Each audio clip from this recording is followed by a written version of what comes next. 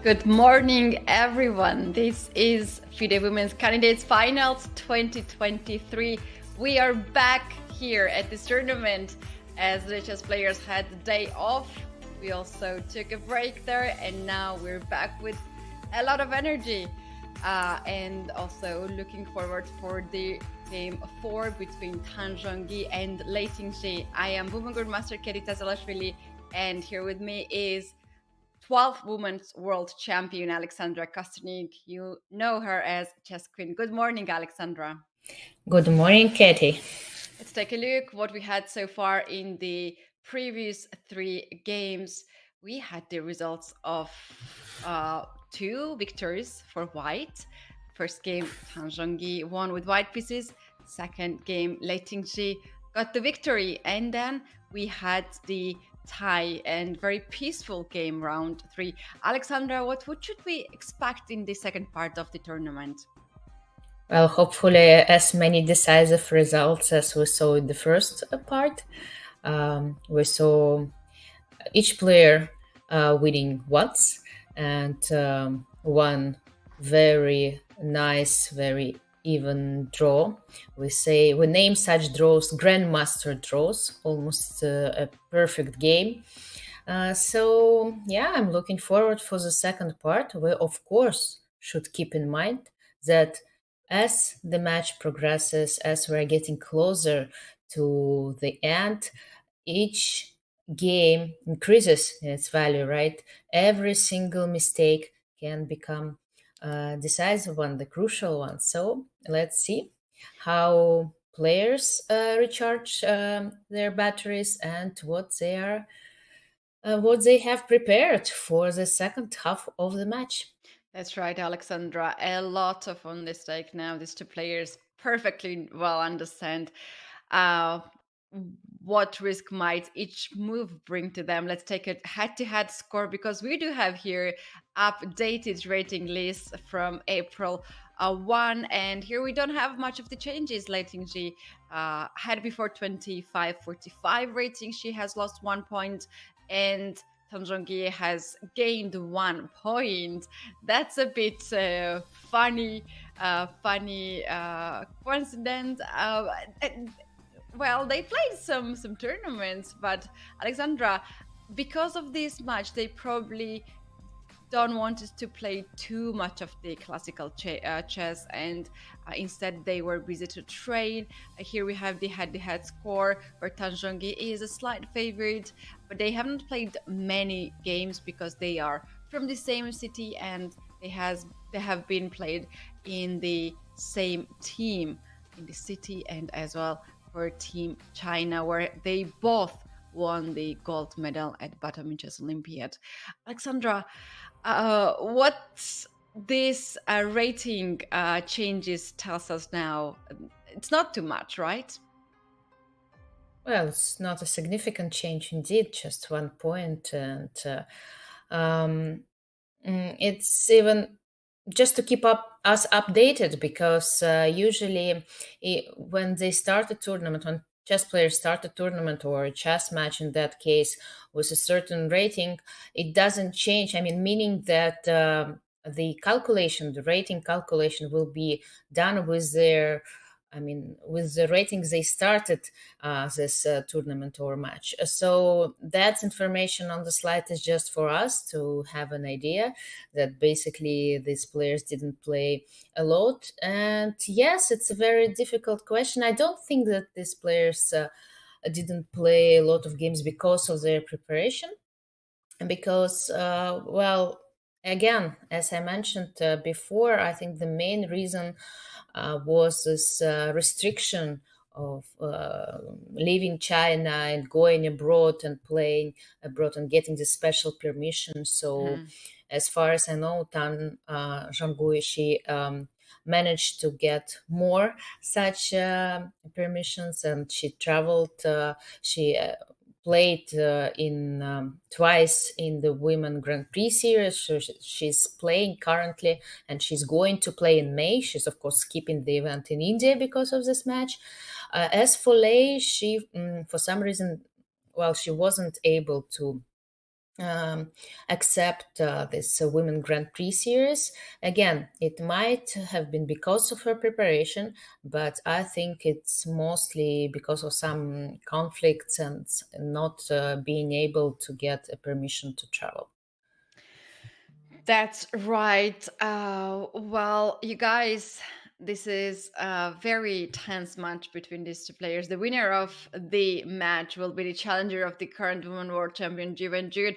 We do have now predictions running in our Twitch channel. Who do you think gonna win today? What's the result? Is it will be Zhongyi who will win, or Lei Tingjie, or maybe the game can end draw? We have already had all these three results, so go ahead, guys, and make your predictions.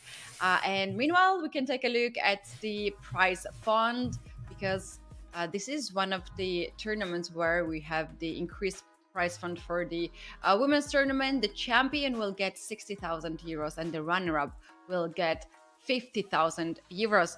Also, for all the participants who were playing at the candidates tournament, it is quite a decent prize fund, and we do have in total 250,000 euro. We were talking a lot about this, Alexandra. We already know that it is amazing, that it's increasing and increasing the prices all the time.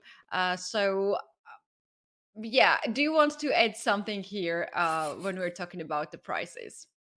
Well, what else to add?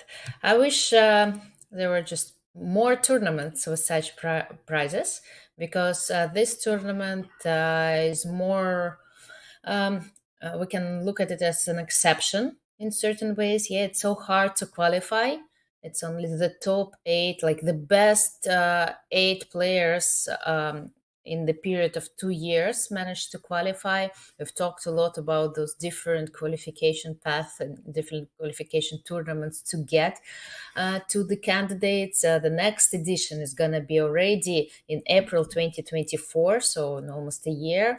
And in Toronto, it was announced. What's interesting, the overall like open candidates, men's candidates as we used to call it, but nowadays it's like it's Open. not the the most correct way to name it, but okay, we still name it because a woman hadn't qualified yet for such a tournament. When a woman does qualify, then we should reconsider like naming it.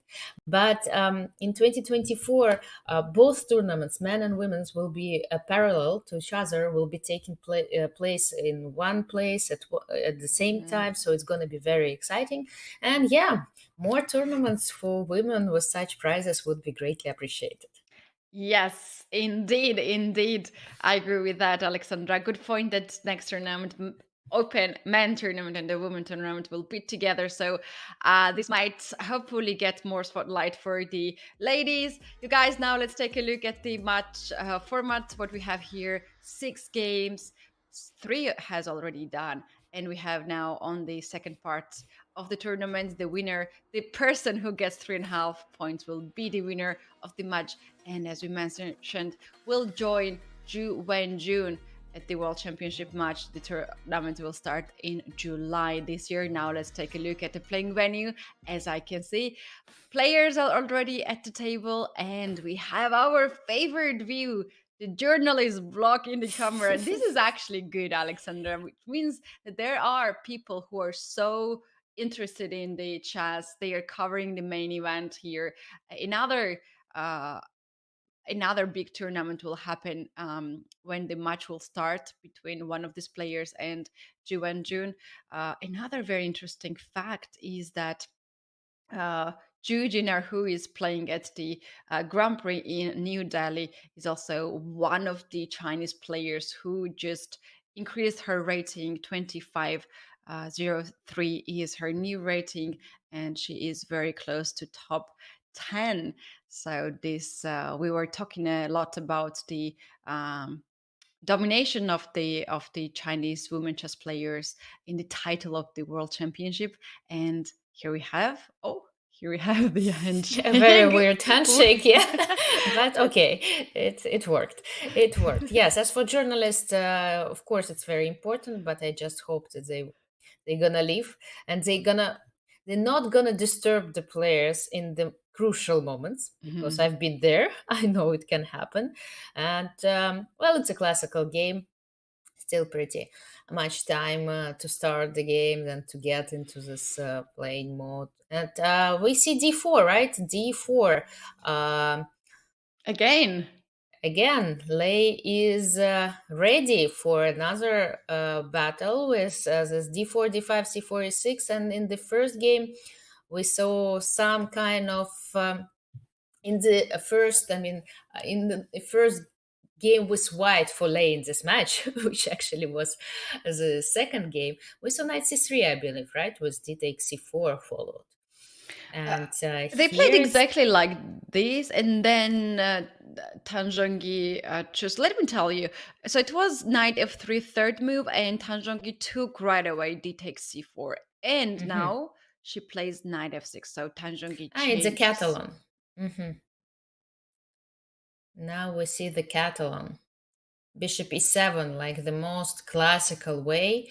The Catalan opening, let me start with that, is it's also gambit, right? In a way. Yes, white started with this famous Queen's Gambit. Black, let's start from the very beginning d4, d5.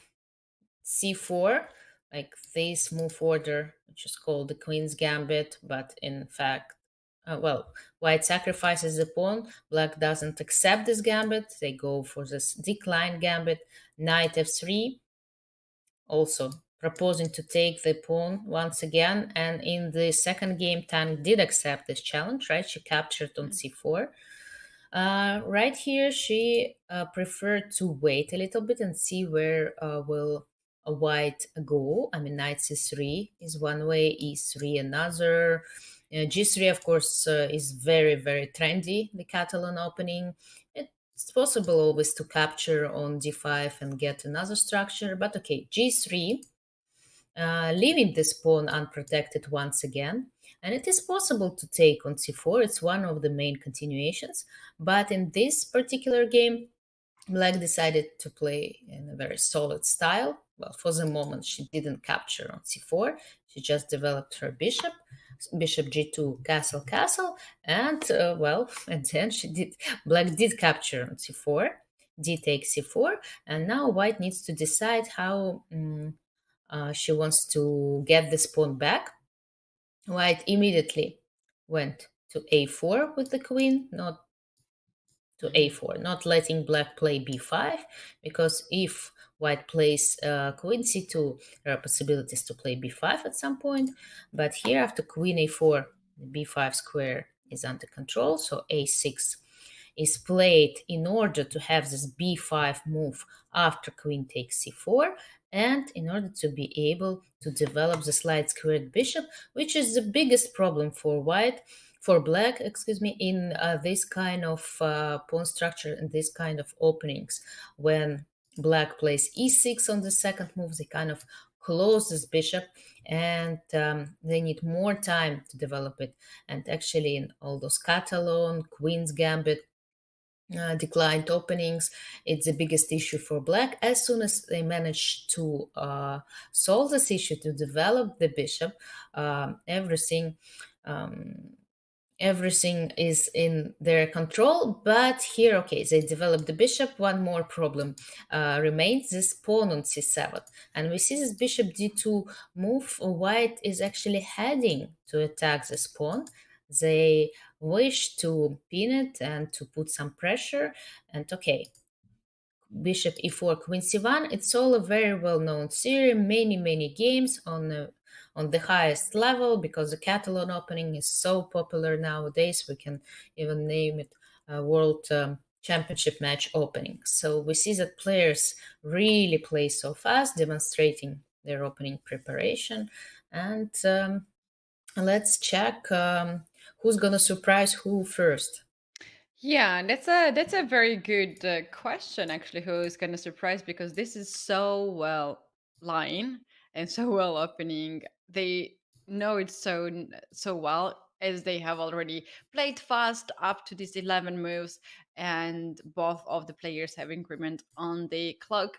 I was thinking that we might have another day with excitement, with low time on the clock, but they're speeding up so fast. I don't believe we might have here some kind of time pressure as is in the round three. Alexandra, it is a little bit surprising for me the choice of Lei Tingjie. We will see what she has prepared because she's playing quite fast. But as I know here, Black has not much of the problems because the main problem of the light square bishop on e4, is perfectly placed. And Black is just developing pieces so fast. The line can continue next to rook c8, knight b4, and c5 here to also just trade this pawn on c7, which you mentioned is a weakness here in this position, so looking like a backward pawn. And Black can try to decide to trade this pawn in this way. I play this myself with white, and I'm always very confused with my queen and my pieces on the first rank. So maybe Lei Tingjie will prove us wrong here, and she has something prepared. Well, I'm sure she has. I mean, it's definitely one of the lines of the Catalan. If a player plays a Catalan, then bishop e7 is to be expected, right? It's considered to be very, very solid. And I mean, if everything would be so easy here for Black, I doubt the Catalan would be such a common guest on a very in the very high level practice. So I just opened up like database and I see there were some games on the grandmaster level played recently with this position. For example, Yu Yangyi won against Safar Lee in Sieges Open 2022. And yes, actually, that game continued with bishop e3. Black played rook c8, as you mentioned. Black's plan is to prepare this c5 move somehow. But again, you see that this knight on c6, it just doesn't feel and doesn't belong there, right? It needed to get in front of the c pawn. So Black is gonna need a few more moves to get this knight away and then play c5. And this bishop on e4 is kind of okay, it's very active, but at the same time, it can be easily attacked, right? If, for example, I play knight c3 or knight d2, you will need to take care of this bishop, and you don't want to give it up for a knight or move it away from the long diagonal. So, I mean, it's not that obvious yet. I wouldn't say that Black doesn't have any problems. Let me show you how this game between Yu Yangyi and Safar Lee continued, because I do believe that Tan knows this game pretty well. As I mentioned, Yu Yangyi was the one who was helping her in Astana, and who knows, maybe they like work together and prepared for this match as well. So the game there continued with knight b to d2, attacking this bishop. So as I mentioned, you don't really want to let white exchange it for this knight. You don't really want to go away with it from the long diagonal, because then, well, this bishop is just going to be too strong. Bishop d5. Because of that, the game continued, and white started just improving the position. And again, the question is how to like unpin all those pieces. For some reason, Black didn't go away with the knight just immediately. Maybe because of knight e5, maybe because some other stuff. He played h6, h3, well, some waiting moves. And then after a5, knight e5, very interesting position and occurred, because after knight f3, protecting the pawn, attacking the pawn on d5, Black played c6 and white sacrificed this piece. Bishop Ooh. takes h6, just to show that it's not a very calm line.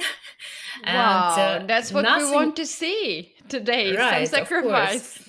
That's what we want to see. And who knows? Again, I'm not like the biggest theoretician here. I haven't played bishop e7 against the Catalan. Well, I think I've played it just once or twice throughout my career. I usually accepted the challenge. I usually took on a c4 or played bishop b4, another continuation. And here, uh, still, I know that this line considered to be very, very solid for black, but again, some tension can happen. And even though the players playing very, very fast, Tan has 1 hour 34 minutes, right, demonstrating her opening preparation and her readiness to face the Catalan challenge. Um, it doesn't mean we won't face some complication. It doesn't mean we won't face time trouble, because it's still too early, and you see that there are some lines that and some fireworks that can start on the king side quite unexpectedly. Yeah, we have seen really nice game. Thank you so much for demonstrating this game and give us the hope that we might have a very interesting game rather than to have long and just normal game that happens very often to have in the classical chess. Here we are, everyone, to see some fun. The guys in the chat were asking where they can see the game. So the game is everywhere, guys. You can go to chess.com/events and check out. I think events or tournaments. It's on events, and check out the women's candidates tournament. We all have all the games there, and also there's a possibility to review the other games as well. So we have two more moves: rook to d1 and knight to d5. Tanjongi plays so fast. She didn't even spend a second here for the next move. She's now attacking the bishop on e3. Alexander, do you think Lei Tingjie should move the bishop from e3, or she should just continue her plan and keep this bishop here? Yes, I don't think there is um, there is a good place to move this bishop. I mean, okay, you can always retreat it to d2, but it looks a little bit sad, right, to lose time. And I think knight c3 and knight d2 are two like more logical moves to consider, and that's what I think is being played. White is not is letting black exchange this dark squared bishop for a knight, but again, it's about time here in this position. If black manages to consolidate, somehow manage to like coordinate those pieces that are discoordinated for the moment, because again, the knight is stopping the pawn, the queen is just in front of the rook, somehow it feels a little bit discoordinated. But if they manage to stabilize the position, then everything will be fine, of course, for them, especially if they manage to like take this dark squared bishop and like somehow regroup her pieces. So for white, it's about time, it's about initiative, it's about creating those threats every single move, and I don't think bishop d2 answers to all those criteria. So knight b2 d2 or knight c3 would be two moves that I would consider here first if playing white. And let's see how Lei is gonna continue the game. There was another Yeah. very interesting game that I want to show you, just to add some excitement and to Let's go. yes, to I demonstrate also have what. some funny line, which I just check, and I can take the second turn. Okay, perfect. That was a game between Pavel Ulyanov and Lucas van Forest. Mhm. Um, in Vaikanze in 2020.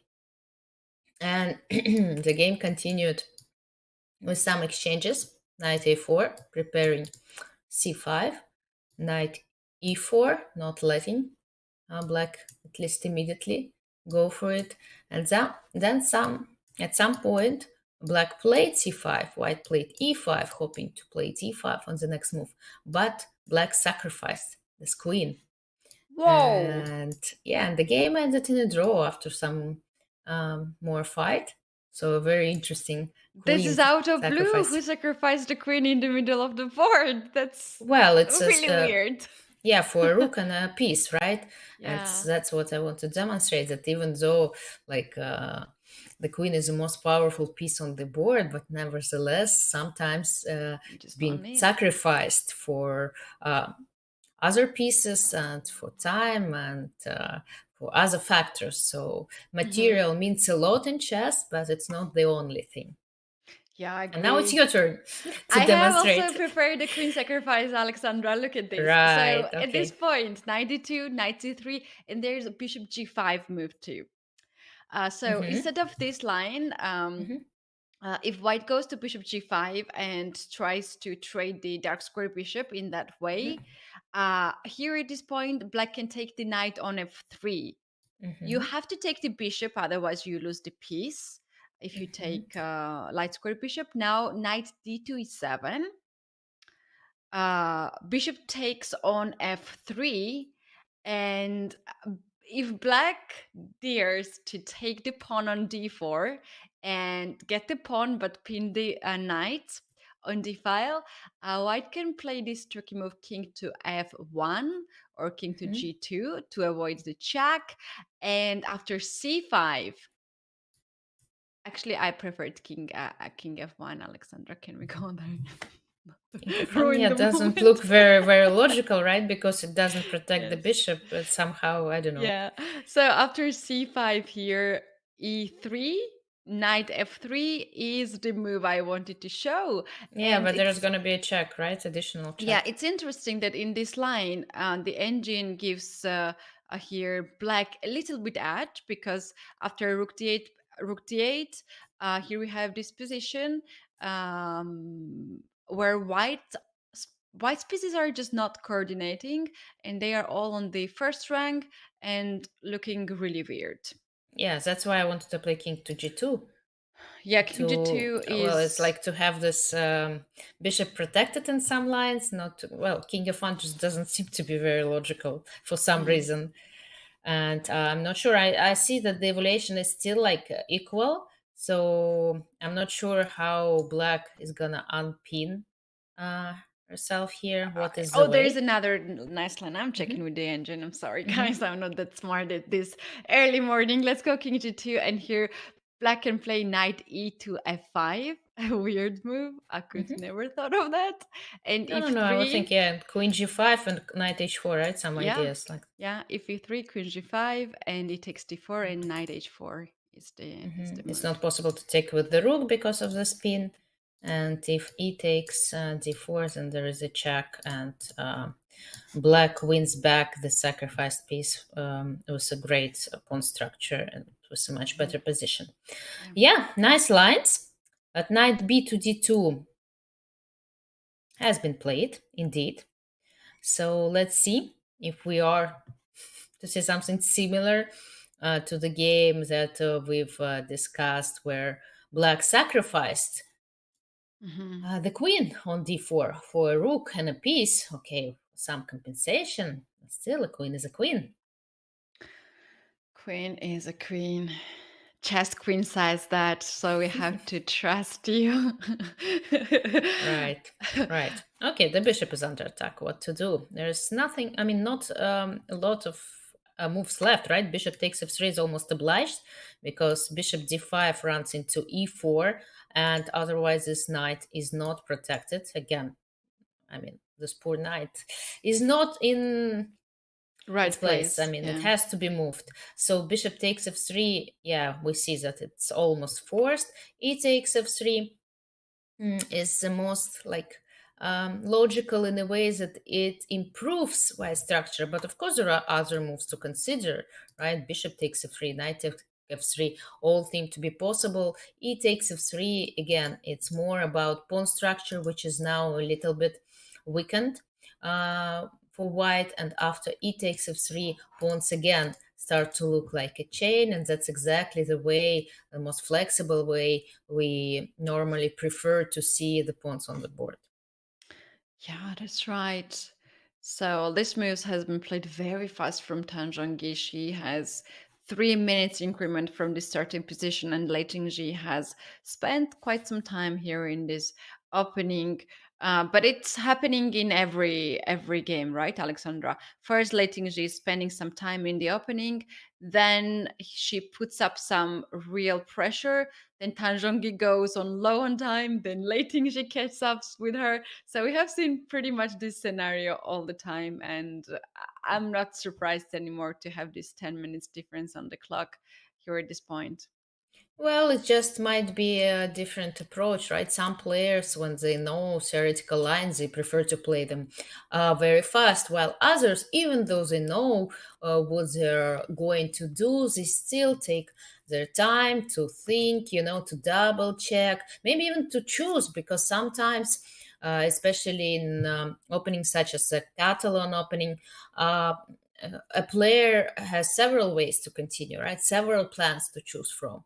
And even for one match, for this match, Lei might have prepared several ways to play. So she's picking, she's like contemplating on which one to start with, if you wish, right? Mhm. Well, in this particular game, yes, for the moment, Tan is playing very fast, as always. So she's very sure in her opening preparation. She doesn't think she needs to take her time because maybe she's already like played um, several training games with this line and with this position because Lei, the Catalan, as I may remember, is one of her pet line, is one of her like main weapons. And even though I played only two classical over the board games with her, one was white, one was black. When I played with black, we did play the Catalan. She did play the Catalan against me. So Mm. Tan definitely was preparing this Catalan mm, very thoroughly and attentively because it's not only very trendy and a very common way for white to play nowadays on a high level, but also it's Lei's main opening. Yeah, that's true actually to see what they have brought for this candidates tournament, some new openings, some good old openings that they are very comfortable. Alexandra, I have one very tricky question to you. Shall we go back to move 11? Okay, that sounds very tricky indeed. Okay, let me Mhm. see. Move 11. Okay. So here, after Queen C1, the Hmm. most played move is Bishop to B7 Hmm. to get this bishop back, because we were talking a lot about this bishop being here under attack. Um, and White's the most played move is Queen C2 here after Bishop B7. Hmm. So, what do you think if here Tan could go Bishop B7 with Lei Tingji repeat the position and would do this grandmaster draw as we were talking earlier, and the game could conclude in like 13 moves? Well, Tan, of course, wouldn't mind to make a draw here, but Hmm.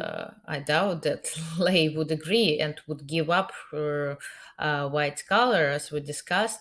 There are only three games left, and Lei has two whites, which considered to be quite a significant Hmm. advantage. So, of course, there is no point of giving up one white color and make a draw with some kind of perpetual straight away out of the opening. So, no doubt that white would avoid this perpetual somehow. They might repeat the moves once, but then Hmm. like switch to something else. I'm not sure what is the way for white to continue here, what Lei had prepared for this game, but for sure we wouldn't see we wouldn't see a draw in 13 moves. Hmm. Yeah, so it's very interesting because I was just checking out the most played moves, and I was curious why White is not playing something more than Queen C2 here. This is the most played moves, but it's interesting because for such moves like rook to d1, which is so logical for me, to develop the rook, you need this rook to be here, or to knight to c3, bishop f4, these moves. Black has this really weird plan to play queen to c8, let's say rook d1, queen c8, and black is then pushing c5. Yeah. And it is so comfortable position for black. I think I would just choose here black colors all in all my games, because you just have perfectly fine position, good development, no problems with the pawn structure.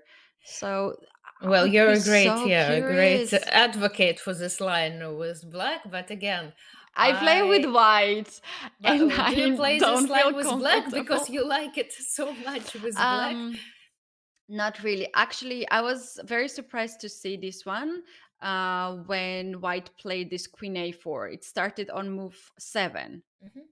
Hmm. So I'm a Catalan player. Here, white can do a lot of moves: queen c2, queen e4, 95, and that's the mainly the lines here. But if you want to avoid this fast development from black side, you should go here queen c2, and after a6 to go a4. And what Lei Tingjie did, she went queen a4, and then after a6, she had no square for the pawn to stop b5 happening. So Right, but that's it's a different move order, and behind each move order nowadays, like there is history, right? And why I will explain you why white started with queen a4. Well, as far as I understand it, why she didn't play queen c2, because as we might remember in the recent match between Magnus Carlsen and Jan Nepomniachtchi, Magnus Carlsen did play queen c2, right? He did play queen c2, and it is, in fact, it's indeed the main move, I think, or it used to be the main move here, yeah, it is and one of the that's most how played. white usually continued. But the problem is that Mhm. nowadays, again, as I understand these lines that I haven't played neither with white nor with black, but this strange looking move b5 that before used to be considered not possible at all, right? Opening Mhm. up this diagonal and like letting white's bishop attack the rook straight away. Well, it used to be considered bad or something, but with the like engines evaluating all those lines Mhm. very thoroughly and deeply, black came into conclusion that it's actually possible to make this move. And the game between Carlsen and Nepomniachtchi continued with knight e5, c6, a4, and etc., etc. Some Mhm. long opening lines where Jan Nepomniachtchi proved that he made a draw with black, and he proved that it's possible to play b5, and that's how I see it. Why white started making this move, queen to a4. Well, as far as us. After queen c2, if black plays a6, I'm not sure what is the main continuation, but if white takes on c4, we kind of transpose to the position, right? It's Um, a4, and here black has this tricky idea that after queen c4 you can still go a4. mhm. And Yes. if a b, then you're gonna lose the rook, because queen and the rook is hanging at the same time. But after b5, you just take this queen back on c2. And the difference is that in this position, bishop is not on b7 yet, so Mhm. black can play bishop e4. Exactly when? So a4 here, Hmm. and Bishop black, d7. yeah, black makes the move here. Knight d7 or bishop d7 is possible. Hmm. And then you take the queen, c4, b5, and you Take just the pawn. yeah, take the pawn, Hmm. b5, and you just get this queen back on c2. Yeah, and the bishop e4. Okay, Yeah, not the possible. difference is that bishop is on d7 instead of b7, and you have this a4 move, which looks not so bad for white. Hmm. Okay, yes. So that's why white started usually with queen c2, right? Because after a6, they have other options. Not only queen takes Hmm. c4 that actually transposes right to our game, but yes, moves such as a4, maybe even 95 at some point, or d1 immediately. I mean, some other stuff. But okay, You always make a choice. You always need to choose. You sometimes eliminate some certain lines with one move order, but okay, of course, it does allow your opponent to play something else. So queen a4, a6, and the bishop went to b7. And what do we see now? Yeah, now we see We this see a position. deep thought here, almost Mhm. 10 minutes, Alexandra. Here we go. Tanzhangi Uh-huh. just started to take Think. her time. Right. Last time we have seen 13 minutes for one move. That was so long. That was so long. Our chat is pointing out that it has been already 5 minutes, then 8 minutes, and it just continues. Yeah, that's very interesting. What is the process that she's going through? If she has some candidate moves that she's thinking for all this time, or she's just going to one line but very deep. But yes, again, I think since Black's idea is now connected with c5, and they need to, it feels like they really need to hurry, right? Because if it's white to move, white can simply play knight b3, and the position would look, well, maybe not winning, but definitely Mhm. in such. I mean, in white's favor, because then this square suddenly becomes weak. Then e4 can come up any second. The knight on c6 is hanging. It looks pretty unpleasant. I mean, if it's white to move right now, and she plays knight b3. So it feels that knight a5 is the move to make, with the idea to play c5, and with the idea to stop this knight from coming to c5, and white center should be attacked, because again, But in some. Alexandra, what Mhm. happens if after 95, if I stop c5 with 94 here? Is not Uh, it how do you knight stop it? e4? 94, yeah. That's I think that's exactly what we discussed. I mean, Hmm. the games that I showed you, there is Hmm. just Hmm. one game in my database, at least. Okay, probably there are more games, correspondence games, but the game between Elyanov and Lukas Van Forest, played 3 years ago in Vaikanze, and that's exactly how the game continued. Hmm. Black played knight a5 with the idea to play c5. White played knight e4 with the idea, like, to To stop it, stop right, it. and to Hmm. get the knight probably to c5 somewhere. But after f5, they didn't go to c5 though.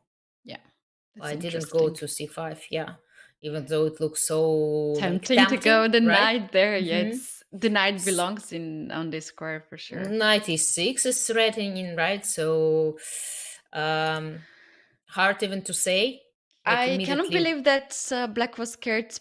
White was scared of bishop c5, queen c5, and knight c4 because two pawns are hanging on e3 and on b2, and knight b4 is on the board. Meanwhile, Yes, actually, there was no knight a5, so okay. We leave it to our spectators to analyze at home to prepare for their home future games. home But yeah, preparation. indeed, black played knight b4, which is a novelty according to my database. Hmm, maybe not a novelty if you like check some correspondence Mhm. games, but same idea, right? Same idea to play c5 to prepare for this move, and let's see what's gonna happen if white plays knight b3 or knight e4, right? Two moves that look the most logical ones, because again, c5 is in the air, you want to stop it. And Well, well, I would like to play knight b3, me personally, right? Because again, it feels a little bit more flexible. And when black plays knight a5, they kind of stop it, right? Knight b3 here would lead to, well, it's still possible, but it might lead to doubling the pawns.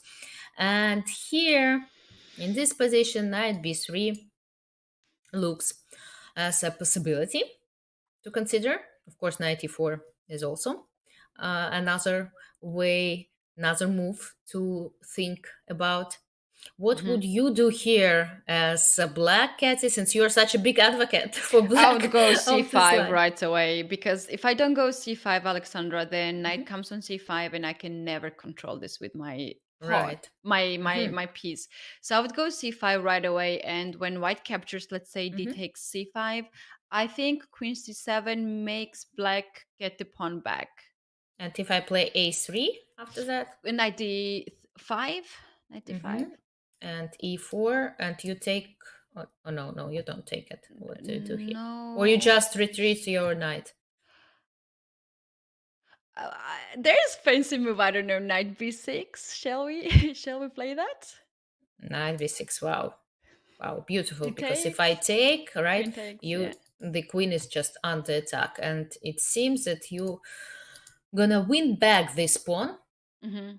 Knight But c4, knight a4 can come. knight a4, knight takes c5 as well, right? Because I was thinking, but because if, for example, I play well some small tiny move to improve my position, mm, like something like queen c2, and in case black takes with the bishop, then I might get a pleasant endgame. Hmm. But in fact, it seems that yeah, knight a4 is indeed a very interesting idea, although the computer does prefer something else. But probably queen c2. I don't know why the computer dislikes it so much. Maybe knight c4 here, because it Knight also c4. creates knight e3 threat. Mm-hmm. And then we But can not. take with the bishop. And knight versus bishop in this position can be really good for black, because the knight is active, has some nice threats, and bishop on g2 doesn't look very. It doesn't look like Catalan bishop should look. Let's put it Mm-hmm. in a way. Mm-hmm.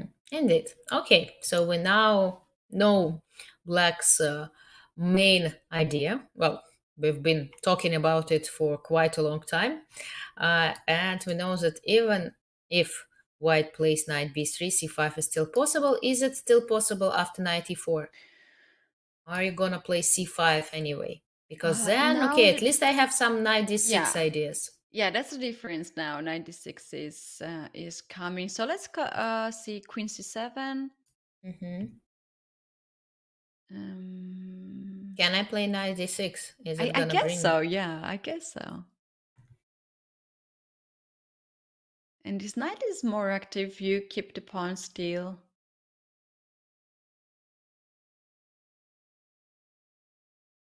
Or what shall black do? Because the rook is under attack. And if we played, for instance, rook to d8, we don't Mm-hmm. really threaten to take the On pawn back, c5. because Mm-hmm. like if white just makes here a smart move, which I don't know yet, but like after the smart move, bishop d6, c What is takes a smart d6. move? Maybe a4? Can it be considered smart? Smart enough I like to be that. named a smart move? I like this move to get something on the queen side, because clearly white is stronger on the queen side with the rook on a1. If this rook is open, why not? Mm-hmm. That's probably okay. Bishop takes d6. No. No, it Yeah, doesn't my like. point was after c takes d6, black cannot get the pawn back because queen on c7 is hanging, right?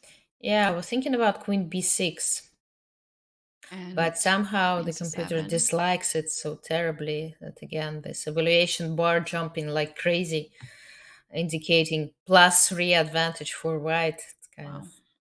makes me sad. Makes me understand that I've already made some serious blunder that I won't be able to correct if, who knows, maybe something. It's so dramatic. It doesn't feel like white has here such a winning No, position. I'm thinking, well, yeah, it doesn't feel that way, but probably the pawn on d6 can be secured somehow. Queen d2, maybe? Yeah, I was thinking about queen d2, but then knight d5, I thought. And Mm. you see that the val bar jumped. Ah, wait, but the pawn on e3 is not under attack. Oh my god, I'm still sleeping. So maybe Mm. a5, just as simple as that. You cannot. I thought that I created a threat, but in fact, no, of course not. Okay, okay, my It's bad. early morning for us still. Yeah, yeah. 9:40 for us, but in China it's a middle day for these players. They don't feel sleepy, perhaps, because it's like Who knows? Who knows? middle of Yeah, the a day. nice afternoon nap. Nobody is against it. normally. No. Okay, knight before. Yes, knight before. That's the position on the board. c5 is probably the next move. Uh, unless white plays a3. Unless white plays a3. But we expect to see something like knight e4 or knight b3. And in that case, c5 is gonna be played. Oh, for sure, these moves should be the main moves here. Otherwise, imagine Alexandra if Black opens up the C file and White still has these pieces. The Queen will have a serious problems on C1. Yeah, of So course.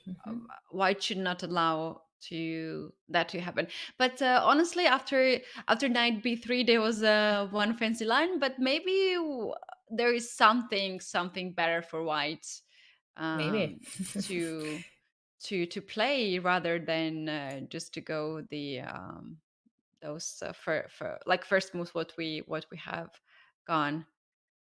Knight b3, c5, d takes c5, queen to c7. And here, I feel like there is the move there, like one Well, little move.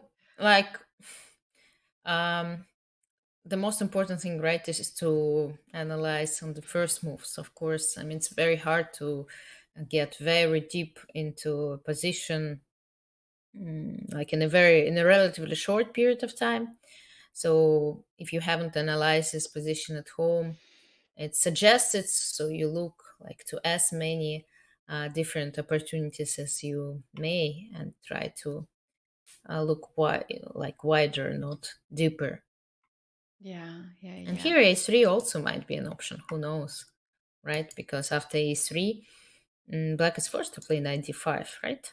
Because knight d3 seems to be getting right True. into enemy's camp, trapping the knight here. And after knight d5, well, then it's another story. And who knows, maybe this move's inclusion changes the position somehow. Could be. Could be some details here. That's why White is taking here her time. Little details can change, and we don't have much of the pieces on the board. In like few moves, in like 2 3 5 moves maximum, if we have some of the traits, we might have a clear picture how the game Hmm. is heading us. Let's wait for that. But what I have noticed today, the difference from the other days, is that Tanzhangi is not having her cup, blue cup that she had No, she in had it. her. She had it before the game. I Really? noticed that she brought it because I always, when I see such a cup, on the table, I wish like saying, telling the players, "Oh, please remove those cup." It just doesn't. It's somehow it doesn't belong there. It Um, it bothers you that it will be spell on the table, or it just No, you for sure, it's consider just not for to. aesthetical reasons and not beautiful. Mhm. I mean, it disturbs the camera view. It on all pictures there's gonna be this blue paper cup, and yeah, let's keep it clean. The area, Yeah, so you saw that she brought it yeah. today, and then okay. Probably like arbiters asked her because there is sometimes there are some such rules that are I mean players are not allowed to have anything on the table. They can have like usually organizers, if there are such rules, they put a smaller table next to the playing table and where we can keep all our stuff, and that's done in order not yeah in order to have a clear view because there are so many spectators watching these games Yeah. online, right?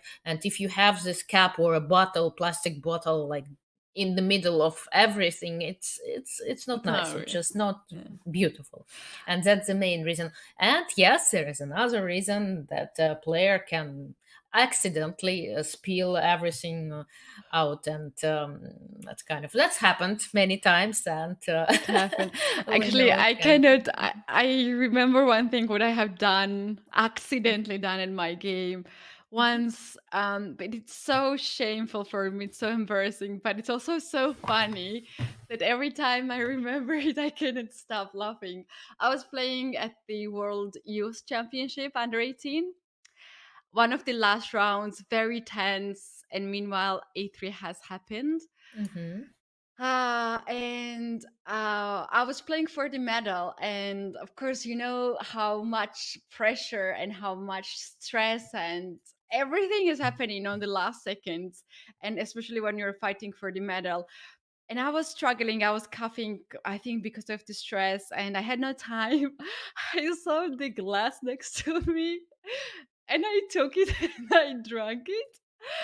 And then when I just realized the look from the person who was sitting next to me. And I looked at her and I was like, oh my god, it was her cup.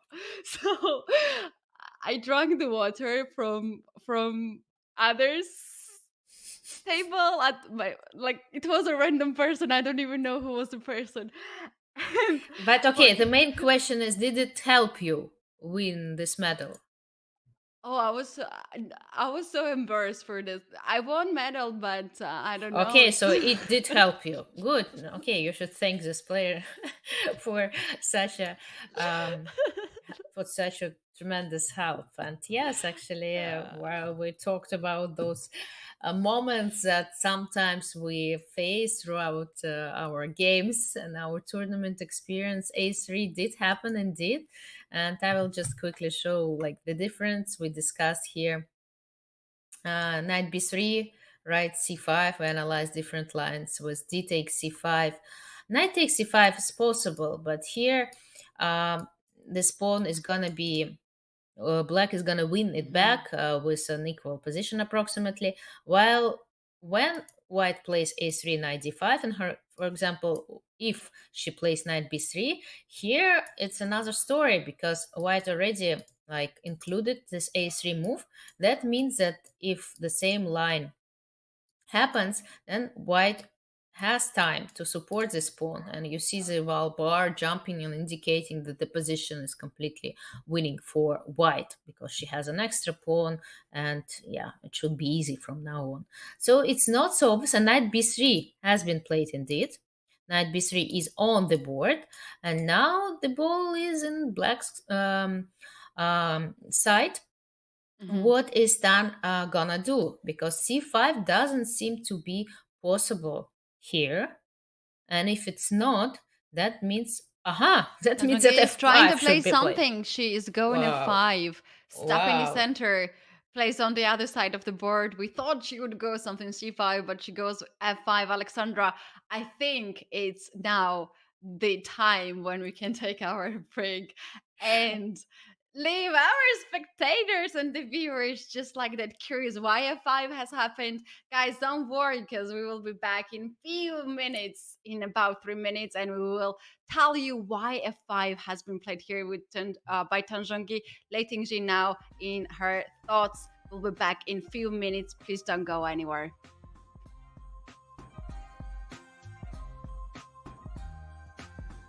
The message I really want to send to people is that, men, the adults have to do better, to create a better culture.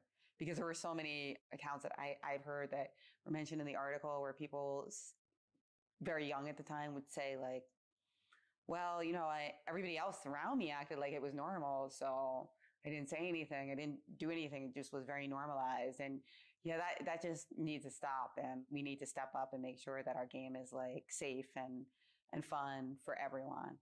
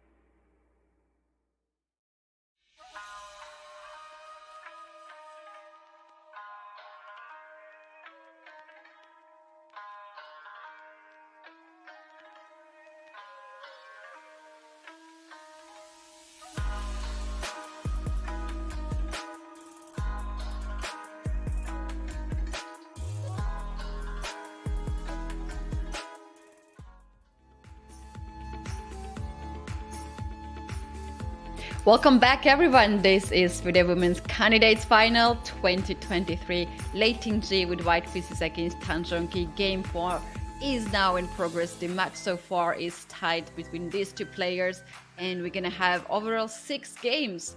Now, this game is very important as the players had a rest day yesterday. Today, they are back with more energy and more preparation. And here we have a Catalan system today played. And last move was a 5 when we left, Alexandra. And we promised our viewers that we will come back and explain why a 5 has been played. Is it a good move? Is it a bad move? We need to go now very deep to understand why Tanjonki made her move really fast. Wow, did we give so many promises? I would not dare. I would not dare to be so full of promises. Well, F5 has been played indeed. Well, the only thing that I can say about this move is that it kind of takes under control this E4 square in a way that if white plays E4, then black is gonna take back and open up the F file that they might try to use somehow later on. Well, at least that's their plan. But well, F5 is a very responsible move. In a way. It weakens certain squares, such as E5, for example, and it weakens the pawn on E6. It's forever there after this F5 move.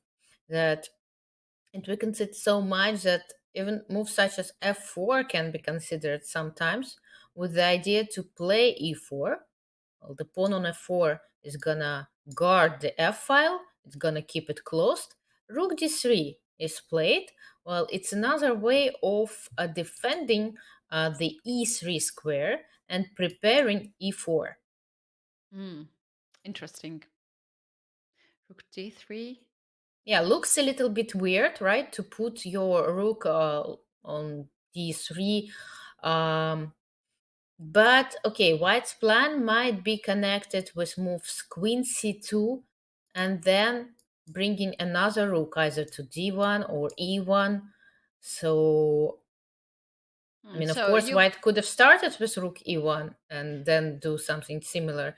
But Lei decided that the rook on d3 might help her in some lines. For example, after c5, d takes c5, pushing this knight away from d5 and having rook c3 might be a good possibility. That's why Lei put her rook onto d3. That's interesting because I think that's a perfect way to free the queen from c1. Now this queen will be very active. Can also play something like queen c6 to attack the e6 and a6. Rook c1 next move. And the rook on d3 is kind of ready to shift any side of the board if he needs. If knight is not on d5, rook can also go on c3 in the future if white decides to kick the knight from d5 square like e4. I like this move. It's very flexible.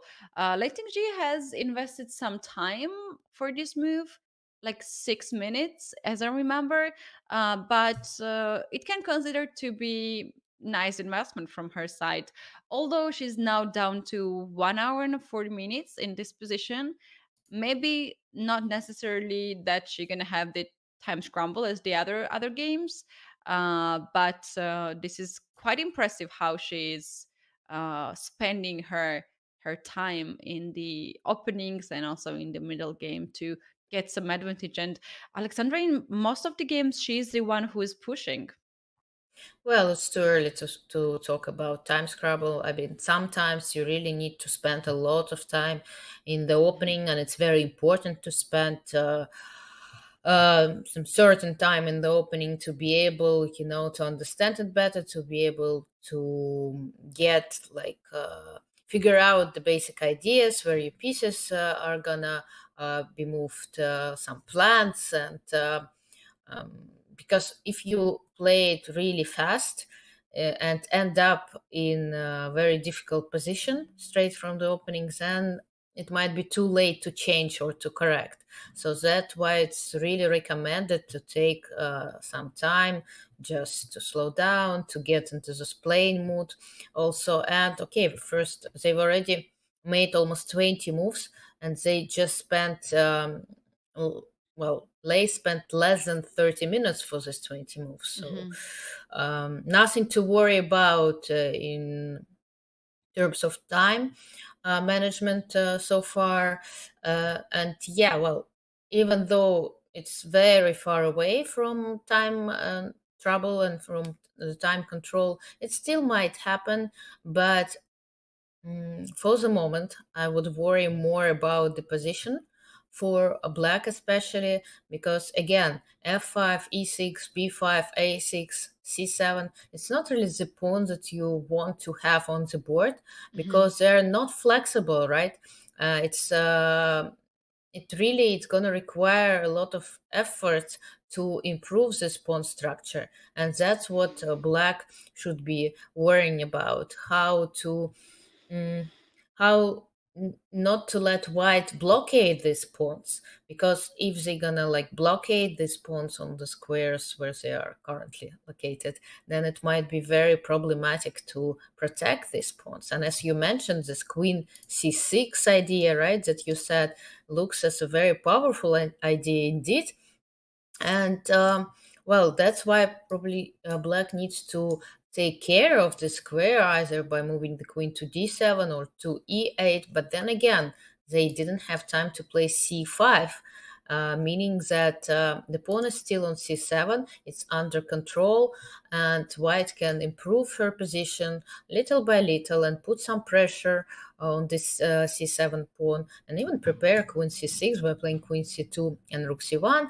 And as I mentioned, e4 is not to be forgotten. It's also the move to consider every single move. So black really, it feels like black has to be careful, because again, I just don't like their pawn structure. There are a lot of long-term weaknesses. There might be some initiatives that's enough to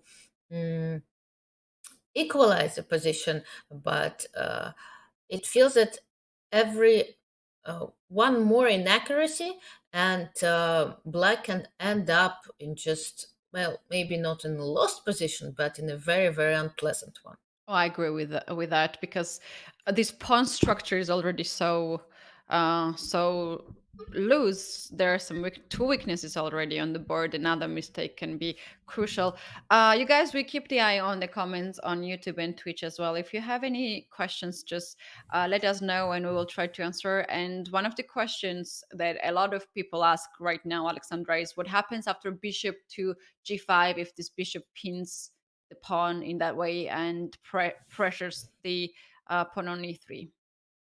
Well, first of all, there is no really threat, right? Direct threat to take it, because we know that in the middle game, especially, two pieces are much stronger than a rook. So, and a rook and a pawn in this case as well. So bishop takes 3 or knight takes 3 doesn't seem to be as a threat. Nevertheless, bishop g5 gets under 4 with attack, and knight c5 is also possible, because we were talking a lot about the c5 square, and now bishop just completely left it alone, and meaning that white knight can't consider jumping on it with, actually with a fork, right, with a double attack onto those two pawns. And again, an f4, e4 might come with tempi, and it doesn't seem to be right. I mean, it doesn't seem to be a good idea for black. And what I want to add, you mentioned that Lei spent some time considering rook d3. Oh, she spent only 7 minutes, right, to be exact, to be precise, on rook d3. But what like impressed me in a way is that Tan played f5 almost instantly. Usually you make such moves only if you analyze them, if you've known, right, that if you've prepared them, because otherwise this move seems to be very, very dubious for many reasons that I already highlighted and discussed, right, such as Yeah, it is very like dubious. White square, the pawn on e6, leaving it forever all on her own. And now she's thinking after playing f5 in less than a minute, after less than a minute thought. Now she's taking her time to think, but was it like a wise decision? We're gonna figure it out a little bit later. And again, the same situation. She's done, even though she was playing very fast in the first moves and she was demonstrating her preparation, but now it seems that she's not very familiar with the position, and she might be in trouble in this game. How often players are bluffing in the openings and in their games that they are pretending, okay, I'm still in my books, and they are blitzing out? It's not always only about bluffing. Sometimes it's more because of um,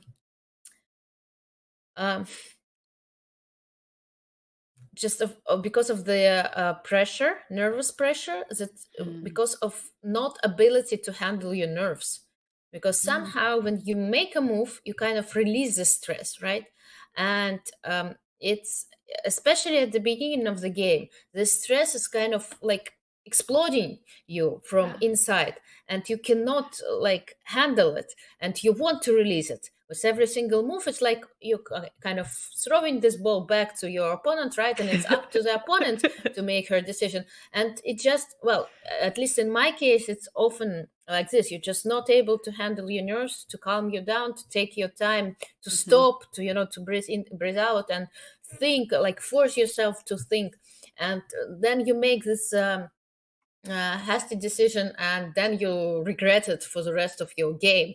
And you keep telling yourself that you should not do like that, but then it just like you're not capable of doing otherwise. But sometimes it's a bluff, but sometimes it works, sometimes it's not. I mean, that you're trying to demonstrate that everything had been analyzed and you're like kind of better prepared. But again, it's double-edged, right? It's not a blitz game. Okay, king h8. Well, now I start wondering, I mean, maybe Whoa! it was prepared, but it looks so dubious. F5, Whoa! king King h8, h8? g5.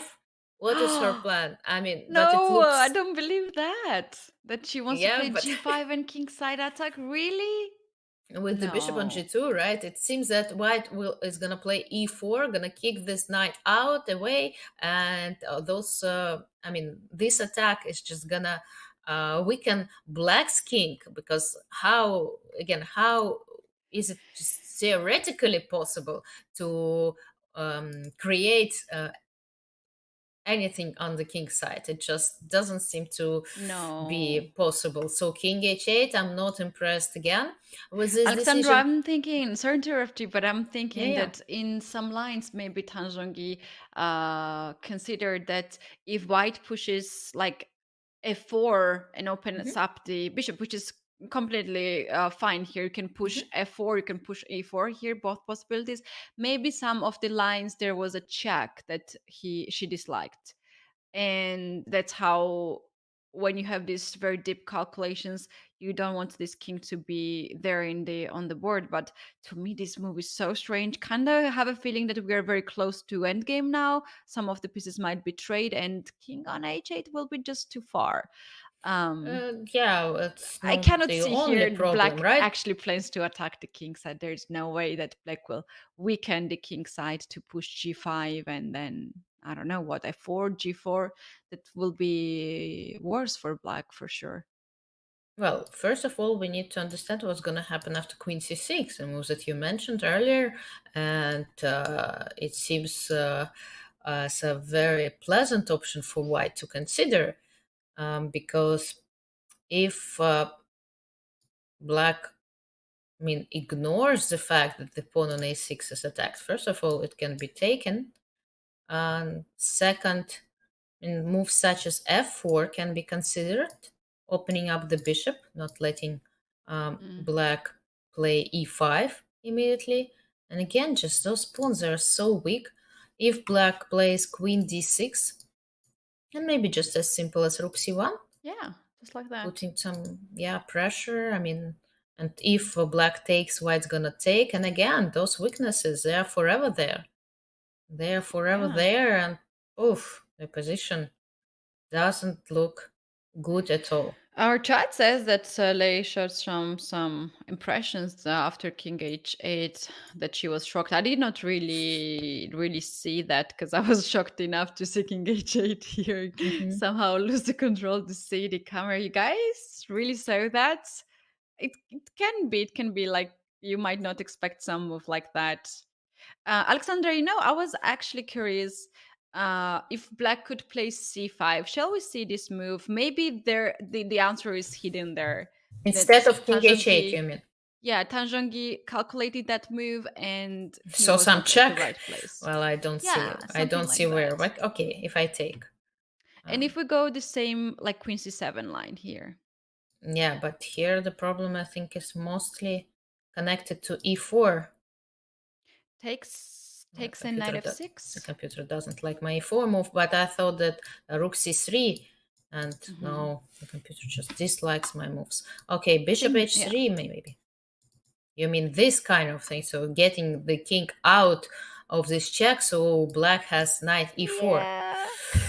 Okay, Something like that. yeah, I see what you mean, but it just looks very slow. And okay, let's see. And it seems that e4 bishop h3 is not the only way, right, for white now. What else? Maybe knight to d4 immediately, threatening to take on e6. I like that move. I like How it too, but the we take the computer bishop doesn't. c5, Alexandra? Bishop c5, knight e6, and queen a7? Queen a7. I thought that Yeah. bishop takes e3 was your idea, but Wow. there is If queen that's better, takes I will e3. go for that. There it's better, but I'm not sure that it's like still enough to equalize, because there is queen takes e3 after that. Maybe. Oh, queen e3. But then knight is 3. Pretty. Knight is 3. And knight c7, knight g2. And it seems it's a draw. What else? Why the eval bar is so crazy about this position? F4? F4, yeah. Oops. F4, putting some Bishop pressure. c5. Bishop c5. Let's see. Look at this rook d3. Actually, it's so deep. After bishop c5, you take bishop d5 and rook c3 wins piece. Suddenly. Wow. Yeah. Rook d3, we figured out how it can be helpful, but king h8. Done. Sorry, guys. Let's go for king h8. Yes, king h8 it just seems to be very slow, and it gives white so many like tempting continuations, such as queen c6, even knight c5. I mean, we never talk about this move, but it's possible. I mean, if black takes, let's imagine black takes, then I'm gonna take with the queen. You're never gonna play c5 in the near future, and that means that I have all the time in the world to bring my rook to c1, to prepare e4, and again, those pawns, they are there. I mean, they will stay weaknesses for a very long time. Yeah, I love this position for white. Meanwhile, Alexandra, we had a raid from our co-host Daniel Naroditsky, who was, by the way, streaming. Is he joining us later on today? Hopefully, he will join us today, as he was streaming whole night probably for him. So thank you very much, and hopefully we will see you in today's commentary. He's always joining at the right time. So and this game is quite promising for right times. It seems to me that we might have here decisive result. What do you think, Alexandra? Yeah, it seems to be heading for a very pleasant position for Lei. Well, at least she got, well, I think you can agree, as a Catalan player, she has gotten out of the opening almost the maximum what you can hope for, right? In this kind of setup. I mean, a very pleasant position, a very strong center, a lot of weaknesses on the black side, a possibility to improve or to go straight. Yes, straight into attack. So queen c6 is the most aggressive way, I think, to proceed in this position. Just directly putting pressure onto those 2 pawns that I talked about, and I am gonna talk about in this game a lot, because okay, what to do now? I want to grab these pawn laces. Any of them actually, e6 or a6. So probably black needs to find some, tactical motives, and in order to hold the position, well, such as, for example, going to b6, protecting one pawn and hoping that after queen takes e6, the queen might be trapped. Look, the queen is trapped after this. So this is the idea then of king h8. There's no check. Aha, finally we found the idea. Seriously. Good, yes. Miraculously. This can be the Miraculously, idea. we found This this can be idea. the We idea. kind of we've gotten into Tan's brain, right? Poor Tan. I hope that she doesn't have a headache now. Okay, anyway, we'll see if we're right or we're wrong. We got it. It's Yes. good. It's good. That's good. Actually, to answer back to your question about this position for Catalan players, Alexandra, if we know that we're gonna get this kind of position every time we play Catalan, all of us gonna play Catalan. Exactly, Because exactly. this is So let's the do it. dream position. This Let's is do the dream it. position. Yeah.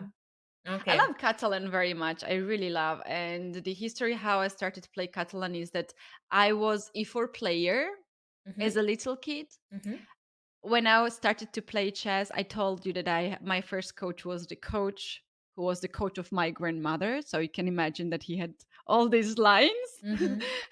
Not a very new theory. Then I moved to other coach, and she was always. We did it. I'm sorry. Yeah, just okay. We're Continue. going Yeah, there. We have carry seen on. this. But We I'm have just seen so this. happy about our Yeah. ability. Okay. Yes. Exactly. King h8. We found it out. Alexandra Whiteton played that. Right. And then I switched to d4 right away. When I was very small, I switched to Catalan right away. Why? Why? You disliked e4, or why did you switch to Catalan? No. In Georgia, it's a small country. We have these chess traditions, but we don't have much of the coaches. So when I switched to coach, actually I switched to city as well for improving my chess. My coach was always teaching everybody d4, and the class that I was in was Bella Hotenashvili, for instance, who is the member of the team, Georgian team, and other grandmasters. Like back then, they were already women grandmasters, women international masters, and I was a very little one, and I was just listening what they were doing, and no one ever analyzed it for me. So I switched accidentally, just like that. Went to Catalan right away. I love Catalan; it has been always in my life, but the problem for me is that when my opponent captures the pawn on c4, I'm struggling big time to get it back right away. But you can play queen a4 check immediately and get it back if it's the only problem. I'm starting to think I like this position now. I might consider to play it now. Okay. Yes, they say, I remember that some trainers discussed some women chess players, and they said that a woman chess player, well, generally, she plays whatever her coach is showing her. So if you want to, if you find out who a coach is, then you will be able to find out the whole opening repertoire or something like this. Well, maybe it's absolutely. It's not some cases, yeah. Some cases, yeah. It can be. Maybe it's not true nowadays, but okay, as we say, in every joke, there is some kind of truth, right? Yeah, for sure. For instance, at the team competitions, usually teams are preparing together, training together, and working the same opening. So that's kind of my trick when I am preparing for chess, which is happening once in a century. I am very often also looking the games at the teammates of the particular player. So yeah, that's very interesting. Chess is a lot of strategy, Alexandra. You're preparing not only about against your opponent, not against just one game, but it's a whole whole process, and which is a very, very pleasant process indeed, and takes a lot of time. Yeah, Um, but nowadays it's a pleasure because you can see so many great opening chess courses online. I mean, mhm, from players of a very high level, right? From the top 5, top 10 players. It's like those grandmasters teaching you, okay, for like, and telling you, explaining you some lines and openings. It's just something unbelievable when I was growing up. I mean, I wish I could have mhm. access to such courses because Yeah. I mean nowadays you can spend all your time watching these wonderful videos and I mean the Yeah. quality. I mean I'm impressed Yeah, always, and yeah. it's such Also, a our huge work. our new CEO Anish Giri has one Yeah, of the yeah, yeah. one of the first people who created this kind of content Hmm. while they were also fighting at the high level chess. So that's Amazing. very good. I wish to be a bit younger to go with it. Well, it's never too late to learn, right? So, and Sure. I'm just saying that if you want to uh, like learn chess nowadays, you can do it uh, sitting in front of your computer in your home. You don't need to like live in a chess developed country, if we may say so, right? You don't need to have a chess Mm. club around you to go there like once a week and to listen to your coach. You can have like top grandmaster coach sitting at your home on your screen and explaining to you all these nuances and different move Yeah. orders, and really you can learn a lot staying home. So that's a big advantage of chess. But of course, over the board, chess is something special, and it's more a social thing. Let's put it this way. But chess. Chess is great that in a way it can survive in under any conditions. Pandemic, no problem. We go and play online. I mean, we want to We got socialize. most We yeah, comfort out of it, actually, Alexandra, out of all the sports and right. We all can adjust professions. and we can be Yeah. flexible, and that's really important nowadays, right? You need to be flexible. You need to get ready and be prepared to learn something new, to like try something new. And in a way, the chess world is a very interesting world because it's conservative, right? We keep these Mhm. traditions like a long, few centuries tradition of world championship matches, but at the same time we have a lot of like cool New stuff, and ideas, yeah. I think anyone can find something for themselves, and that's what attracts people in I mean to chess, and that's great. Yeah, yeah, I couldn't agree more that we have survived a lot of things, and it was a bit easier for chess players during pandemic, which lasted the Hmm. years and years. And here we have actually additional thing, online chess, which is very popular and is getting more and more popular because we have more and more events coming up. And yeah, we are keeping the eye all for all these events. Alexandra, we have seen this brutal blunder of the queen after queen e6, but what else Lei Tingjie could play here? Obviously, queen Well, she's e6 is not not gonna, the yeah, she's move. not gonna blunder her queen, at least not just yet. I think it's too early. Mhm. What else? It's a good question. She can always consider moves such as knight c5. I think she can consider something protecting this rook just in case. Let's see what else. Let's see what else can be done. Can e4 be an option, or is it too early to open up this F file? That's a good question. F4 is also an option. I F4 is mean, also an option. Rook sometimes c1. it's difficult for me to kind of like um,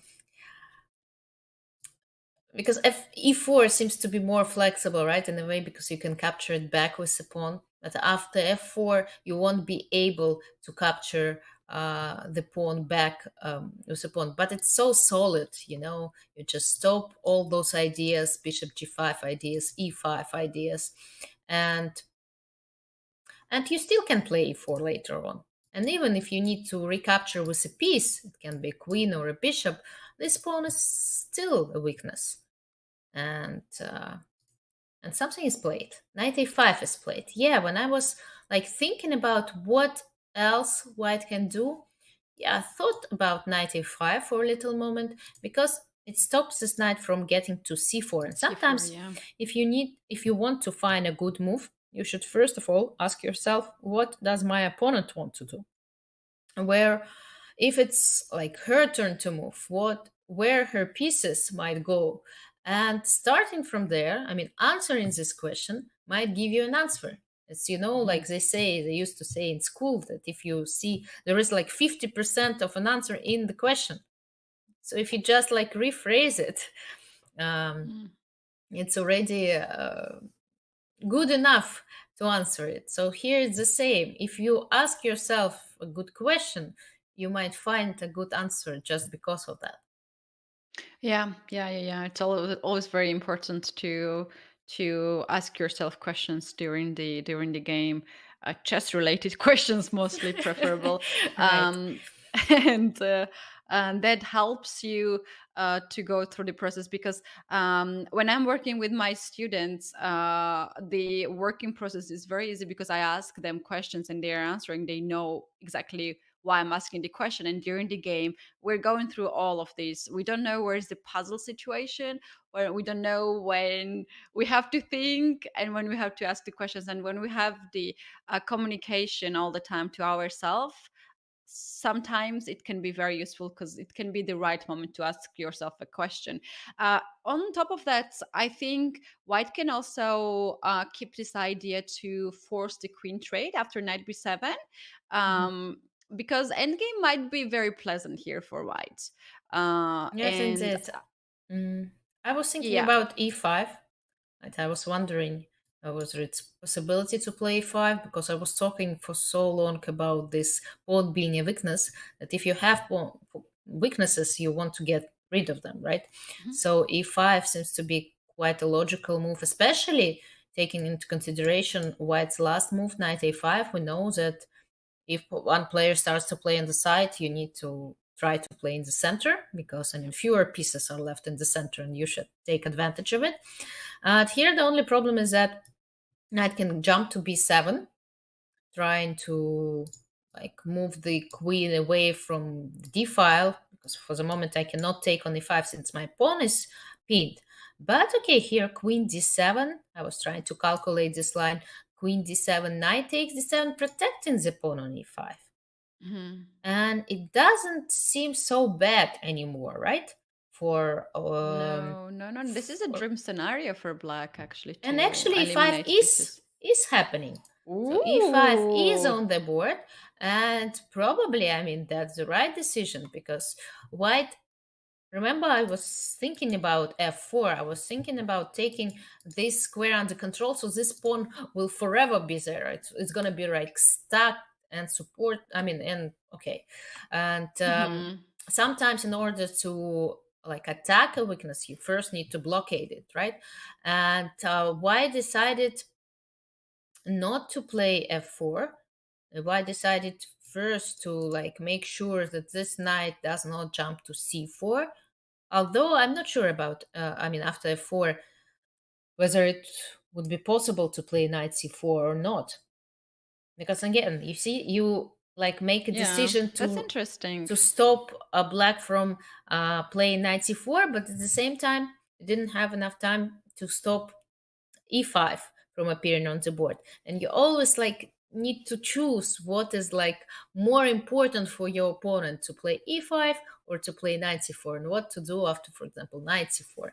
So If you mm, take the mhm. pawn on a6, then black will also take the pawn on b2. Yeah, the pawn is here is Yeah, hanging, and again you need to calculate all those lines, whether to rook take on c3, e6, rook rook c3 c3. to kind of stuck this knight here. The knight is stuck. Yeah, it's kind of it's dangerous because if you play b4, for example, capture rook c2, the knight seems to Hmm. be lost there. So probably black needs to get this knight away somehow from this cage.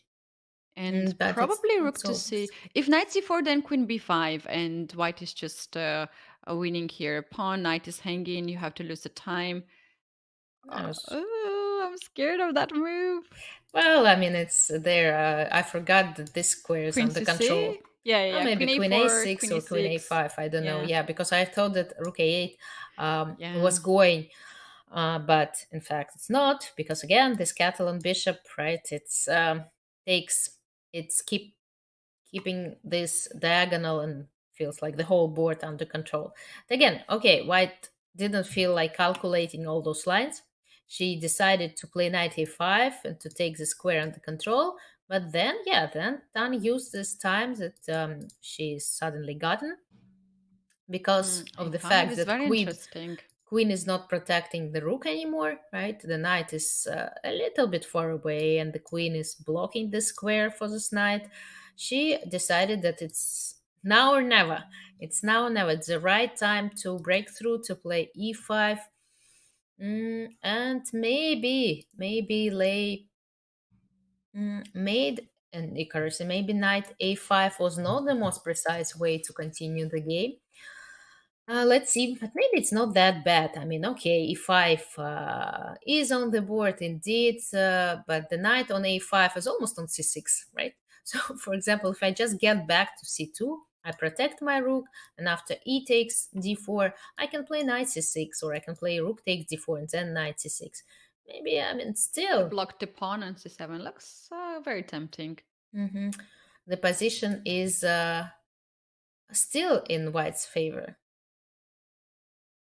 Yes, that's But true, here I'm not actually. sure You with can. what piece, I mean, how to capture, because if I capture with the rook, I'm a little bit scared of bishop g5. Not this -3. -3, I it have a says. feeling that at some point we anyway need to push f4 to open up the light square bishop. Uh, But -3 is a big blunder. Usually, maybe it's knight c4. No, it's not. I mean, it's still better for. What is that? Sometimes it's so hard. Mm, it can be a bishop move to attack the pawn on e3 and yeah, it can be bishop f6, for example, rook f6. Yeah, d3, and then knight c4, something like this. knight is hanging, pawn is hanging, another pawn on b2 is hanging. Hmm. That's more than enough So yeah, to so rook d4 is to have. rook d4 is not an option here, but does it mean I have to take with e pawn? Okay, well, probably, but then you have this isolated pawn, but it's Rook not such a e1 big. is a threat here to occupy Yes, the e file. definitely have those ideas And to put you have rooks. this knight on c6, just stopping everything on the queen side. Well, it's probably preferable to have the other pawn structure after f4 to have black's pawn on e6, which we had on the board, but this is still very pleasant position for white.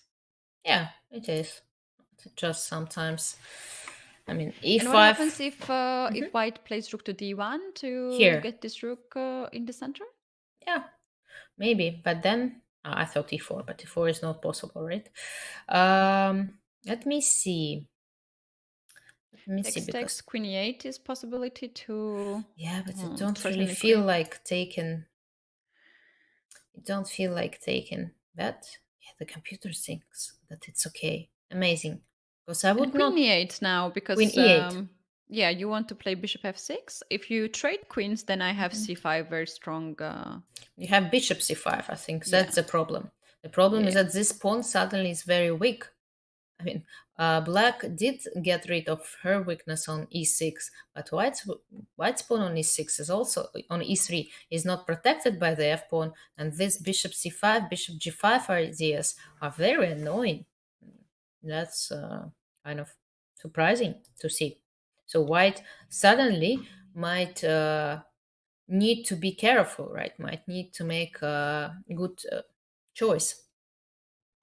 Yes. Oof, that's actually changed a little bit of the scenario. After e5, Lei Tingjie is thinking for 6 minutes already. That's the decision she has to make. Some of the moves are not so accurate here for white, and she needs more time to focus. So we're gonna use this time for ourselves, and we will now take a very small a break. You guys, players, are not taking any break. So by the time we're back, hopefully we're gonna have more moves. But before that, there is very interesting things, guys, you can actually find yourself into. Are you a title player who wants to compete in the 2023 Champions Chess Tour? Don't miss your chance to qualify for the third event. We host qualifiers every Monday, including days when other CCT events are underway. Your next challenge to join the action is on Monday, April 10th. For details, use the comment qualifiers in the chat, and good luck in case if you take a participation. On the screen we have Lei Tingjie and Zhongyi. Lei Tingjie is very focused. She needs to make very important decision. Guys, we're taking a break and we'll be back in a few minutes with more actions.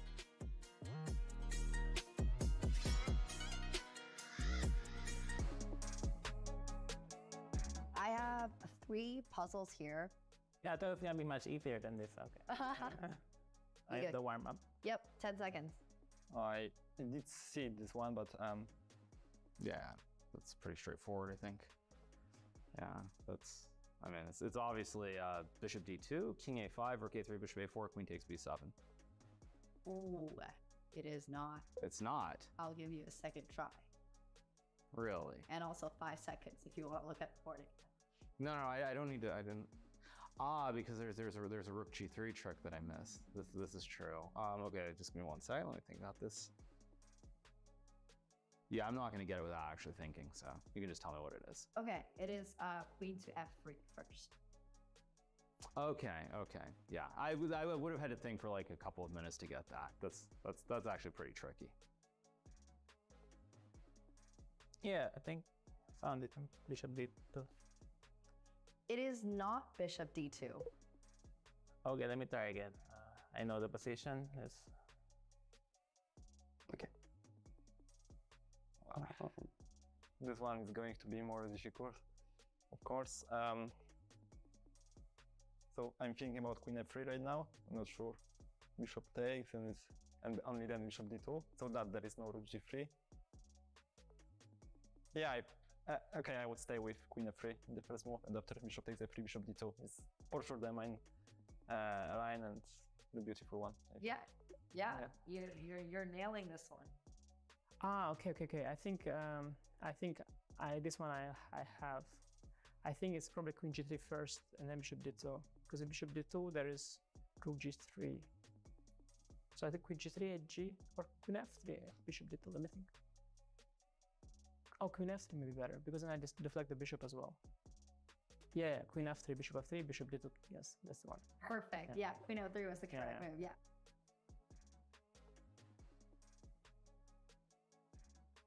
I guess bishop d2, king a5, rook a3 check. Unfortunately, bishop d2 doesn't work because of rook to g3. Ah, rook g3. So queen f3 first. Yes. Okay. Queen f3 first. Yeah, there we go. yeah. Perfect. So is that queen takes e2 either? Nope. It's not mate. Not quite. It is a queen move. Oh, it's a queen move? Oh, queen f3? Yeah, it's queen f3. Queen to f3, bishop takes f3, bishop d2. Yeah. Yes, exactly. Oh, queen f3.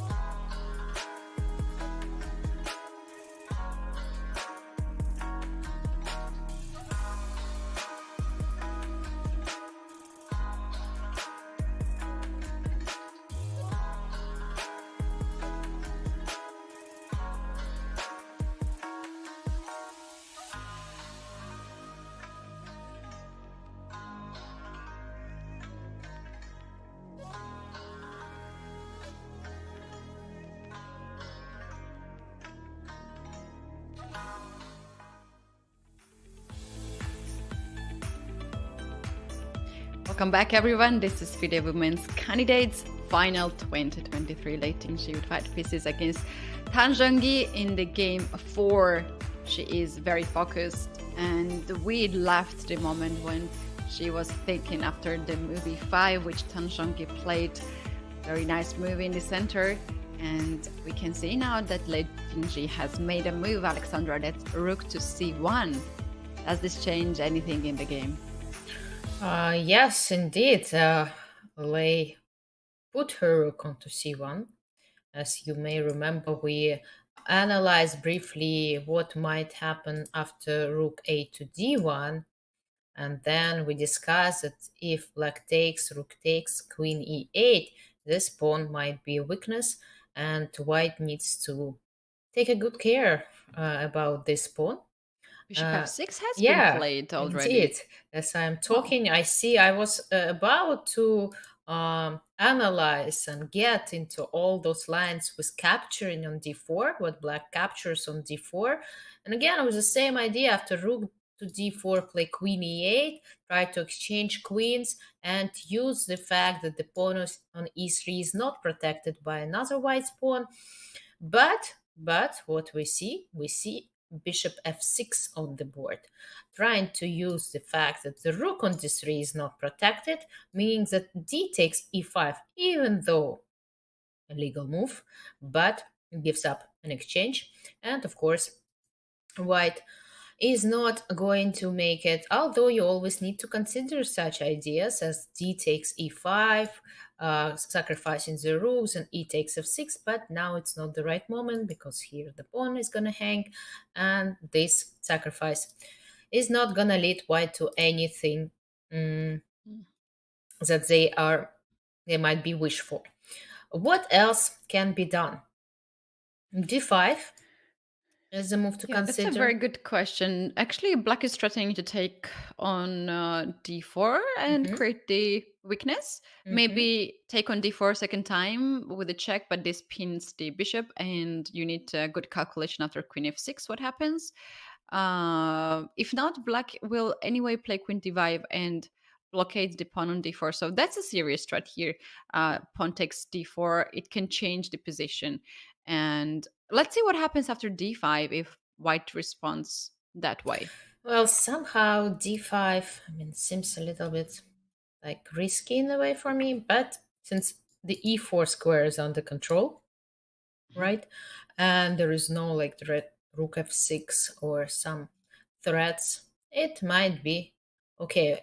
Definitely the move to consider, because if white manages to kind of stabilize the center, to improve her position, to secure the pawns on d5 by playing e4, yes, the bishop is not so wonderfully placed on g2 anymore, but it can always sneak to h3, right, and put some pressure on c8 later on. And again, this knight, even though it's far away for the moment, or it seems to be far away, but it guards very well the c-file, and the c-file rests, stays semi-open, meaning that white can switch after like securing the center, after playing e4, they can switch to put pressure on to this pawn on c7 and try to break through somewhere even with d6, which is always a threat. And the move to consider. So d5 is definitely an option.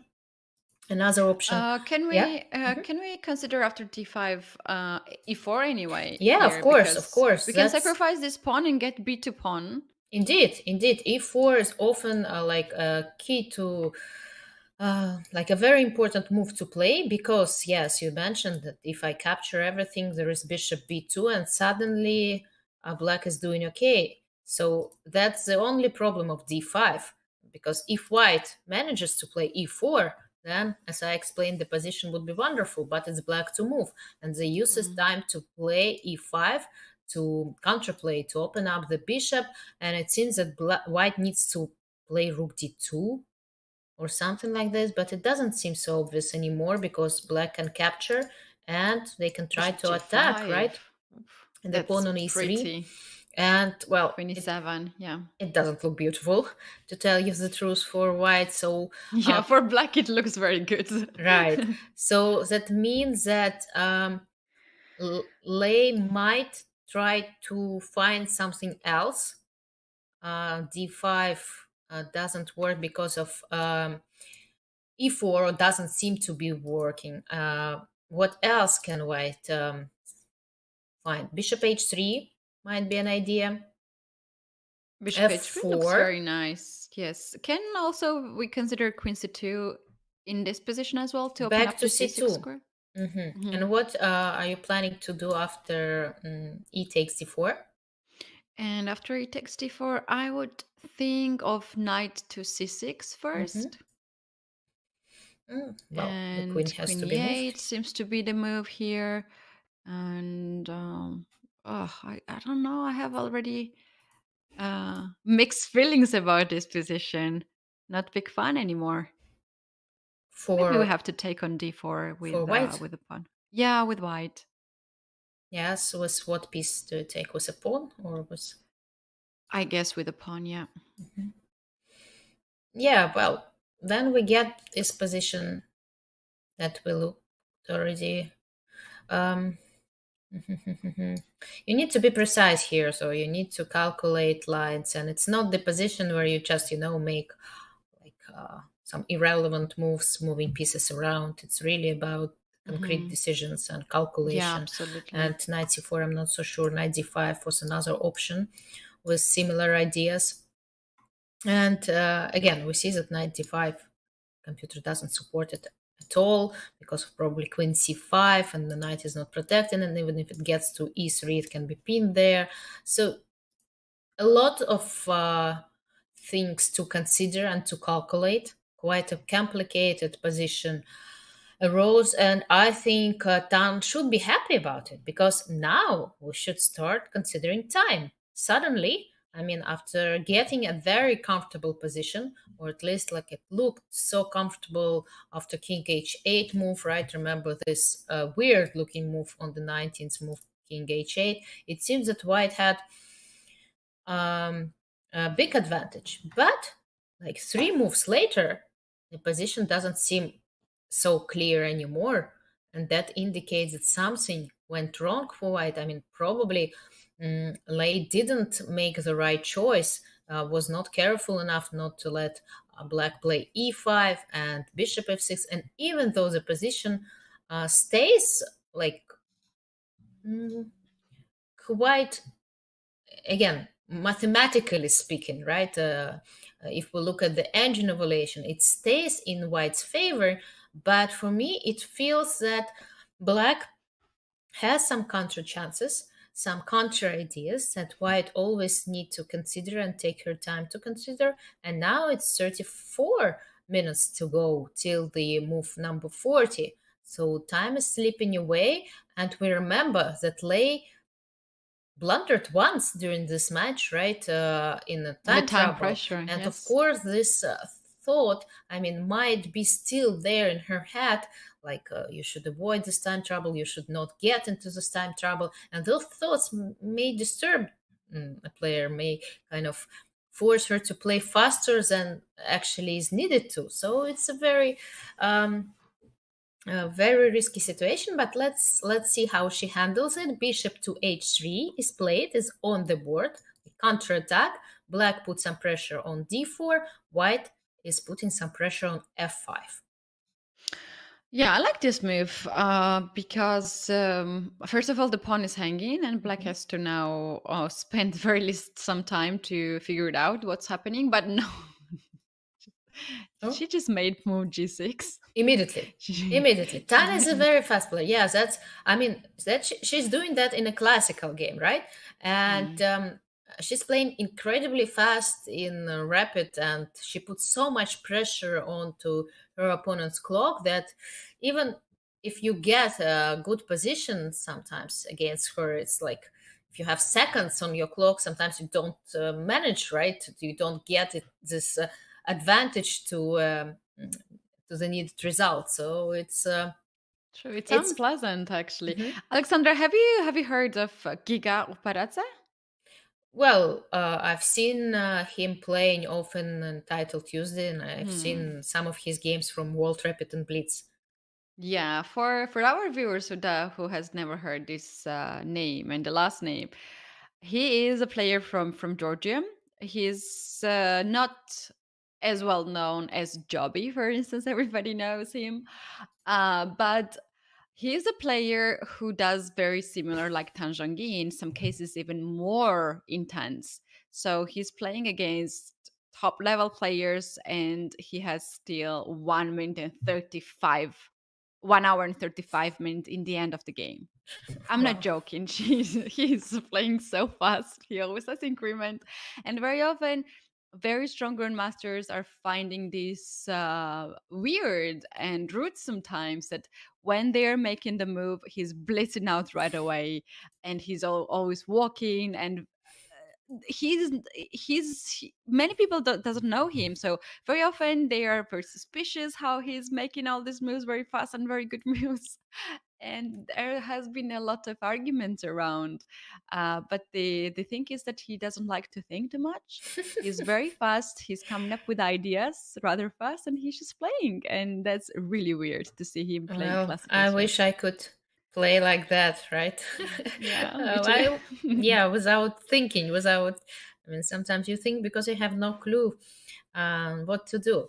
And right now, after g6, if we get back to the position, and d5 is being played, and I must tell you that it seems that we're heading towards some crazy, crazy lines and complications. Because again, as we discussed, remember, without this inclusion, without bishop g2 and g6 moves, we talked about this d5 and how white would want to secure the position by playing e4 now, but unfortunately black has this counter strike, right, e4, and after f takes e4, I mean this pawn on b2 is always hanging, and meaning that black can take it at any time. For example, right now bishop takes b2 is a possibility, and so something very concrete is starting to happen on the board. It's not about strategical ideas and maneuvering. It's about the precision of the players in this tactical scramble that is about to begin. Oh, absolutely. And as Dania would Where say is here, Dania? Yes, whenever Dania should be it's should late. should join us at this point, because it seems like it's a When the very pawn is on d5, it's always very interesting. That's what he said the first game when he joined. The second game, actually, where Lei Tingjie played d5. Indeed, it was the best move. And he's a bit late. The fun has just started after d5 now. Alexandra, if black is not pushing e5, then we were E4. talking e4. We were talking about e4 white from white side. So that's might be the threat here for black. Is there any other possibilities that black can stop e4 happening? Maybe create some other threat? Maybe Well, I don't g5 see here. anything other except bishop g5, right? Pinning this Yeah. pawn. But I don't know. It seems a little bit weird. For some Yeah, to play reason. g6 and then bishop g5, bishop f6, bishop g5.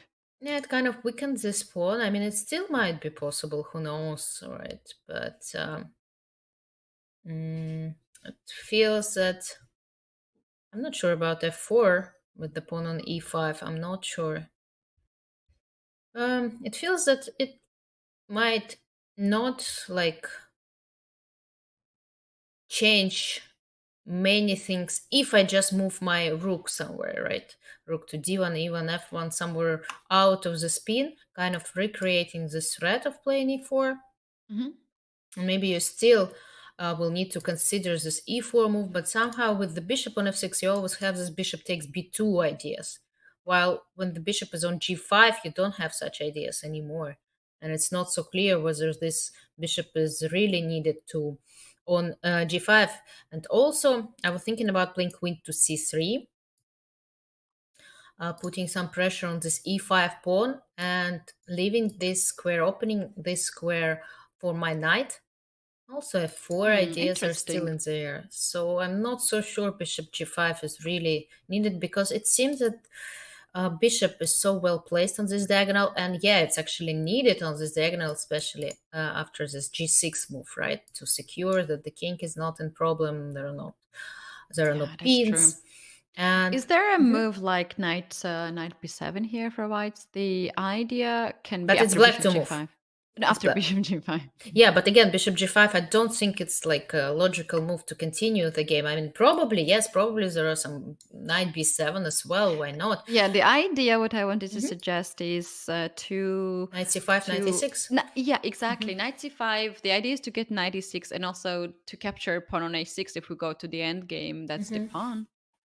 Yeah, I mean, maybe. Again, you always have to consider all those lines and replies for your opponent if you consider making a move. But it just sometimes it's a difference between human being, right? A human player and a computer player. Computer player, he just has this ability to calculate every single line, right? And to simply make an evaluation. And that's why sometimes it notices some lines that we don't consider, because usually when like a player thinks about his or her next move, it's just some logical continuation that it considers.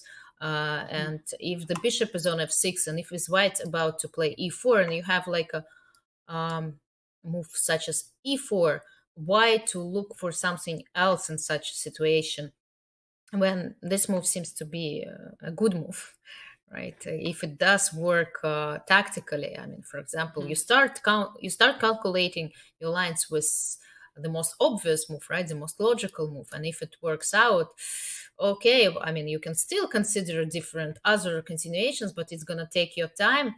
And in certain positions, you need to, like as we discussed today, you need to really look wider, right? You need to look for alternatives and options, but in certain positions you actually shall not, because it will just waste your time and will drive you away from what's needed to be played and from what's needed to be calculated. So it's really it's a very difficult choice all the time, when to look wider, when to look for alternatives, to calculate all those different options, and when to not look at it. And that's why intuition is needed, because otherwise just you're gonna end up in time trouble in every single game, and you're gonna spoil whatever the position you have. So it's I agree with that. Alexandra, I have to bring up the comments which has been in our Twitch channel, because many of us can relate it to that. Melon says this position gives me a headache. Already. So wait for a few more moves, then it's gonna be much more tense. And this is the moment when I personally expect, maybe I'm wrong, but I expect Zhongyi to put some more time here. She's thinking already about 7 minutes. And let's say e4 is the main line, as you said. This is a line that you have to calculate first, because it creates a threat and changes the position. And it's not so easy, because there are a lot of possibilities. From your side, you have some moves like to take on b2, or just to play something in the center, and white also has a lot of possibilities. So this takes so much energy and so much time from your clock. If you don't like that, you probably look for other options like queen e7 or bishop g5, and then you don't like that either. So that's how we're actually spending the time on the clock, and that's the normal process. How would you control your time, Alexandra, when you find yourself in this situation that you are just burning some time from the clock? That's a very difficult situation that you just described, when you calculate, and you don't like anything. What to do then? That's the most difficult situation one can face. And in that case, well, you kind of try to pick the lesser evil, right? You try to make a move that seems to be as the strongest, even out of all other alternatives. And I'm such kind of a player who tries. Oh, by the way, e4 is not on the board. Wow. I'm trying usually to avoid time trouble. I don't like time trouble, because it feels to me that I cannot control many things when I'm in time trouble. And I do prefer to be, well, in relative control over certain things, right? I do prefer to have more time to think. And that's why sometimes, yeah, I make like fast decision. I actually, when I need to spend more time, but it's like always like this. I think there are like two there are several ways, several chess players. They react in different ways, and they take games and the time management differently. But some of the players, they do prefer, they're on a faster side, they do prefer to avoid time trouble. They do prefer take certain decisions faster, but they struggle sometimes when they need to stop and to get into the time trouble, but to spend this time, but to be precise. And there are other players who vice versa, they don't have time to stop, they don't have time to calculate, but they do it, I mean, they tend to do it like more than they should, because again, sometimes there are certain moves and certain decisions that you shall take lightly, I mean, you shall take faster. Otherwise you're going to be just struggling in a constant time trouble all the time, and it's really energy consuming, and it's very, very hard. So we see that Tan is taking some decisions very fast in this game, like g6 almost instantly, right? Before that, f5, king h8, quite fast. And those moves, they are kind of very responsible, as I said, right? You really need to consider other moves before making such decisions. And here again, g6, d5, it seemed, we talked right about it, it seemed as e4 seemed to be like a very interesting way and the most logical way, right, to proceed. But instead we see moves coming with such a Very speed. fast. Yeah, bishop g7. Okay, well, of course she had to consider e4 when she was making bishop g7. She had to have something in mind, and in fact she did, and that was move queen g5.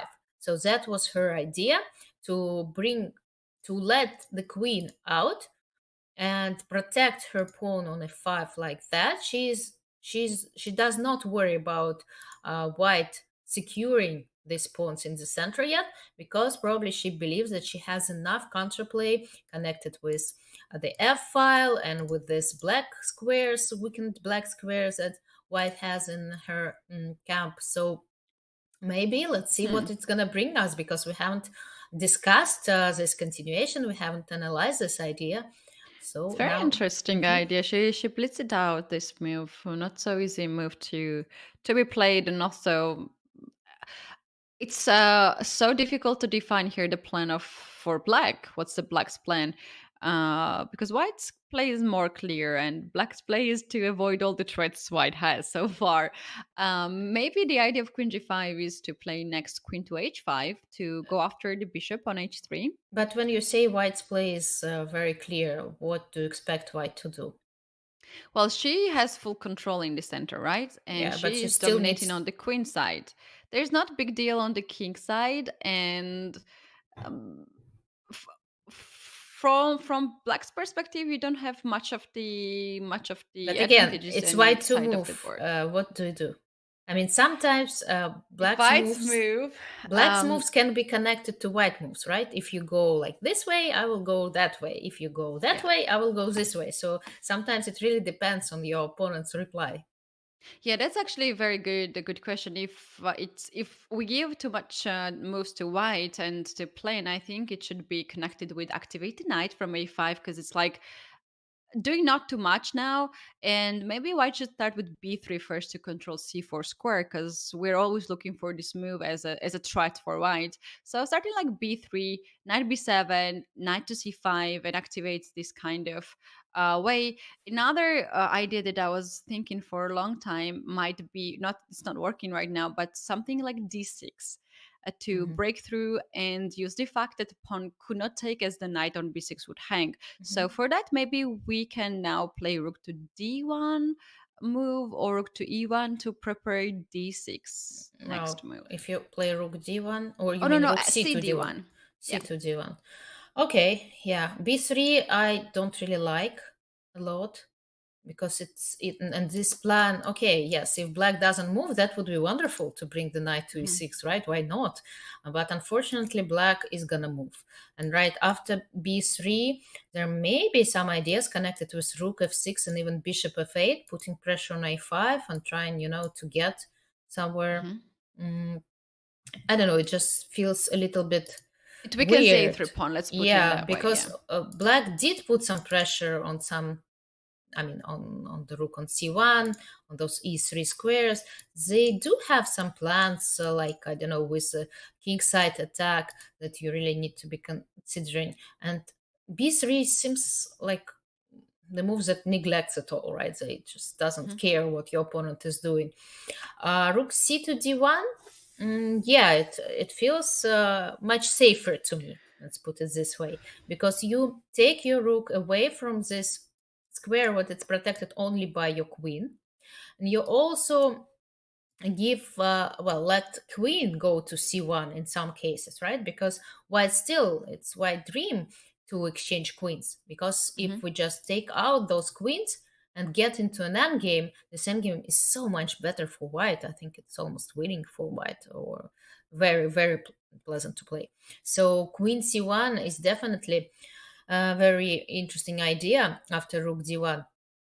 And here, yes, the question is, for black, what is their plan? What they gonna do? How they gonna continue their attack or their play on the king side? Because f4, I'm not sure it's bringing anything to black. I mean, especially taking into consideration that the rook is hanging. Yeah, the rook is hanging, but okay, even if I need to play g4, doesn't seem to be like the right direction. Somehow it feels as black needs to open up lines here. What to do? I'm not so sure. I mean, rook f6 might be an interesting idea, but we're back to the game, queen right? to c2 right now. So she Queen just to decided c2. that this queen is not doing much there, and she needs to bring it now on her side of the board. Maybe open up the c6 square for the knight. Look at the time situation. Lei Tingjie with 27 minutes here. At this point, move 25 has happened, so this is 15 more moves to be played. Alexandra, do you see possible time scramble for Lei? Not so sure just yet. And for the moment, it doesn't seem to be very dangerous. Let's put it this way, because if Tan would play e4, and if would see all those crazy lines immediately, then, time factor starts to play a big role. But right now, the position seems to be pretty closed for the moment. It might open up anytime, and pretty in control the moment. For white, rook f7, right, is played. And guarding the pawn on c7, probably she wants to free the c8 rook and get out of the pin. Rook to f8 to try to get some kind of counterplay on the f file. That's her plan indeed. There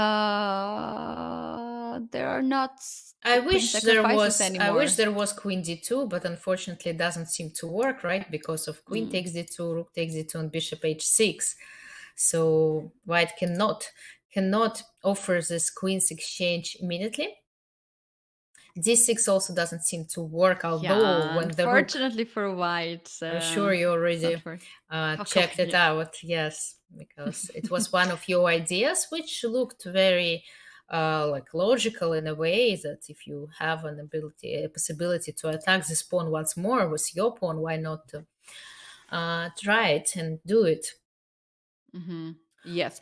The question that comes to my head right now is, what happens if rook goes on c3 and we kind of keep this rook on c8? Like, if you move your rook, I'll capture the pawn on c7. Should be scary. But probably rook f8 can come anyway, no?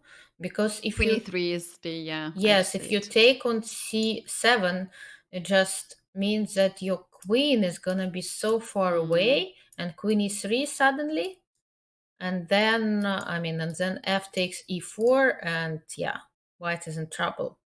Oh, serious trouble here. In serious trouble. So yes, that's a good question. What white is gonna do?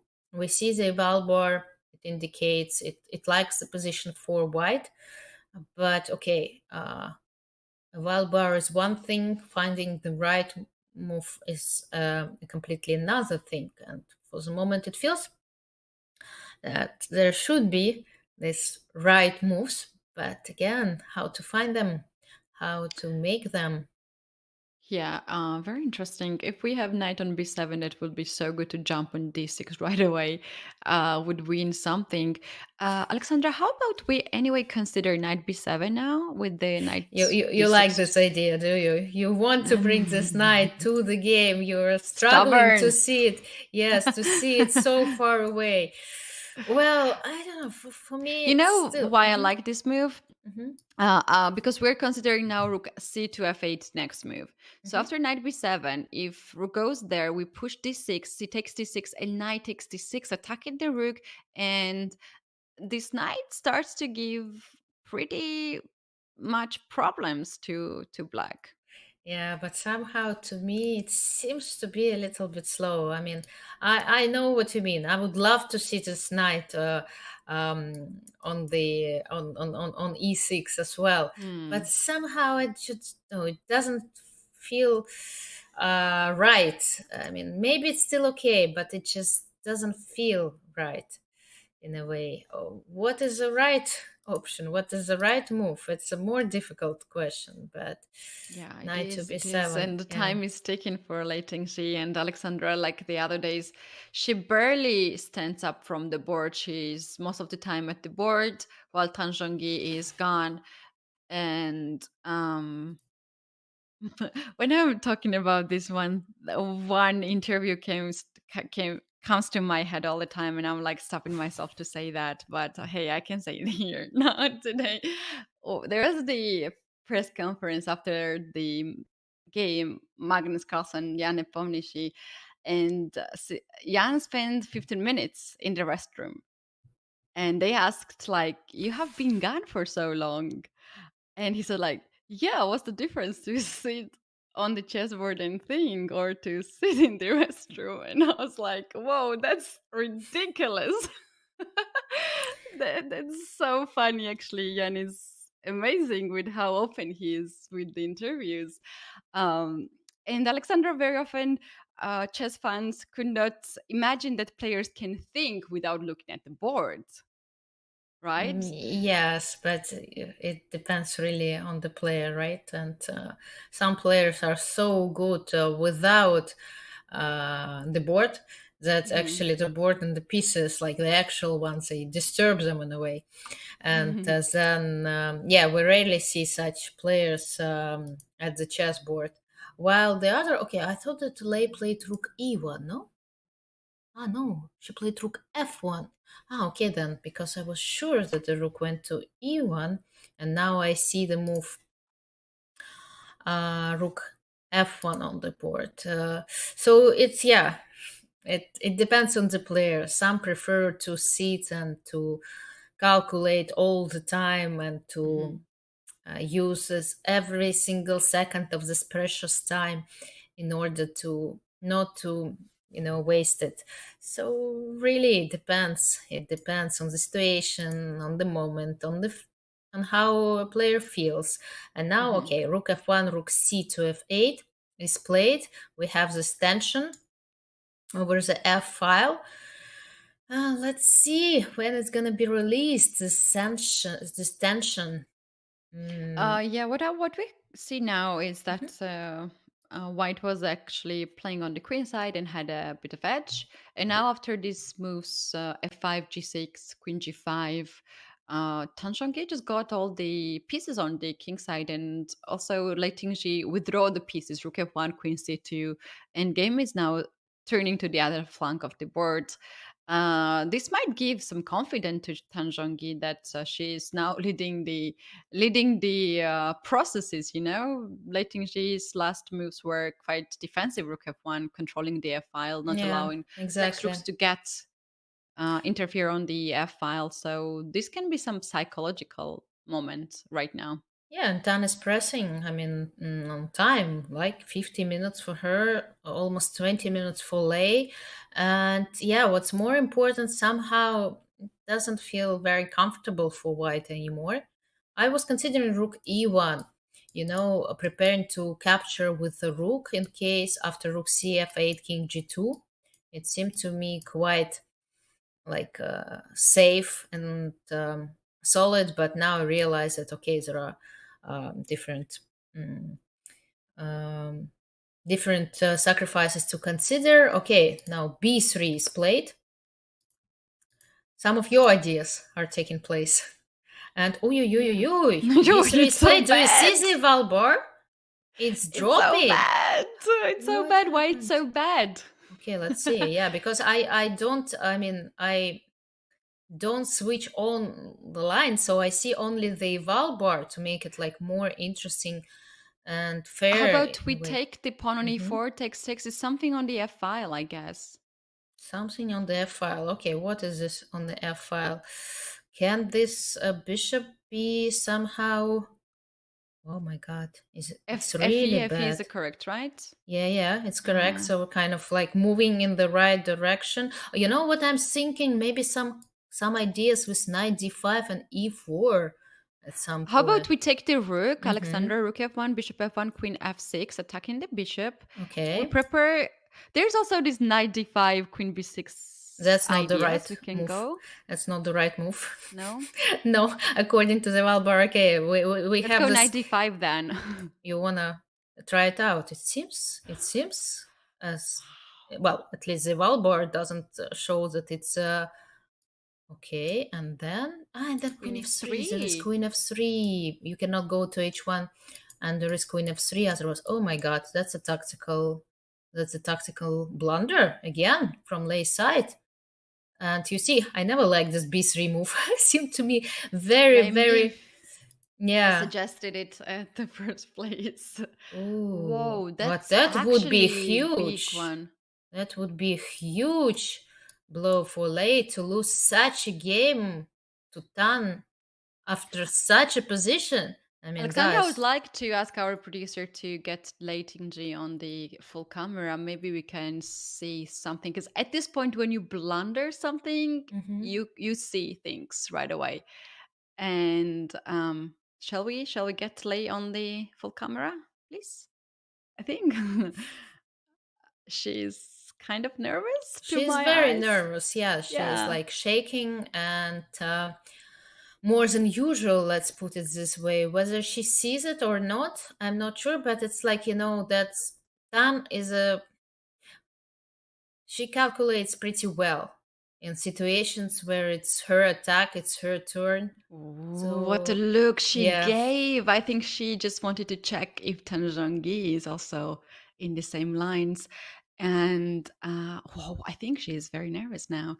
But I think, look at the Tan's eyes. Look at her. She's definitely calculating.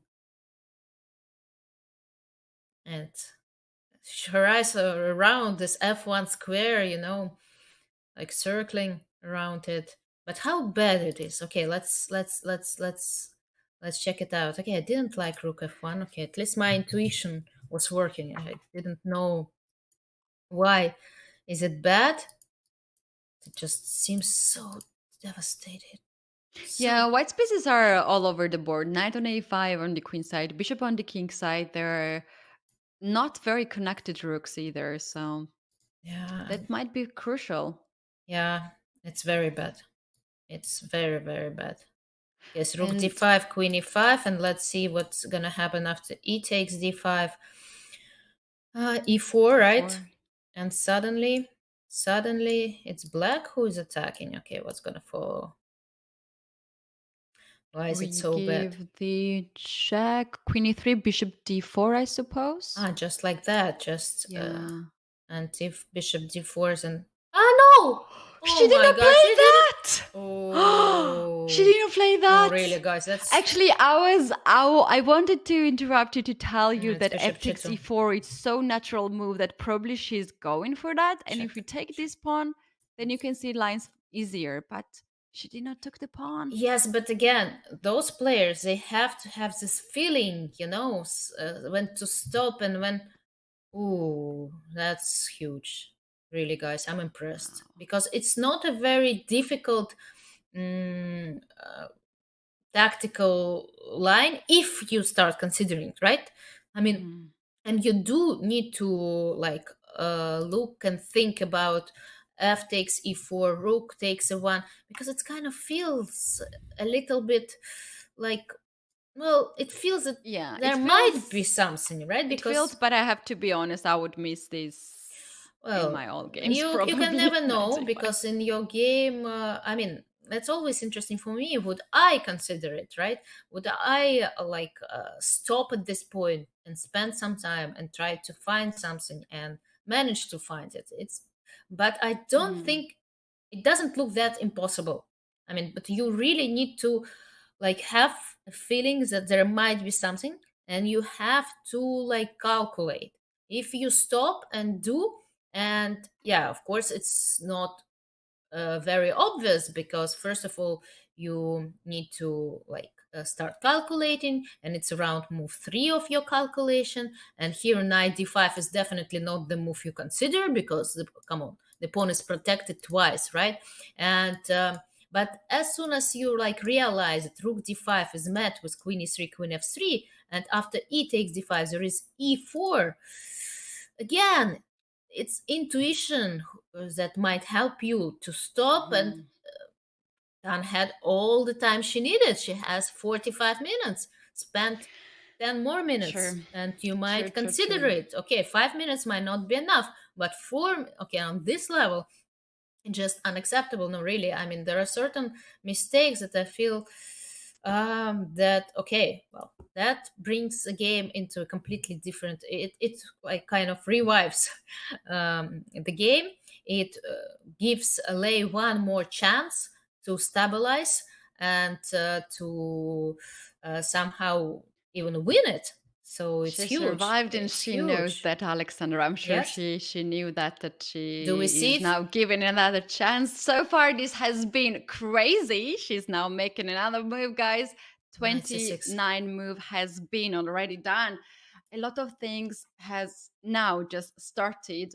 But you guys, we're gonna take a very short break, and we'll be back, because this is a time situation right now. Lei Tingjie has about 20 minutes, and soon she will struggle on the time, and she has to make really precise moves to Zhongyi on the other side of the board, has some tactical motives in this position.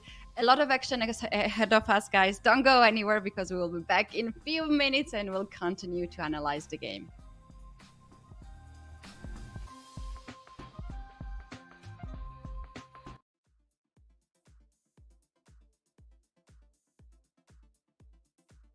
Playing online wasn't a fun experience for me.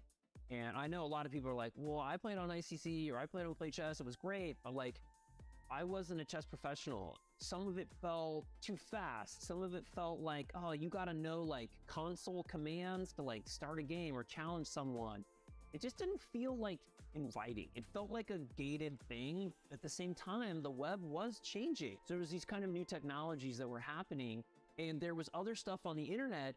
You know, there was like super cool blogs, and there was like great news sites, and there were bloggers, and you know, there was chess content. It was emerging. So I was like, all right, Jay, let's do this. Like, let's build our own thing and do it.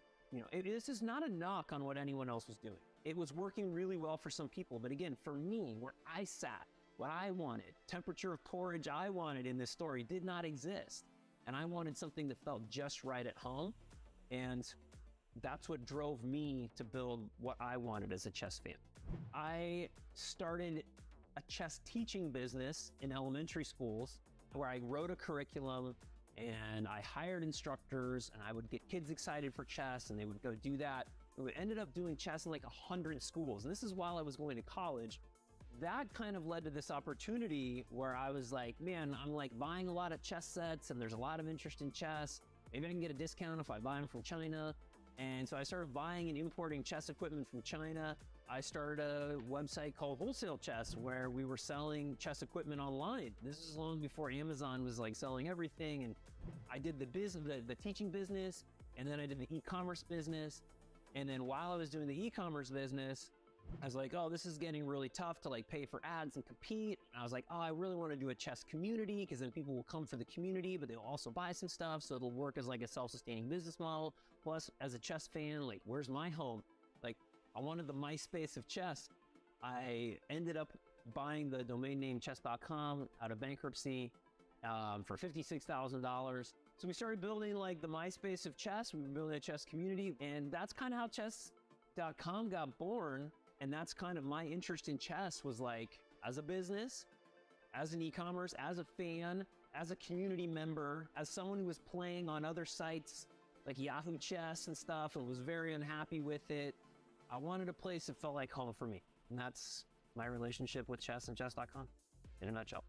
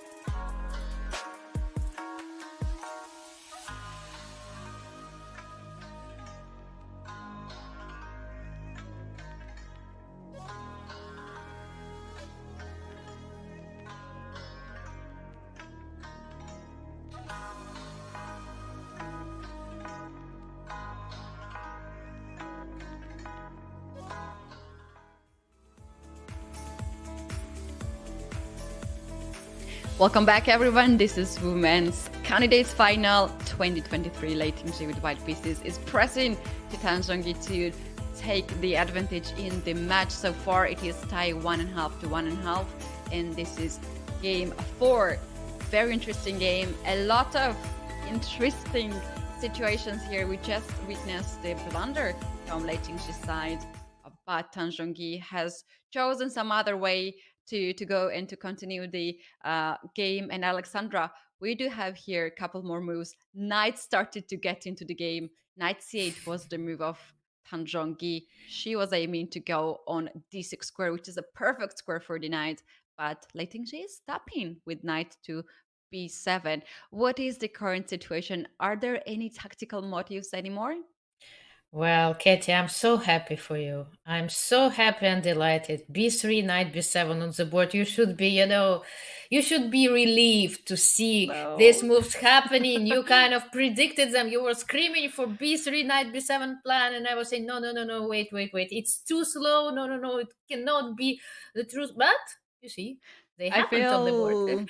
I feel that Lei can blame me for this. Right, yes, that's okay. We're gonna let Lei know that it was your fault, that you kind of forced her in a way to play b3, or it felt Send this all these way. signals from Poland to China all Right, the way. right. It's not about distance, right? It's about mind, energy, connections. Yes, and mind connections. And we're in the chess world. We all kind of connected. Okay, getting into chess stuff and more like serious stuff.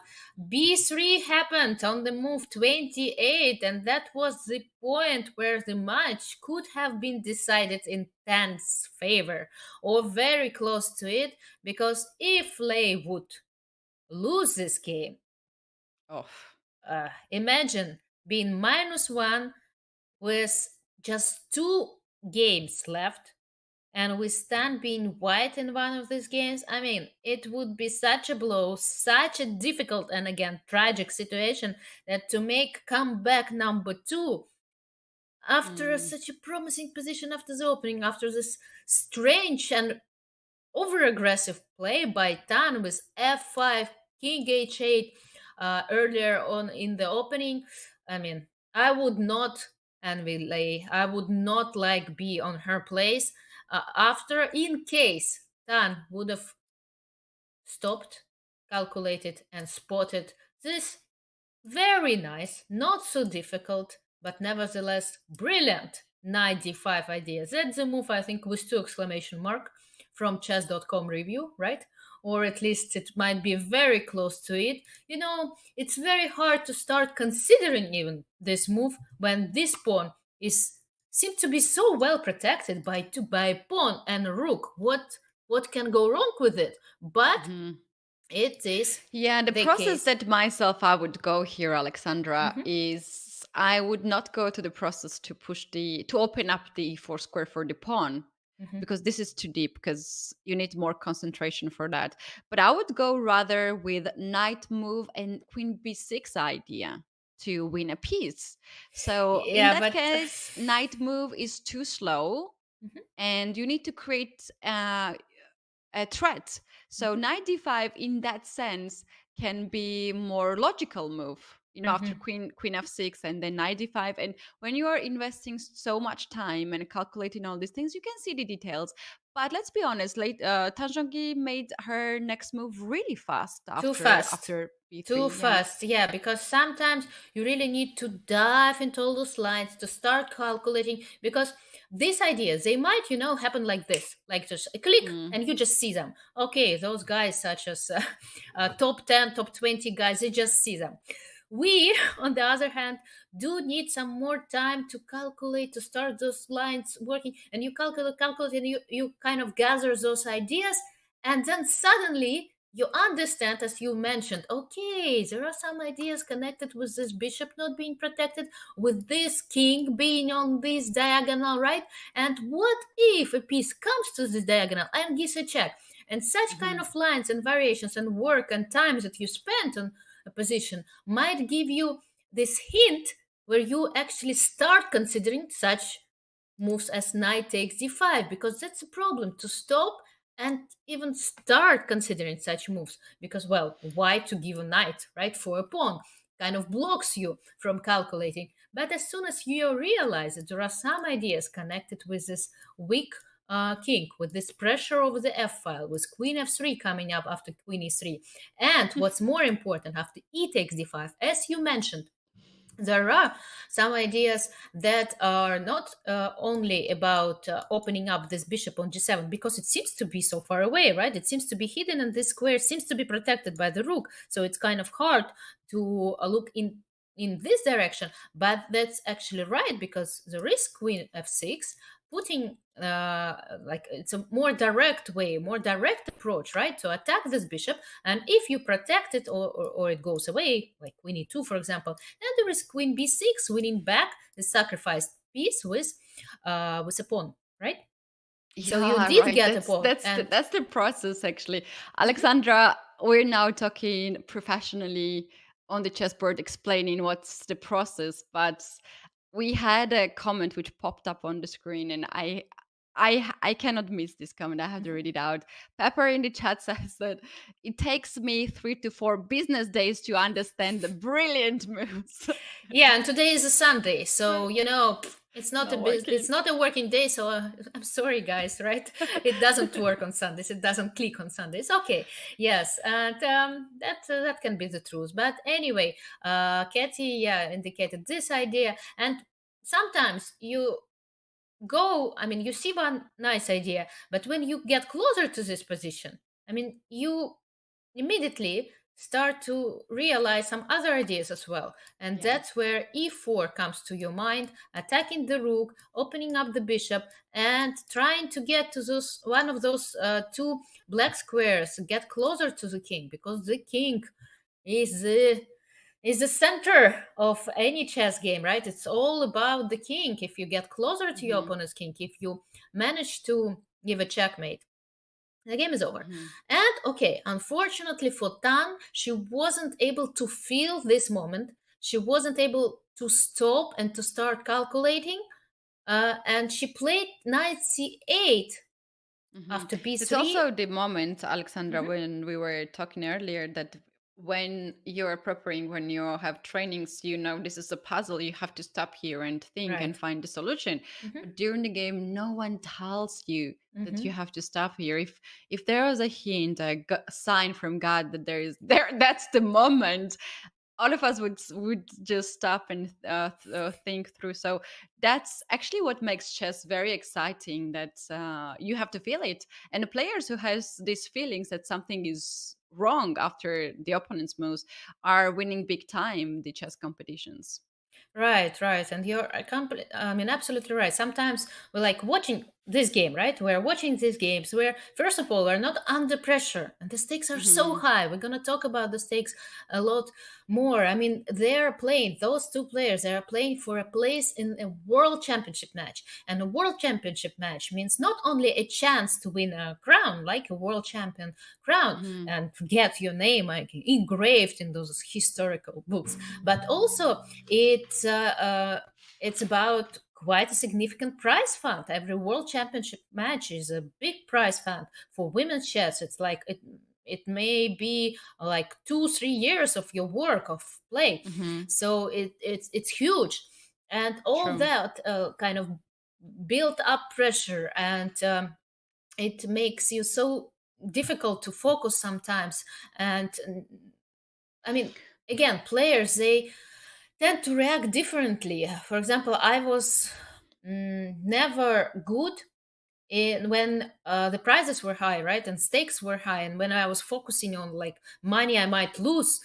Some people, they, Mhm. I mean, vice versa, they tend to, it tends to motivate them to focus even more because they're excited to win prize. And for me, it's more like I was petrified, to make a mistake, and it felt like a big and significant loss. And again, it's a very personal matter, and how players like what they feel, but nevertheless, it's huge. Yes, the stakes are high, and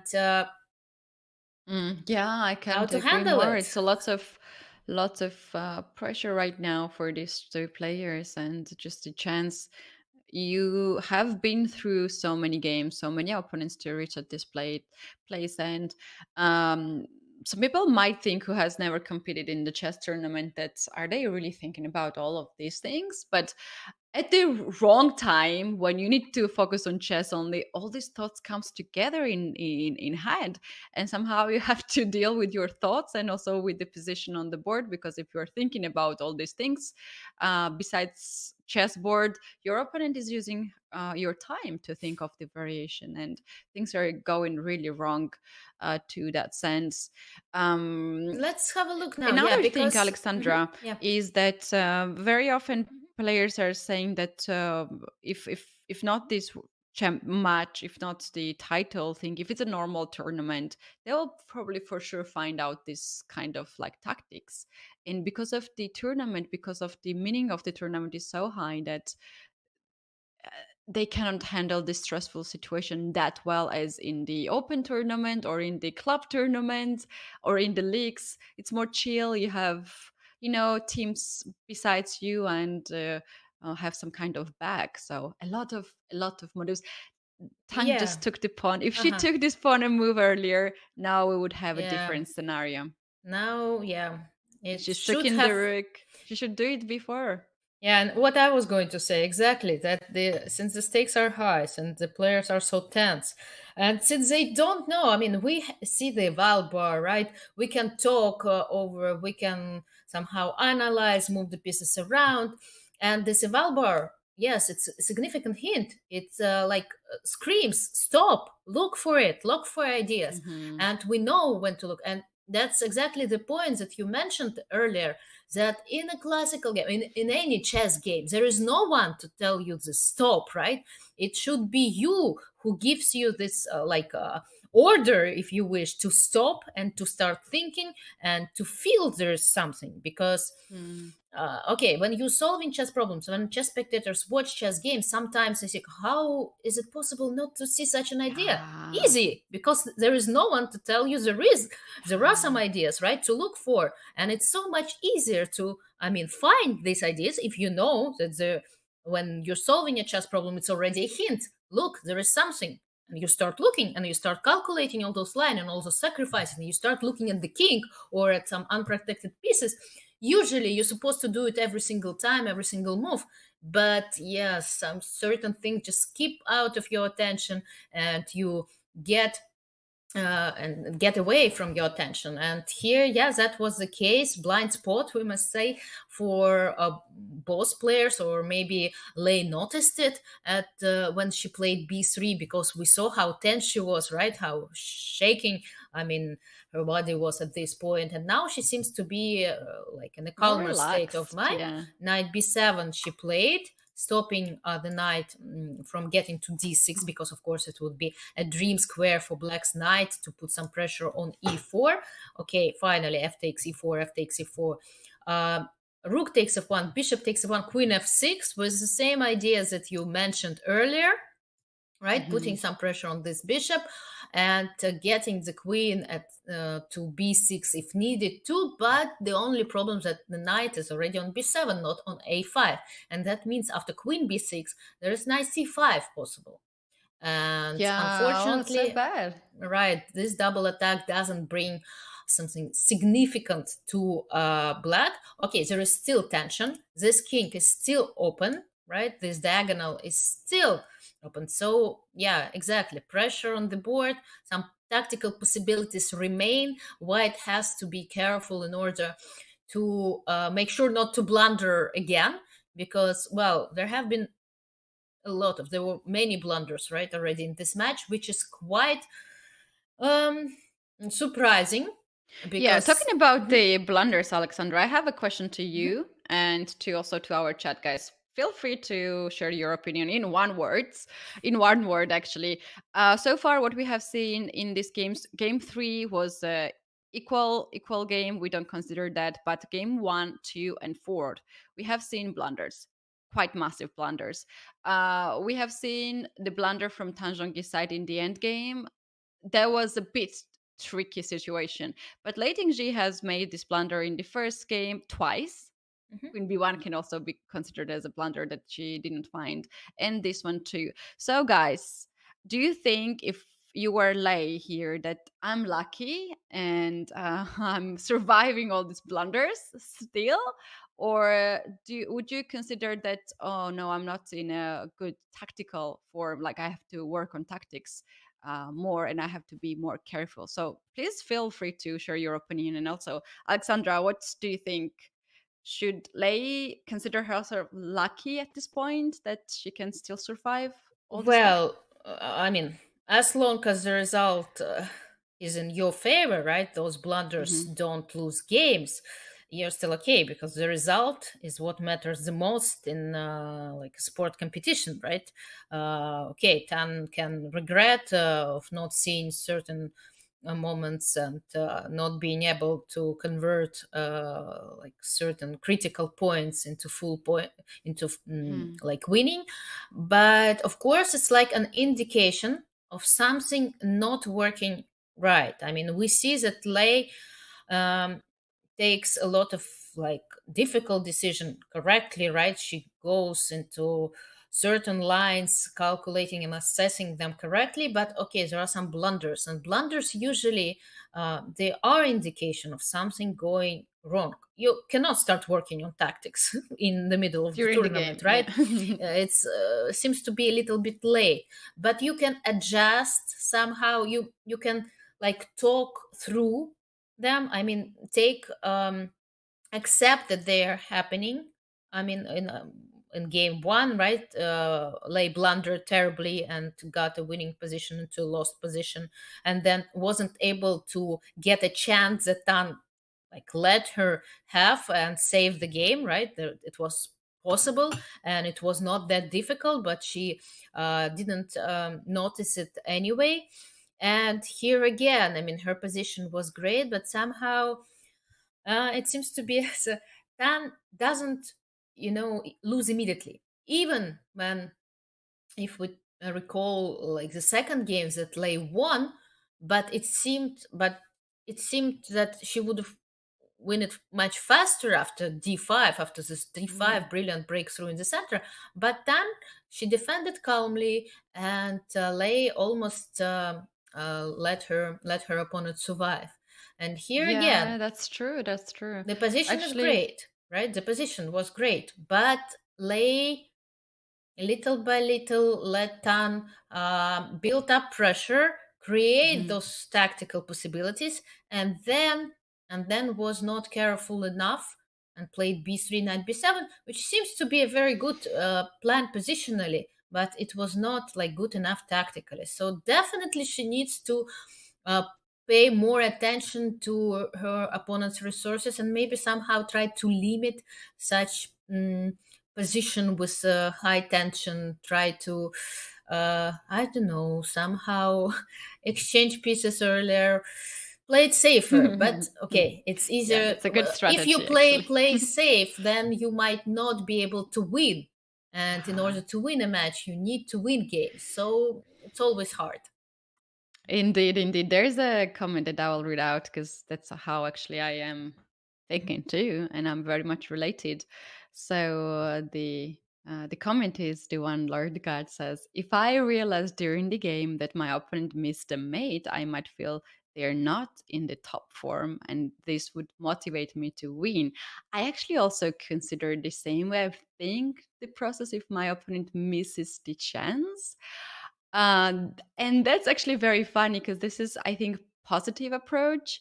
But on the other hand, you can think that I just blundered something. I am also not in a best shape. So I started all the mess first, and then my opponent responded with the same. So that's always the question that we can pretty much argue how these two players are feeling. But Alexandra, in the end of this game, we might have a decisive result because so far this is nowhere close to equal position or drawish position. Still, a lot of action is ahead of us.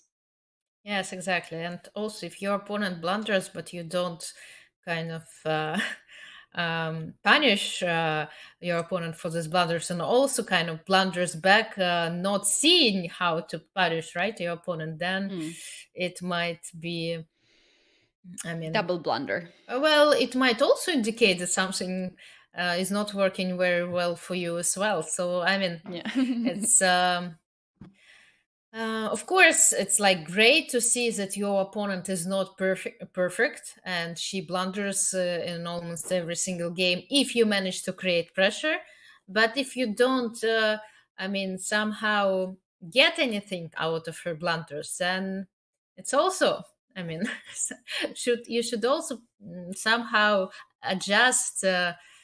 Your playing strategy, and take that into consideration, that blunders from your opponent may happen, and you should like be more careful and try to see whether there are certain moments where you can stop and think over. Yeah, all this our conversation and the process which we're going through. I just remembered how struggling it is to play chess. Gives me a headache too. Yes. But when you play chess, Alexandra, you are so focused. You're so much into the action. Actually, all these things that goes in your brain, kind of like that, and you're used to it, and that's what you like to go through all the time. And when you I don't know if you ever have this period when you stop playing chess for a while, but myself, I had, and I was missing this feeling the most, more than the feeling of winning. Like, it's so weird This that you miss. thrill of something Yeah, working in like your mind. yeah, it's so exciting. It burns a lot of calories in the body, all this process, and um, that's what you miss mostly when you stop playing chess Do you? competitively. Yeah. I wouldn't say that I would miss this intense moment of thinking and of like contemplating over and focusing. No, I missed mostly this thrill and this adrenaline at certain point. I don't enjoy, I mean, having so much adrenaline, but this, like, yeah, more action kind of thing. When I don't play chess for a very long time, sometimes I feel like playing a game, not because of your brain ability to Misses find the moves or to workout. think over, but more like about this like willing to win a game, feeling this again, and so on. So no, for me it's a little bit different. You're playing a lot of competitive chess. Probably, yeah. That's the reason we have different feelings and missings in chess. King H1 has been played, Alexandra. The clear plan of this move is to play 97 next move and fork. Hooray, Katie would be happy. Right. Finally, right. Finally, we speak the same language Mhm. with Lei. She got these knights from a5 to the center. It actually does a great job. Blocks the diagonal. Now queen can't get active. Knight is threatening to get on d7 or on e6. Yeah, knight c4 is a possibility. But not like here, not now. With the king on g2, it would be a possibility, but unfortunately, that's why white played king h1. I think that knight d7, there are no checks, right? With the king on g2, that there would be a check, knight e3, and the king on g1, it's not possible to play knight e3. I mean, it's a fork. Beautiful tactic. So yeah, it doesn't work. Knight c4, unfortunately, I was thinking about it after king g2. That king h1. Okay, black played fast again, quite fast. Rook to f7 out of fork, right? Because knight d7 was a threat. So, it doesn't. Yeah, we cannot consider this move as a blitzing to press on time of Lei, because this is move 34. They need to make 6 more moves before the increment. Let's once again remind the viewers what's the time control for the event. We have not talked about that today. So the time control is 19 minutes for the first 40 moves. That's how we say 1 hour and 30 minutes in here in Europe. And then we have 30 minutes of the increment after 40 moves. And of course, all the moves have this bonus 30 seconds. So from the starting first move, each player is getting 30 seconds increment for each move. So you might consider this a perfect time control why these players are getting in the time scramble, but chess is a very, very difficult sport. It requires so much of the time, and sometimes this time control, classical time control, is not enough to play the chess game. And that's why we had several blunders in this match already, very decisive blunders on the last 2 seconds and the 3 seconds in the game 1 and 2. Let's get back in the position, Alexandra, and check out what white can do after rook f7. All right. Okay. So first question that we should ask ourselves, right, always, all the time, is black threatening anything, like such as knight c4 after rook f7? There might be these ideas on the board again. So if it's black to move, can Dan play knight c4? And that might give us some ideas to how to react and how to play. Because still, I mean, it's a little bit uncomfortable for the moment for white, because the knight is still on c5, right? And it's not protected, and it cannot be moved away straight away to e6 because the pawn on e4 is hanging. So that one of the ideas that might it might give us one of the ideas just to protect this pawn. Unfortunately, since the queen is protecting the knight, it's kind of hard to protect this pawn. Okay, bishop g2 is a possibility, but you don't want to put your bishop really back to this diagonal. I think she's going for that. Bishop e6. No, bishop e6. Yes, that's another like very interesting move to continue the game with, because okay, well, black moved away the rook from f8, right, out of fork, and you're kind of forcing it to go back. You say, come on, you belong there, go there. Go And back. even though I'm not sure knight d7 is possible here because of rook f1, queen g1, and rook f2, and with some problems, but maybe after rook f8, white can somehow prepare this knight d7 again, create this threat again. Alexandra, what do you think? You disliked this move earlier and probably will not like this one too, but now I have a better excuse. How about b4 to maintain the knight on c5, which just keeps this queen out of the game and blocks this queen? I know there's a weakness on a3 after b4 and knight gets comfortably on c4, but I am a person here with a plan. And my Okay. plan is queen e2, rook to f3. This bishop actually takes a lot of very important squares from the king side. Let's say g8, f7 squares. And if I win the fight on f-file, I might create a lot of pressure. And let's say now, can we do knight d7? It's a black to move, yeah. I Okay. just played I queen played too e2, many but no, moves. I just look how beautifully those pieces are located, symmetrically. Yeah. But, well, what to say? It's an interesting plan, definitely. I mean, I was not a big fan of b4 before because of this knight c4 idea, and because this move actually weakens the c4 square. But it's indeed supports the knight and frees the queen. And if the queen can get to closer to the f-file, then rook f1 just happened. But I think it kind of helps white, because we discussed that if after rook f8 with the rook on f8, king g2 might give black, oh my god, something is happening. Okay, guys, we'll get back. So it might give black this ideas of knight c4, but now Tan has a completely different point. She's She gives very a check. ambitious. It's too She's ambitious, keeping I the would rook on say. the first rank, My Alexandra. gosh. This might be good. This might just backfire because you leave the king alone there and queen is too far. If white gets the control on the back rank, it's going to be a checkmate. It looks bad. It looks bad, but again, I mean, somehow intuitively, you just don't feel this rook belongs there. I mean, okay, it attacks the a3 pawn, but even if it takes the pawn, I mean, come on, the rook on a3, it just, well, it just cannot be.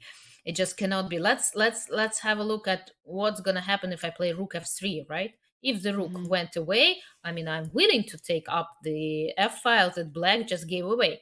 And, well, the only reason to give up this f-file is to take on a3. But look at the eval bar. Look at this poor rook. It's just too far away from the center, from everything.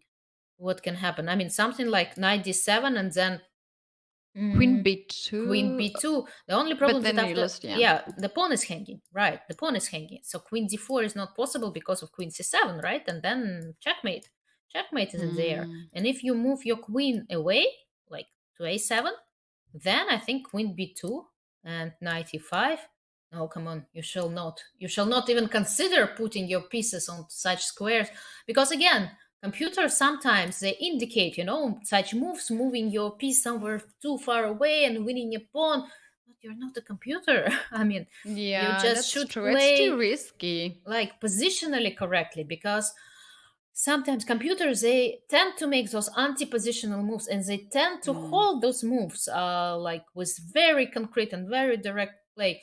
But for a human being, if you start putting your pieces on like anti-positionally, then okay, it's gonna just backfire. Your position can Another just simply thing, collapse. Alexandra, might be right now for Zhongyi that she feels that she's very passive. All white pieces are perfectly fine, and she might feel like slowly but surely Lei Tingjie will improve the position and press and press and press and win. So maybe she just wanted to activate the rook, and she considers that, okay, I just weakened back rank, but I have some kind of counterplay here as well, and maybe it's my time, it's my chance. Maybe, but it doesn't look good. Look, there is another idea. Like you can start with queen rook f3. You can start with queen f2, just indicating there is a checkmate threat. Actually, rook f8. So yes, you won this pawn, but who cares about this pawn? I mean, your rook is just too far away. Okay, Lei is about to Let's make a go move. in. Come on. Rook move. Queen f2. Queen f2. Okay, yeah. Queen f2. With Black a big plan, actually. Rook f3 would be the next move, threatening checkmate. It would be great if white has queen f7 move, but the knight is on the way and we can't really distract this knight from the moment. But rook f3 is good enough to go. No, this is a terrible maneuver. Just very badly played positionally, right? I just don't even care about lines, but okay, who is bringing the rook so far away from the open file to a3 with so many pieces on the board? It's not a rook endgame, right? Yeah, If we not. imagine Alexandra, that there's just rooks on the board, then yeah, rook f1, rook a1, rook a3 can be considered. But look at all those pieces, and the king can still be an issue. Yeah, we were so shocked with this move. I don't really went through what was the black's threat here, and chat finds it out that after rook a1, the threat was if we can go back one move. Here the threat was 94. And 94 queen g1 to get this queen active and Yes. complicate the position. Even though king h3 is there, you never know if it's good or bad. But I mean, again, there might be some traps, Mhm. but if they're not based on positional play, I didn't even consider such a, but I suggested two moves and both of them worked. Yeah. Pretty The question well. in the And chat even is, if I play b4, which I don't like, right? Even if I just imagine I protected this pawn, I don't think that knight e4 is working, no? Is it working? Uh-huh. So there can be something like that. What is the idea? the idea queen f1 check. Queen G. The rook is idea. Okay, hanging I out. cannot play queen g2. Yeah. Okay, that was Tan's idea. Probably now, yes, thanks to the chat, we understand, right? Her point. She said, "Okay, I am threatening to play a pawn. This pawn needs to be protected, and if it's protected, then I'm gonna sacrifice on e4." Doesn't always work like that. I mean, there are other factors such as giving up the f file, and this pawn is so far away that it doesn't seem to be so precious. And that's exactly what Lei is demonstrating with her last move. Okay, she says, you want to take this pawn? Take this pawn. I'm gonna double up my pieces on the f file, and I'm gonna get very active game. Yeah, get very, very active. Queen b8 seems to be almost the only move here. And let's see, maybe even knight d7. And then if you play queen e8 or queen d8, it doesn't really matter because knight takes e5 might be very, very unpleasant or something like that. I mean, I'm sure there are other motives and ideas in this position. Because again, when your pieces stand like that, when your pieces are so far away, look at this rook. Like poor rook. Queen b2, knight e5. It's just out of the play. Just out of the play. Just so bad. Actually, Alexandra, there is an interesting question in the chat. We can maybe address to that. Rook f3 and queen f2, those two moves. Can we explain why queen f2? What's the difference between queen f2 and rook f3? Or they are they're just different moves, but I think the main thing to focus at is the idea behind those moves, right? It's like as I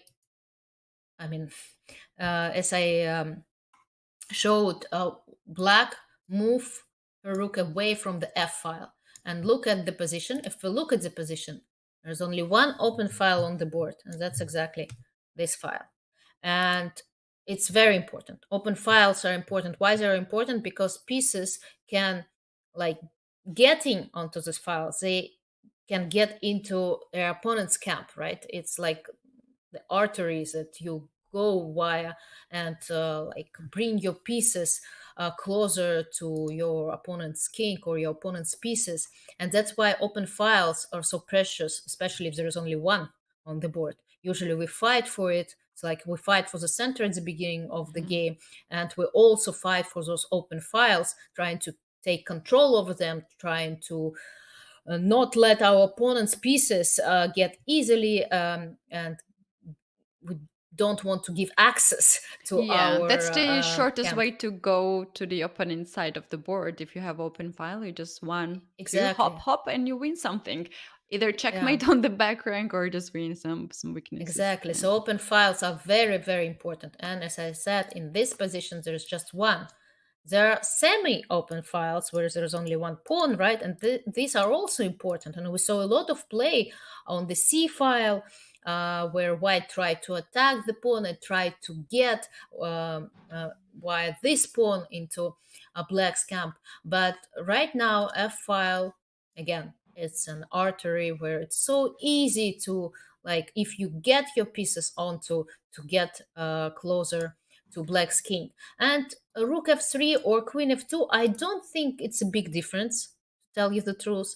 The main idea is similar, right? To just to put your major piece onto this open file and then bring another one, double up, because for me, this bishop, Alexandra, for me, only difference is that when you play rook f3, in these lines, when we had queen b2 idea and to attack on e5, we are not losing the tempo. And if we play first queen f2 and then rook f3 and then we play rook queen to b2, this might be like you make three moves in that sense. It can be just a slight difference, but I think the idea is the same. You're attacking the weakness, it's true, and it's yeah. winning. But just rook f3 is more flexible in a way that you have queen f2 and rook f8, right? Oops.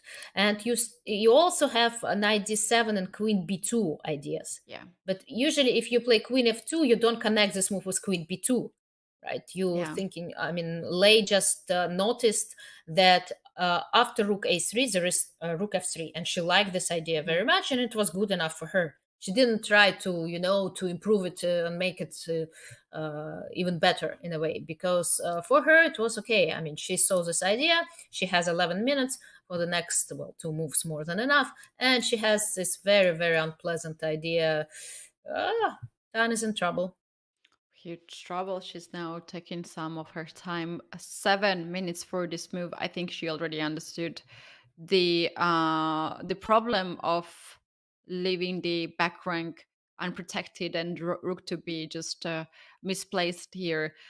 So she's considering all these lines that she can play to cover the weaknesses. I feel very, very bad for this queen on b6. It's just out of the game, and basically you have this queen too far and you have the rook also too far. So white is having queen and the rook now concentrated towards the king, and we know how big is the power, and black has only one piece to guard the king, and that's the bishop on g7. It's still knight is there controlling f7 square. If this knight is not there, it will be even worse. But definitely all black's pieces now has to go back in defense. Well, it's too late to go back, and it's just not possible, I'm afraid. So she it seems that she needs to take all the courage she has and continue with her idea, and she actually does, because after rook f3, okay, it looks so devastating and it looks so tragic, but in fact, if black keeps calm, she may be able to realize that there is no checkmate. Oh no, there is. I thought that no.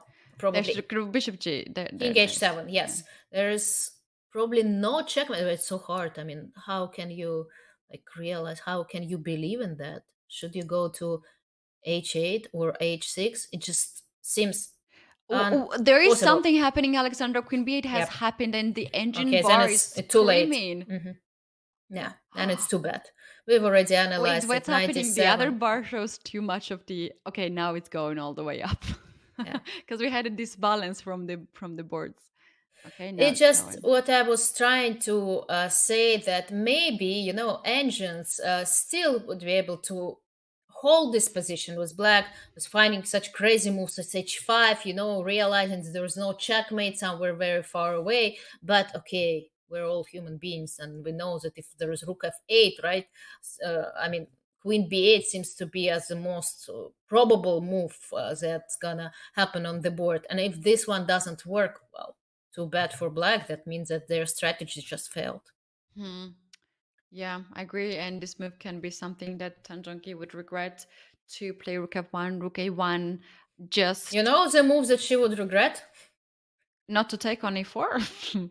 Of course. That's the position where she's gonna regret, where she's gonna have in her head for the rest of today's day and probably for half of tomorrow's day.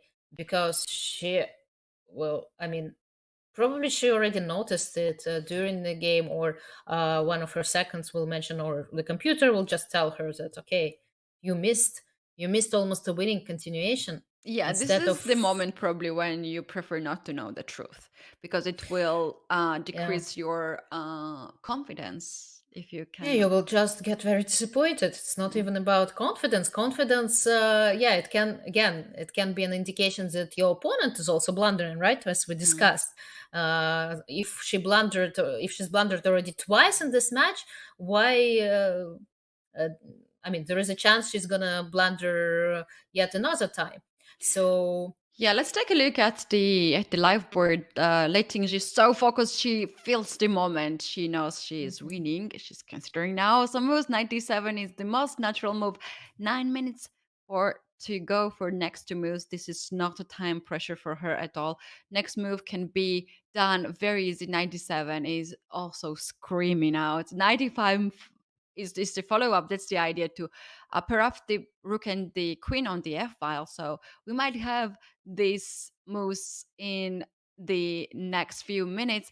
But Alexandra, this is the moment when you want to take some time and look for everything and just understand the situation and the feel that you are winning, actually. Yeah. But it's so tempting to make this move. But okay, 8.5 minutes. 8.5 minutes, just enough to calm down, to make sure that you're not blundering again. You're not letting this advantage sleep, because we know that Tan is slippery in a way, right? She doesn't. You think that you caught her. But no. In 2-3 moves, she is already running around with a very good position. And that's right, Alexandra. Another thing that we can point it out is that 97 now seems to be the only move to get the big advantage. Other moves are not so promising for white. Like, the position will not be changed that much, but it's not right away, like not so precise. Why is it such a big difference? For example, after queen b2, what's going to happen? Why after is it queen like to b2? The rook is stuck. We cannot do much. I think the only move now black can play is b4. And 97. And after 97, maybe this queen gets now the daylight. To b5. Yeah, something like that. Is it possible? No. It's possible, but it's not so good. Definitely not the answer. You know what? Why this can be, like, if somehow black survives here, knight is pinned in a way. Yes. And maybe that's the reason why NG now goes back and shows us the equal position.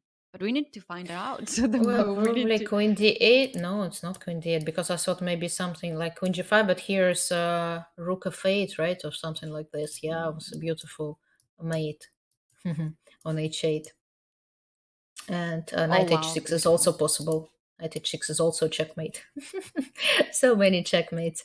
Okay, but what is the reason? Come on.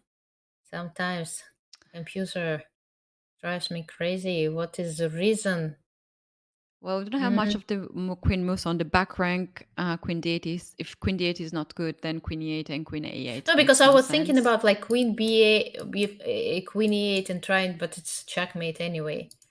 Oh. So let's see. So we need to keep the queen on the back rank. Shall we check out what happens? Maybe queen to e8? 97, queen e8. That's okay. And yeah, some crazy stuff like knight c4. Okay. A knight e4 now. Knight c4. Oh Oh my god. Okay. Seriously? Yeah. What's knight c4 Well, for? I don't know He yet. So takes? that's probably takes and check and queen f6, something like that. Oh wow, that's too deep. Probably something. No, it's 4.5 point. Hard to play.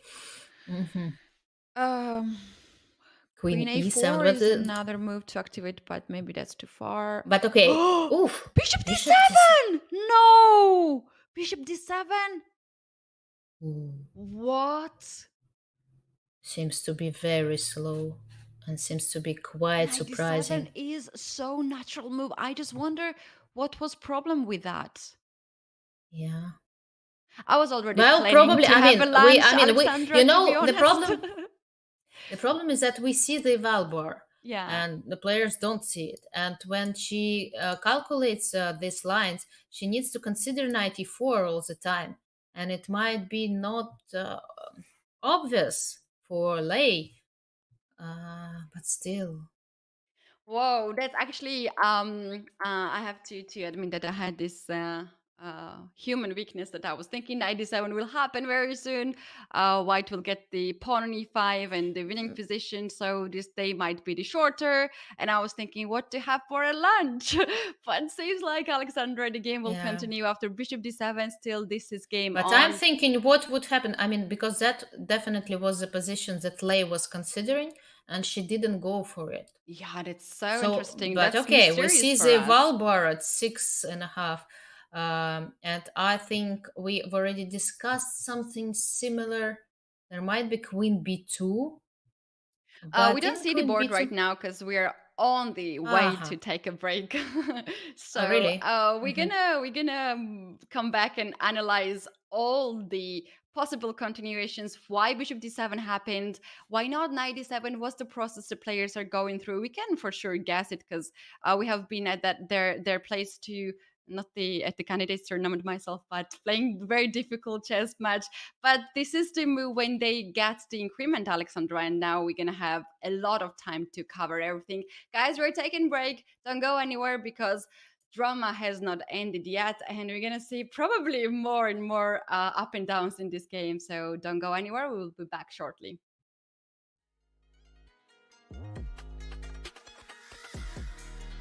Yeah, there are a few. I mean, one for sure is interviewing the Holocaust survivor in 1956, French women's chess champion Isabelle Schaukel.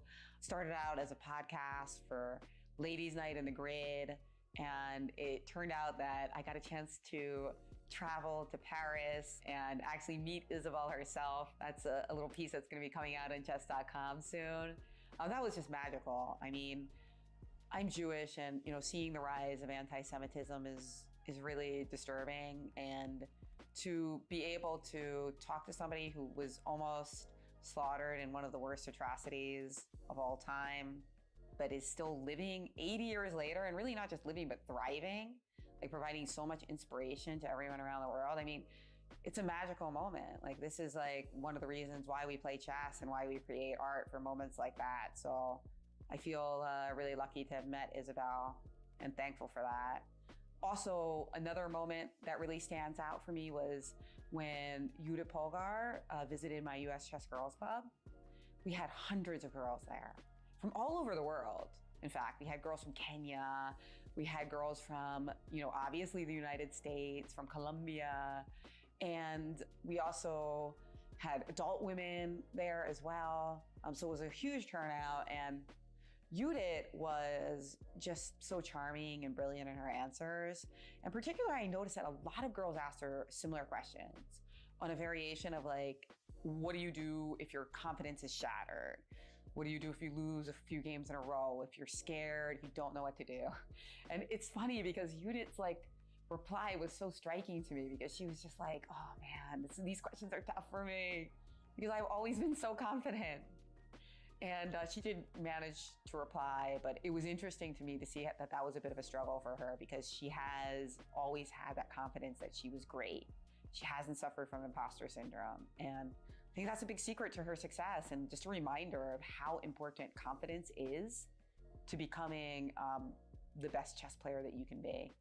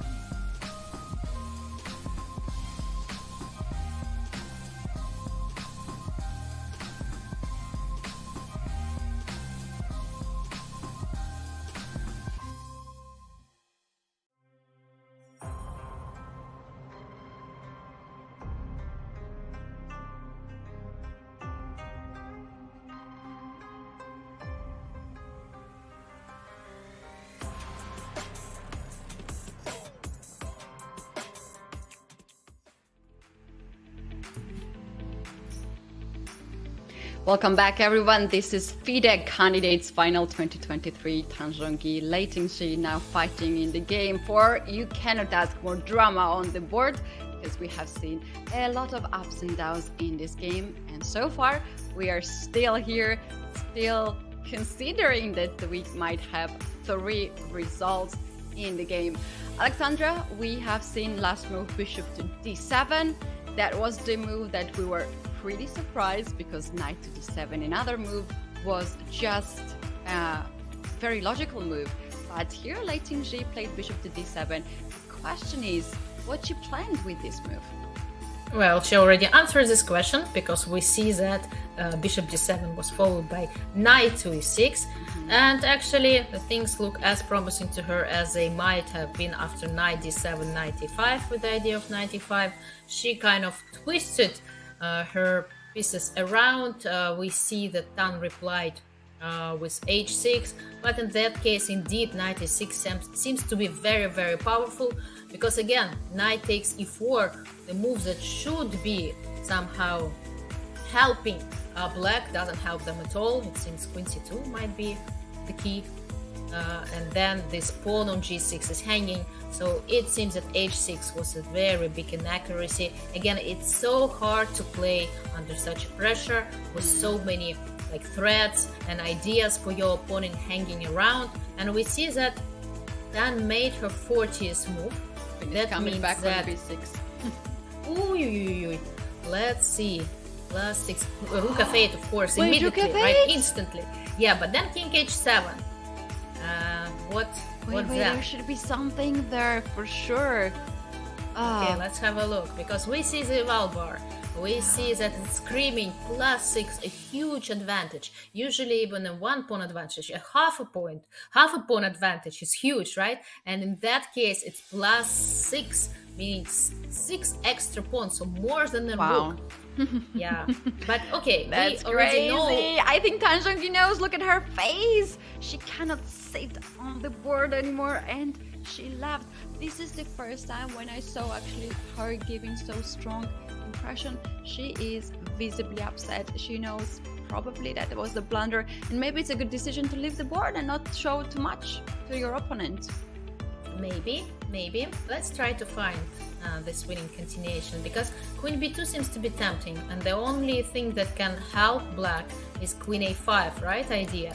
So it seems as, queen b2 is winning, but in fact it's not winning, because b4 doesn't give anything because of rook a2. So there is some still tension, and there is a chance to make a mistake. But okay, on the other hand, Lei might take her time. She's gonna have 30 minutes added. When she runs out of these 3 minutes of this time, she's gonna have 3 additional minutes added on her clock, and she can use all this time in order to find the precise way system, right? We've seen her like letting some advantage slip away, and she doesn't want to do it anymore. She should want to, to calculate and to find this precise way of winning, of finishing this game, which had so many ups and downs. That's right. Move 40 has just played, and Lei Tingjie has already had her time on, increment on, so this is a very comfortable situation for her. She needs more time to convert the advantage which she has on the board. Another thing that I was thinking when I saw this move, bishop d7 and then knight d6, is that what happened to me during the commentary, I saw one nice idea and I was keeping it, pushing it, repeating it. That happens to chess players. When you see some precise idea, you like it, then you want to go all on the way and somehow trying to get there. And very often we don't consider some other ideas. This is especially when you have limited time on the clock. Maybe that's what happened to Lei Tingjie, and that's why she decided to play bishop d7 there instead of 96. And now this is the moment. We have her on the screen. It says 1 minute and 30 seconds, but this is the clock which gives the increment right after it flags. Yeah, and I keep wondering where is this winning continuation? I keep wondering, seeing this eval bar and feeling that the position should be winning. But okay, feeling and actually finding this winning continuation is another thing. The player does not have this eval bar, right? She Yeah. might feel that she should have great chances, but I mean, is she gonna be able to find it? If our chat doesn't have the engines running and indicating those lines, you are more than welcome to share your suggestions in the chat And because it's a good exercise. spectator here, because I just checked the engine line because I couldn't stop myself to see the line here. Yeah, that's the problem because they say that watching grandmasters games, right, and any chess game is a very good exercise. But Yeah. unless you think yourself, unless you try to put yourself into a situation similar to this practical situation, That's right. and as soon as you like press this magical button and sees all those lines, this magic, it disappears.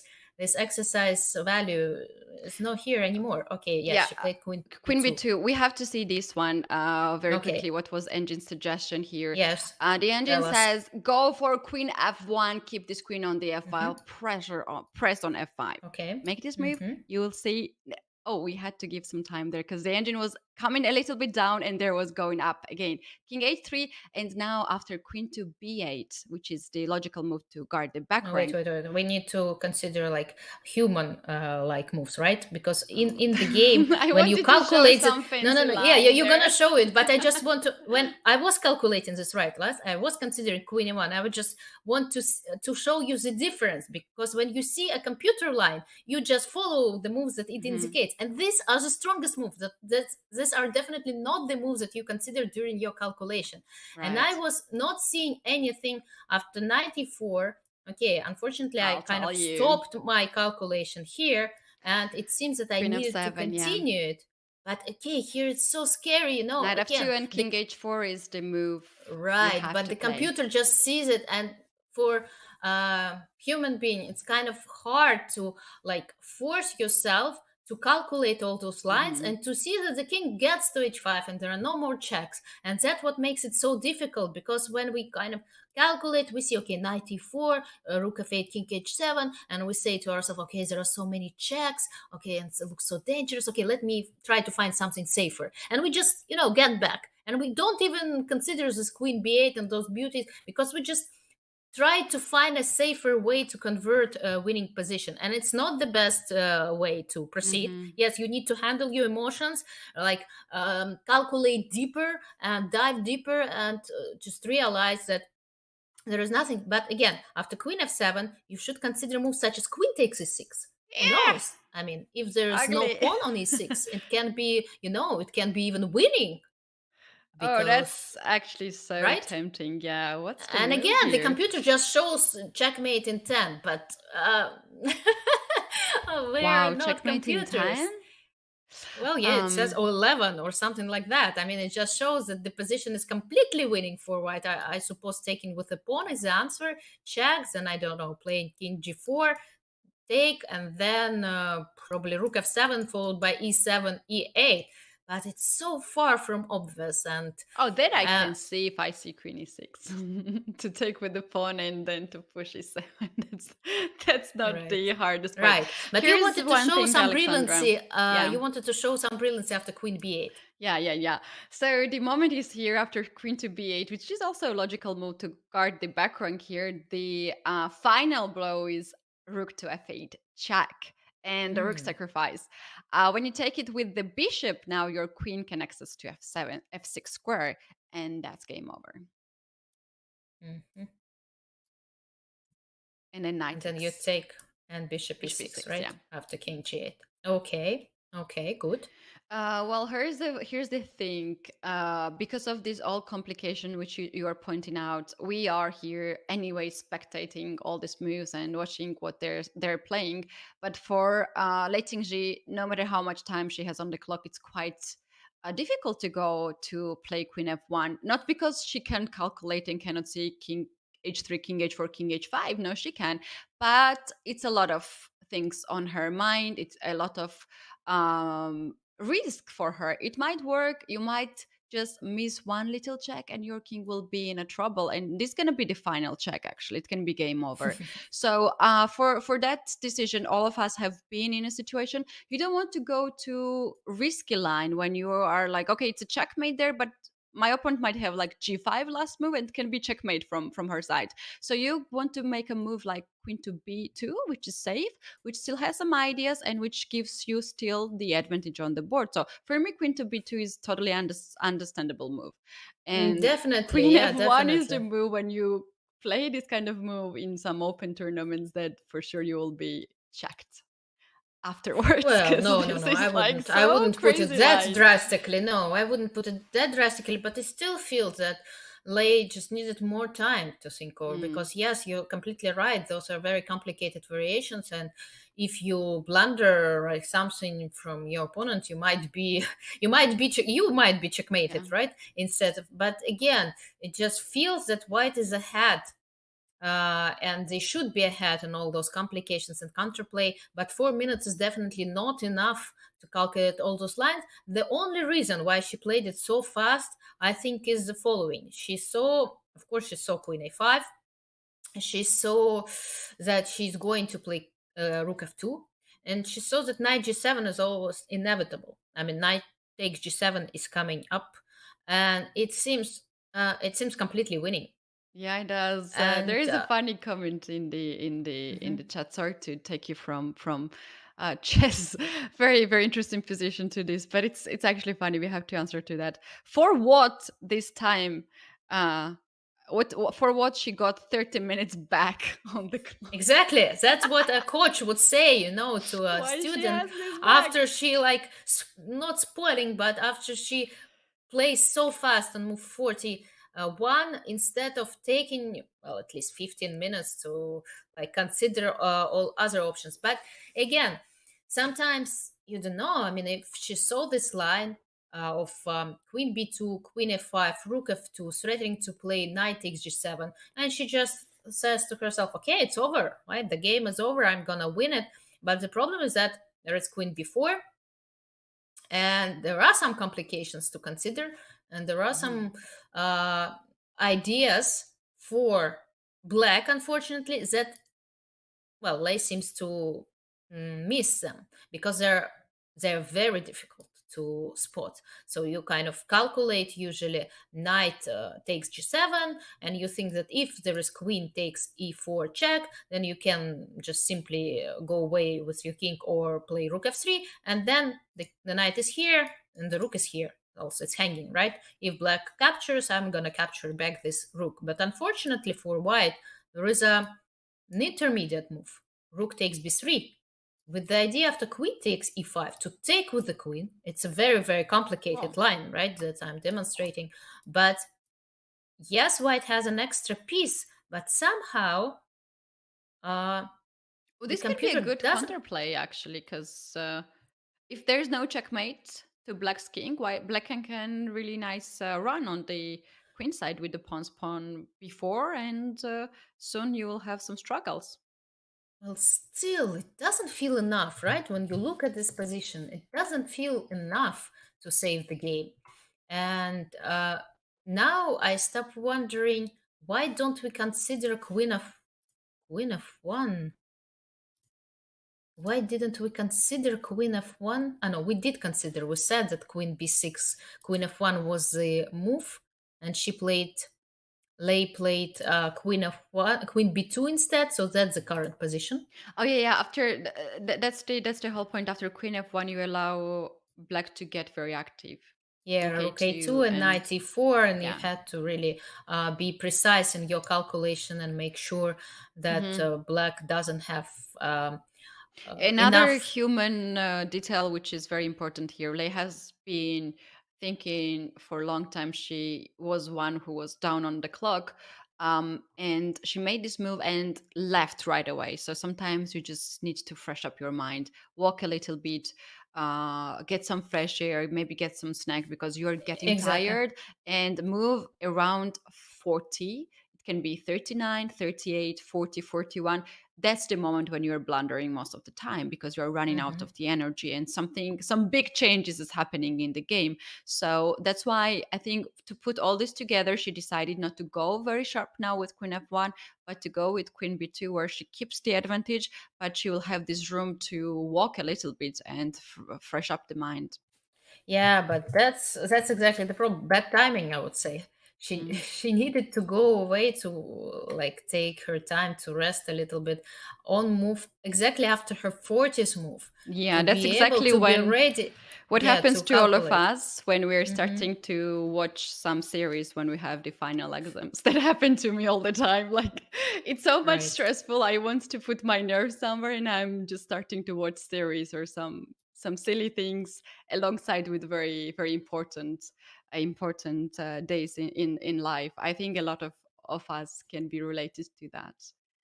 So yeah. Okay, well, yeah, perfect bad timing or perfect timing. Mm-hmm. It's so tricky all the time. But yeah, to sum up the position, unfortunately for Lei, after Queen b2, there is still some work to do.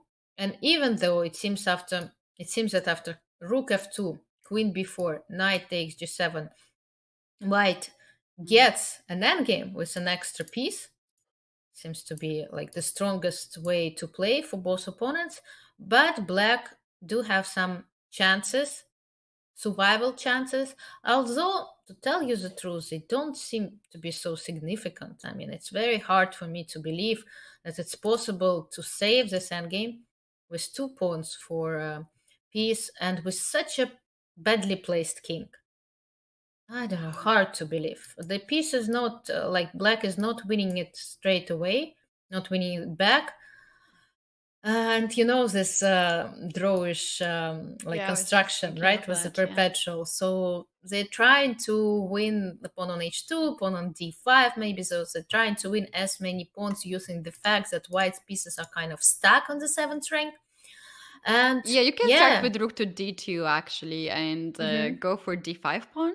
Your opponent might play bishop to e6 to guard it. And well, it was then you something can- like that, right? Knight e8, Yeah. willing to play knight f6 to build this checkmating pattern, but then probably rook d2. Knight f6 and knight Ah, h2. no, plus No? 6. And you see immediately, that's what I'm trying to show you, that like one more Really? mistake. Okay, we are considering knight to f6. Probably there is another But knight move. f6 is a draw. Yeah. Yeah. No, knight f6 cannot be played. Rook e2 probably. We can demonstrate that for, I think, some of our No, viewers knight f6 might is gonna not see lead it. to a perpetual, a very famous perpetual that unfortunately are not able to get out of it because king h1 runs into checkmate. So Did you guys knew about that? Yeah. I like this one. It's actually saving a lot of games. I like it too. I like it too, but we see that, you know what the Valbar is disliking? I think bishop g4, and then knight h2, king e1. And the problem is that when you take this pawn, there is knight f6, and suddenly it's Black who is in the same checkmating net. And there is rook h7 coming up. That's sad. It's unavoidable. Beautiful. Um, Study like. Wow, yeah. Okay. So this is getting very interesting. We're nowhere close to see the final of the game. Even if we go to the end game, we might have very interesting sequences there. Queen a5 is now on the board. The threat is rook a2. And to win a queen, Lei Tingjie now is putting some of her time to the next move. 4 minutes she's now considering to make a move. Very tense situation, very intense, and you can see on her face she knows she's better, but still there are some difficulties. And Tan Zhongyi, on the other hand, she is very, like, I can't say confident, but she's very relaxed. At least she made it work. This rook, this rook move a8, okay, it was such a bad move, and now to get this position after all, I think she should be very happy. Right. No, that's the problem. But when you try to make a safer move. You try to avoid those complications like we saw in Queen F1, Rook E2. You don't feel like calculating those difficult lines, and you make like something that you consider to be an easier option, and then you're faced on the very next move. You're faced with those consequences. You're faced with necessity to calculate all those difficult and complicated lines anyway. So it's better to force yourself to calculate them straight away in order not to spoil and not to give away the huge advantage. But yeah, it's so hard to do always, because now, okay, queen a5, and suddenly this queen b4, and the pawn on e4 is hanging, and rook a2 isn't there. And I mean, you just felt 1 second ago that everything was under control. And yeah, and even positionally, the queen was on f2, right? We were talking a lot about this f file and significance of this, importance of this f file in this game, and how important it is. So even positionally, it was like the queen had to stay on the f file, and then tactically, lines worked very well for white. And here, okay, queen b2, rook f2, it just seems a little bit weird, right? As pieces are moving in the wrong direction. But okay, That's still, right. We have a lot move, of, and that's the rook to f2. Lei Tingjie considers this is the move to be played to avoid any threats on the second rank. And it was the now- only move, by the way, Yeah, to keep only the move. advantage. Queen to oh, Ooh, Zhongyi makes the move right 94 away. immediately. Okay, let's see. That's interesting. We've analyzed thoroughly and very deeply queen b4. That was a chance indicated by the computer. It was showing that even though black loses a piece, there might be some saving chances. It didn't like the immediate knight takes e4, but now we have time. Let's take this time to understand, to try to understand ourselves going on? first. What's gonna I would happen? suggest my crazy moves. Shall I go? Knight takes g7, right? No, rook f8. No. Rook f8, king h7. I didn't see what's gonna happen there. Rook a2 is a threat. Yeah, shall we go first bishop f8 move to... You oh, see, no. it's game over by the Valbar. Just because everything was start under with knight control g7. after bishop f8. Knight g7. My suggestion is no better, because I thought that, okay, knight f2, queen e5, I'm almost there, right? I'm always checkmating. Why it's not the case? Because probably of knight d3, and my queen is under attack. Well, at least, why there is no perpetual? Come on. Because after queen e8, there is king h7. Terrible, I don't even have a perpetual. Okay. Attempt number 2, which Lei doesn't have. So we already tried doesn't have rook that. f8, knight takes g7. Well, we're commentators. We have this luxury, right, of trying on some weird lines. Maybe you know what? This one seems to be interesting. Queen c2. Okay. Hey, I see the Valbar not dropping to -10 immediately. That's like, and the idea is to take on g6. Okay, the bishop is Okay. so stuck there. There's no check. Is this a game over? I think it's a checkmate next move. Mate in 2, it shows. Okay, so it doesn't show mate in 2 here, but it's still, it screams for +3. Maybe now queen white's to favorite. b4, Alexandra, and we transpose Yeah, it seems to as the this only move. Queen b4. I was thinking about queen takes a7, but there is nothing after knight takes f2. I don't see. Maybe there. No, I don't see that's the right continuation. Okay, let's see what we have. Maybe I was thinking when playing queen c2, I was thinking of playing rook e2. Like, same idea. I just attack this knight. I want it to go away, and if it goes away, I'm gonna take on g6. Okay, heard you. It's actually very interesting idea. Is there a way to avoid that? I was actually thinking knight f6, queen g4 ideas. I Might was be thinking about knight working. g5, trying to exchange this knight. Could be. Okay, could be let's start with knight f6. Let's try with your suggestion. But the problem is that the knight is gonna hang there, and I can even take on g7. You have knight f6.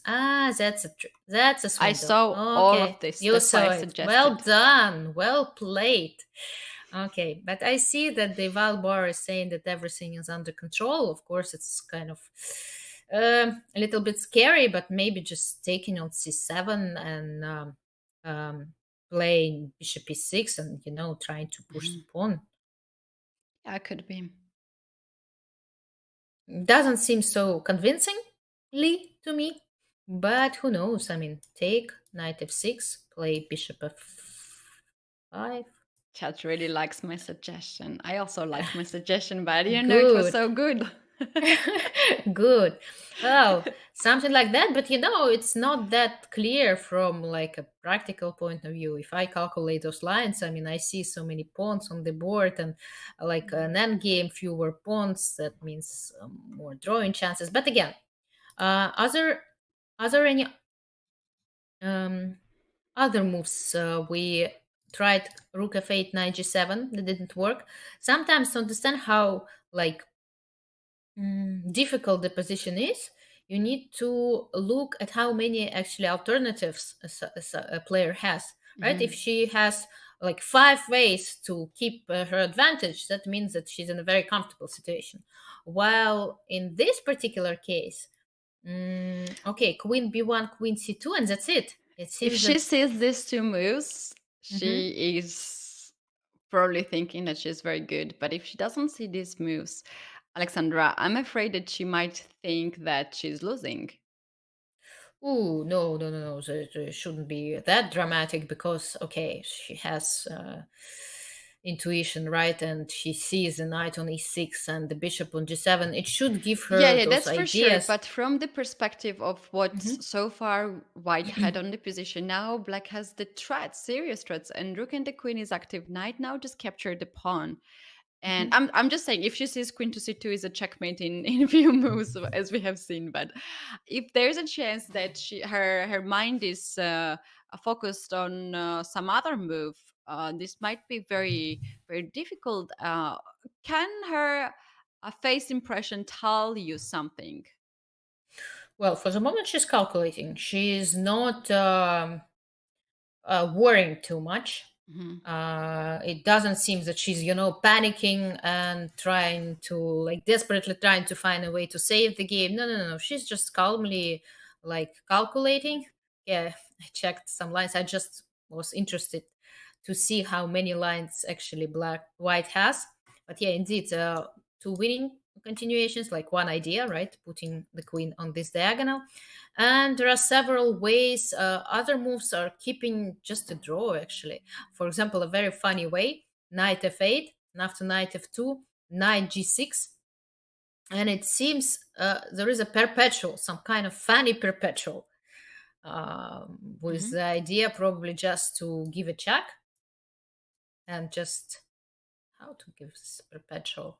Because I thought about queen e6, but bishop e6, but then king h8. And queen e5, so bishop g7. Yeah, probably the queen e5, yeah, and some kind of, but it's okay. You don't give up so much material, right? Unless you are Dina Belinkaya and you know that there's a checkmate coming up. Well, okay. With all due respect, I mean, yeah, there was a fire on the board that I think most of us have seen. Yes, okay. And but here, let's see if Lei find this winning idea, the correct idea. 12 minutes on the clock, right? The time is ticking for her. She just got the increment, but 12 minutes she's going to play. She's not so sure. Look at her. I think the green cup is back. The cup has come back. Yeah. So what I wanted to mention is that she was probably going to play queen move, but she was not so certain. You have to make these moves right away, otherwise your opponent gets some signals, and you are not very confident with your move. She is now back to thinking, I really don't know what was her move, but this move must be very important. Queen c2, queen to b1. The idea is to go after g6 pawn and bishop on g7. That's what she needs to now recognize, that this bishop here on e7 is just stacked and can be attacked. Yeah, but the problem is that to see what's gonna happen after queen b4, right? Because when you calculate this line, okay, you notice this idea of knight f2, queen g6, but then you start asking yourself, okay, what if black just protects her knight? Don't move it away. Yeah. What's gonna happen then? And here you again, you're like starting to calculate all those lines with knight takes g7, rook f7. There are many lines to consider, and rook e2 doesn't seem to be very, very obvious. Okay, it's very logical, I mean, to keep this idea, to insist on your idea. But other than that, I mean, there are so many other tempting moves to calculate that, and time is slipping away. She's been thinking over 9 minutes for 9 this minutes move. already, and time is ticking indeed. 10 minutes, down to 10 minutes, and this is not so clear position. She needs to make next move most very fast, because even if she... Oh, queen c2 isn't on the board. Queen c2 is on the board. Great. Okay, I expect to see queen b4 almost instantly, because, well, there is no way Zhongyi, she plays is gonna... fast moves.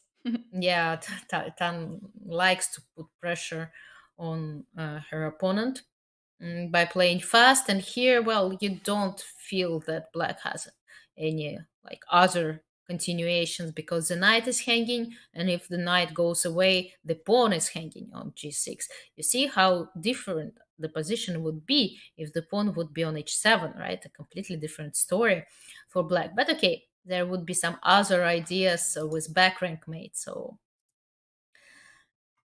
but what I want to point out, interesting position. Queen to b4 can be the move. Yeah, let's see. So Can every I single suggest tiny another move? Mhm. Then I Yeah, of course, go ahead. snicked in the engine lines. So queen to Mhm. b4. This is something that we should actually take a look at. It's pretty. Mhm. The suggestion is d6 here. Wow, d6. Yeah, I saw the computer screaming about such a possibility It like drops before. down. But now I kind of, I try to figure out what's going on. I mean, so many possible captures, right? Yeah. Okay, so the idea probably knight takes f2 to meet knight f2 with d takes c7, right? Then promoting your pawn into a queen. Okay, I don't want to see that happen, and I don't see how I can stop the pawn after knight takes f2, d takes c7. Let's So start we'll with try... the worst moves. That's how actually I go to make sure that it's working. C takes d seems to me to be the worst move to open up the c file. Queen takes d6 is even worse, yeah. Well, yeah, but I still need to understand why. Because I thought that it doesn't work because of queen takes e4, but then I realized that there is queen takes d7. Yeah. Possibility. Okay, you have queen takes g6 and you have queen a8. Yeah. Probably queen takes g6. After queen d6, we might also consider rook f7 move here. It's not very obvious move. It's a very difficult move to spot, such a calm move. Okay, is queen takes e4 like giving something? If it gives, then of course we should like start with that, because rook f7 is not going to be played. I doubt it. Queen g6. If it's winning, I think that that's the position we might see, right? And king h3 is always the answer, the key to escape. So after queen takes d6 doesn't work, right? Okay, c takes d6, you said, is also bad, right? Because of queen c8, knight f8, something like that, and rook f7, or not? I don't know. We can actually put it on the board. What happens? Queen c8 goes there. And we need to follow up with the checks. I think knight f8 should be the next move. Bishop takes. Yeah, it's not the right move. And how is this a draw? I think it's rook f7. Yeah, because if there is no checkmate, then luckily it's a draw. If you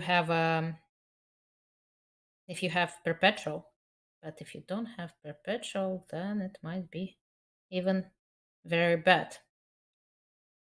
Rook f7 instead of rook f8 should be the Yeah, good but move, chat says. then I didn't understand what to have after queen d2 and knight f2.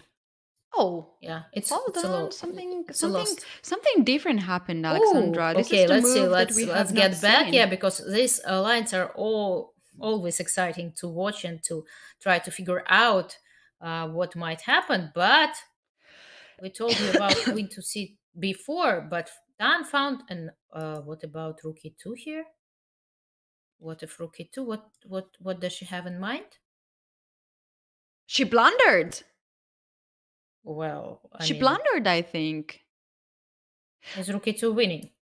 Yes, because there's no more check, and whatever you go, queen Well, e4 or rook e4, that's a blunder.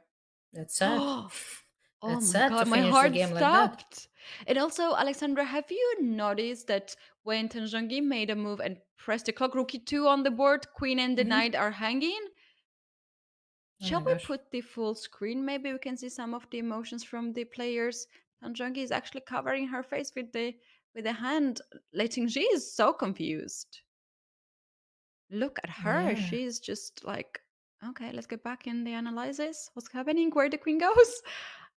That's sad. She's going to I mean, that process. game over. Because Tanzhangi lost she the piece. well, it's not even the fact that she loses, right? But that she not only loses piece, but she also loses time, right? Because her queen is under attack, and we analyze so many like complicated lines when black kind of sacrificed the piece, but in return they were able to get a few pawns to win back some pawns, right? And now she doesn't have this luxury because her queen is under attack. Her knight is well, it's a fork, it's a double attack, right? Her queen and her knight are under Lei attack. Tingjie is so grateful for this gift. It's a gift, Alexandra.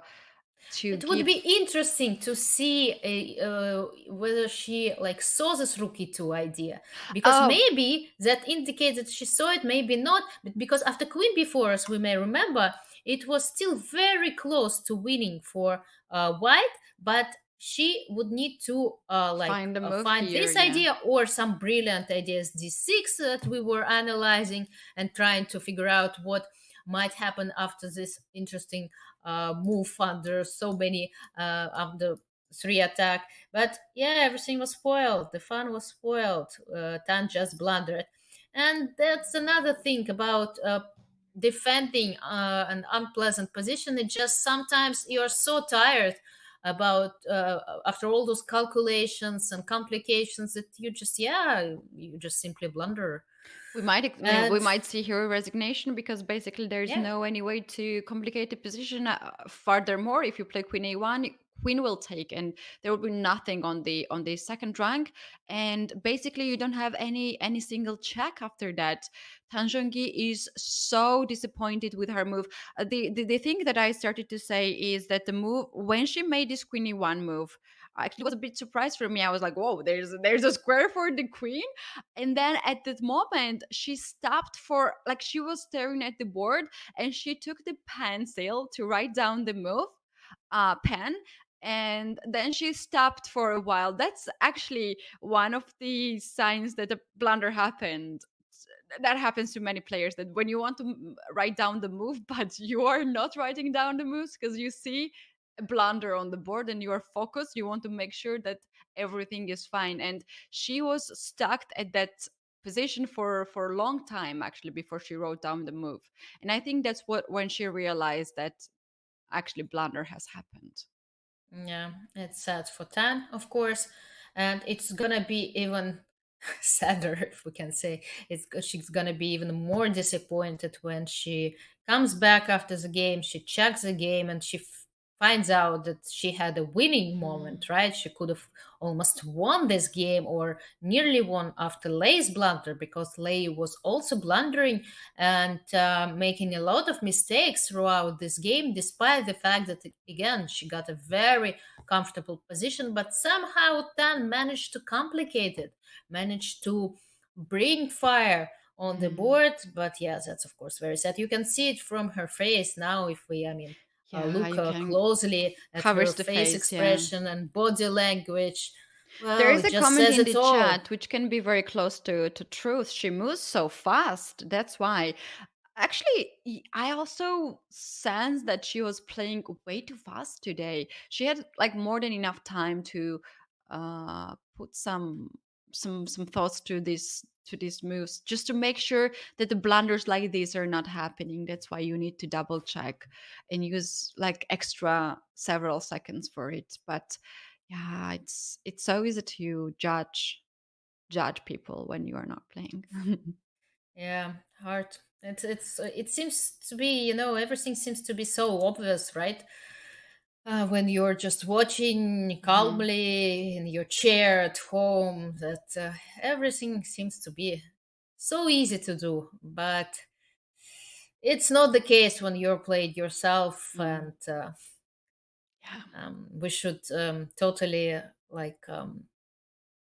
understand that it's such a different thing to be there, Oh because yeah, those absolutely. players, they've done such work preparing for this match, and And there is a place for two people, and those are the people. It already says way too much out of all the tournaments and the world championship cycle that connects together so many events. These two are now here. The winner of Pool A is Lei Tingjie, and the winner of Pool B is Zhongyi. We have talked a lot about the changes of the system throughout these 3 years as the tournament has started, and it was a bit complicated. But in the end of the day, we have these two players here, and we have to give a big shout out to both of them and send all the good signals to them, because they are in a very very stressful situation right now, but also in a very good situation because even if you lose this match, you are getting a really nice prize money, and runner up will get 50,000 euros out of this match. So this is something that compensates all these feelings. And another thing is that the winner of the match will face uh, later the current woman world champion, Ju Wenjun. So that's a lot of things ahead of us. She made a move. Queen to c3 has been played, hoping that Lei Tingjie will trade the queens, but as will not can happen. Lei Tingjie will take the knight on e4 with queen e4. That's the move we could expect in a few seconds. all right, yeah. Queen e4 is indeed on the board. Queen g6 is about to be played. And again, just look at this rook.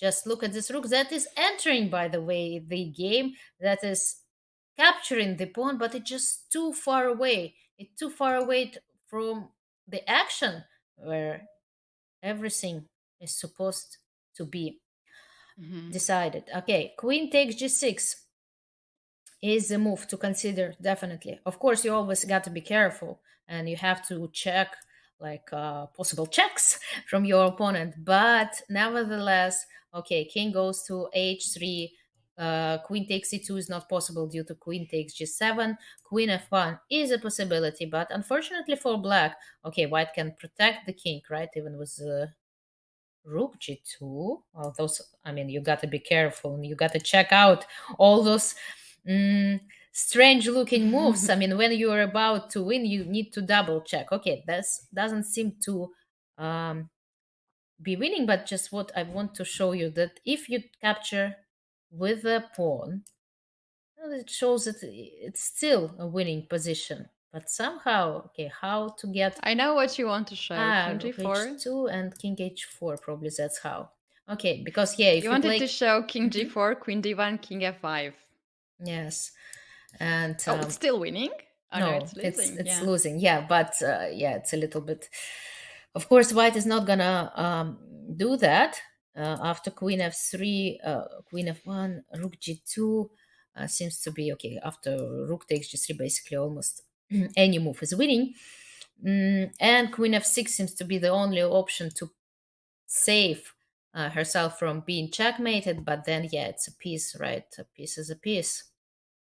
Yeah, if Tan wins, it's a miracle. I would put, in a way, if Tan wins, that's going to be the biggest blunder of this game. Like No, the it's not gonna biggest happen. blunder of the game. Okay, well, I mean, we do believe in miracles, yeah, but sometimes, unfortunately, in chess, this belief, it's kind of limited. Okay, here knight takes e7 is one option. Rook f2 seems to be very pleasant, and again, the king is almost in a checkmating net, despite the fact that it's an endgame, but white has an extra piece and a checkmating attack and a potential passed pawn. Okay, too bad. I'm afraid it's gonna end very, very soon. Okay, Lei is taking her time just to double check to make sure that she's not blundering anything, because queen takes g6, I don't think it's the only winning move here, right? There are other moves, but queen takes g6 seems to be so direct. Okay, knight takes g7 is also a possibility, right?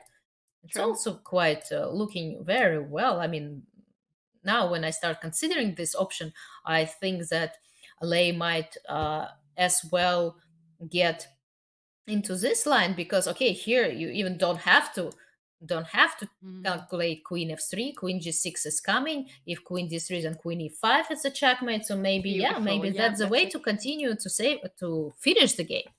I would play rook to f2 here to maintain the position, to avoid some sort of queen f3 checks, which we have seen in the lines, and just get ready for some kind of nested checks on f8 It's and completely winning. I mean, here you can win in several ways, but here you also can play rook f7, trapping the bishop. So you see there, we've already suggested 3 moves and they're completely winning all of them, and it's more like a question of liking and on what way to finish your game. But it's a very sad game for Tan, actually. Very sad game. It is 6 minutes for for Lei Tingjie for her to make a decision, but the position is so easy to play. She can actually collect some of the time on the clock by moving the next moves. 30 seconds increment is a lot of time sometimes.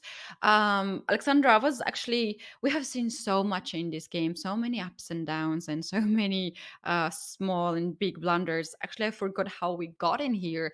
If you choose one moment before Lei is thinking for her next move, where do you think that things went crazy? At what point it got really sharp? I mean, let's see how the game ends. And yeah, queen I to think g6 has happened. it's just gonna end anytime soon, and then I think. Oh, don't worry! I'll tell you if it ends. We'll not. No, because it's just the moves are happening. Lei did play queen takes g6, queen f3, king h3. So just let's finish this with this game. Like, let's see this final handshake, and then I can go over a little bit.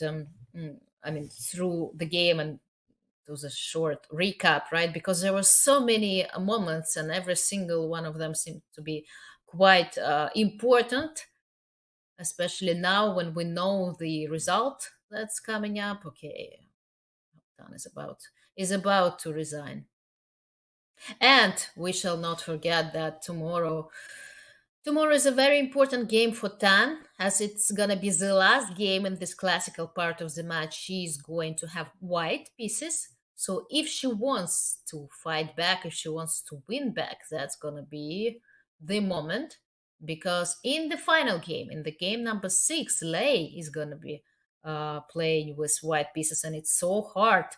It's so hard to get a playing position when you are playing with black, if your opponent is ready to make a draw. There are so many forced lines, and you need to start from a very low start in order to just to be able to complicate, to get this game going. We're gonna talk about it if Tan faces a situation, right?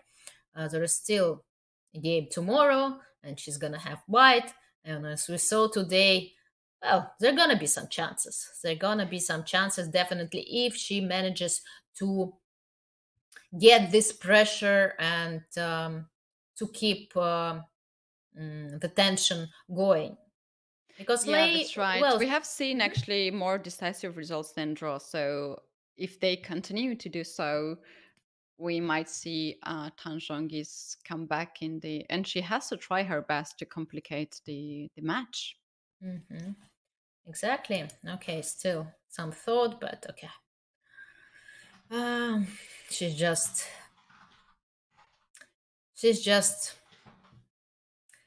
kind of getting herself prepared for this handshake, for this resignation. Sometimes it's so hard, to accept that, yes, you've. Oh yeah, that's the hardest part for sure. To stop the clock and shake the hands. Well, I'm not sure that there was a single mistake, as you're gonna see. There were several moments where one player or the other player made inaccuracies and allowed their partners, their opponents, to turn the tables around, complicate the game, and but we'll see. We'll go from that somehow. I have this feeling that this game won't last any longer, even though Dan has almost 28 minutes. I don't think she's gonna use them up. That's right. Most likely, she's gonna stop the clock, congratulate her opponent on a better play today, and we'll go home and we'll try to kind of get herself. Yeah, we had the comment popping up on the screen. I can barely watch my phone for 5 minutes straight. They have been at it for more than an hour, focused and thinking. More than hours, guys. This has started at 3 p.m. Local time in China, where this tournament is happening. And for us, for me and Alexandra, it has been from not 3, that's too extreme, 9 a.m. So they have been focused for so long, and the fact that we have seen so many ups and downs might be the case that, on top of the pressure that we have for this match, they have already played 3 very intense games and very long games. Queen to f1 check has been played by Zhongyi. Rook to g2. She will play this game, I think. Rook takes g3 is to expect. That's. Or queen f6. I mean, queen f6 seems F6, as the only move and only reasonable move. But again, there are so many ways to finish the game. After that, okay, we might still see this queen f6, and I think Lei is gonna capture on f6, play rook f2, and the resignation is coming, guys. It's coming up. Yeah, quite a long game if we just calculate time, but so many ups and downs, so many actions, so many mistakes that time flew by. We didn't even notice it, right? Oh, ask my stomach is crying out. So hungry. I have noticed. You have noticed. I haven't. I mean, there are some certain games sometimes. For example, in the previous game, somehow 3 hours, but they lasted longer. They lasted longer, but I had really heavy breakfast and I couldn't feel it. Okay. But also for chess players, we were talking about the nutrition earlier, and this thing that some of the players are not eating before the game, and I know a lot of top players, they're just skipping lunch, and imagine their state. They're spending so much calories, they're spending so much energy, and it's not easy to eat breakfast and lunch before the game. So that's why you should have some snacks, some protein bars, something to keep to fuel your energy, to keep this energy up. Yes, indeed, I know many players who skip their lunch, and that's why it's so important for them to have something during the game and to pay attention to that, because running for hours without feeding your brain, well, the brain can just go on the strike, stop functioning, and say, okay, protest. I imagine you have a small protest in your brain. I've had several of this blackout, so you don't need to explain to me how things might start functioning and not working if I don't do certain things properly. So that's why every single part of preparation is so important and crucial, right? You need to pay attention, of course, to your chess preparation, to your opening preparation, middle game preparation, end game preparation, psychological preparation, and also like physical preparation, nutritional preparation, many things to And think how about. important it is to sleep, to have a good sleep before the game. It's also one of the biggest factors, because at some point, if you don't sleep well the previous nights, then it will just strike back right away. Maybe not 1 hour after the start or 2 hours, but when the time goes slow, then it will for sure affect all the players, no matter how strong they are.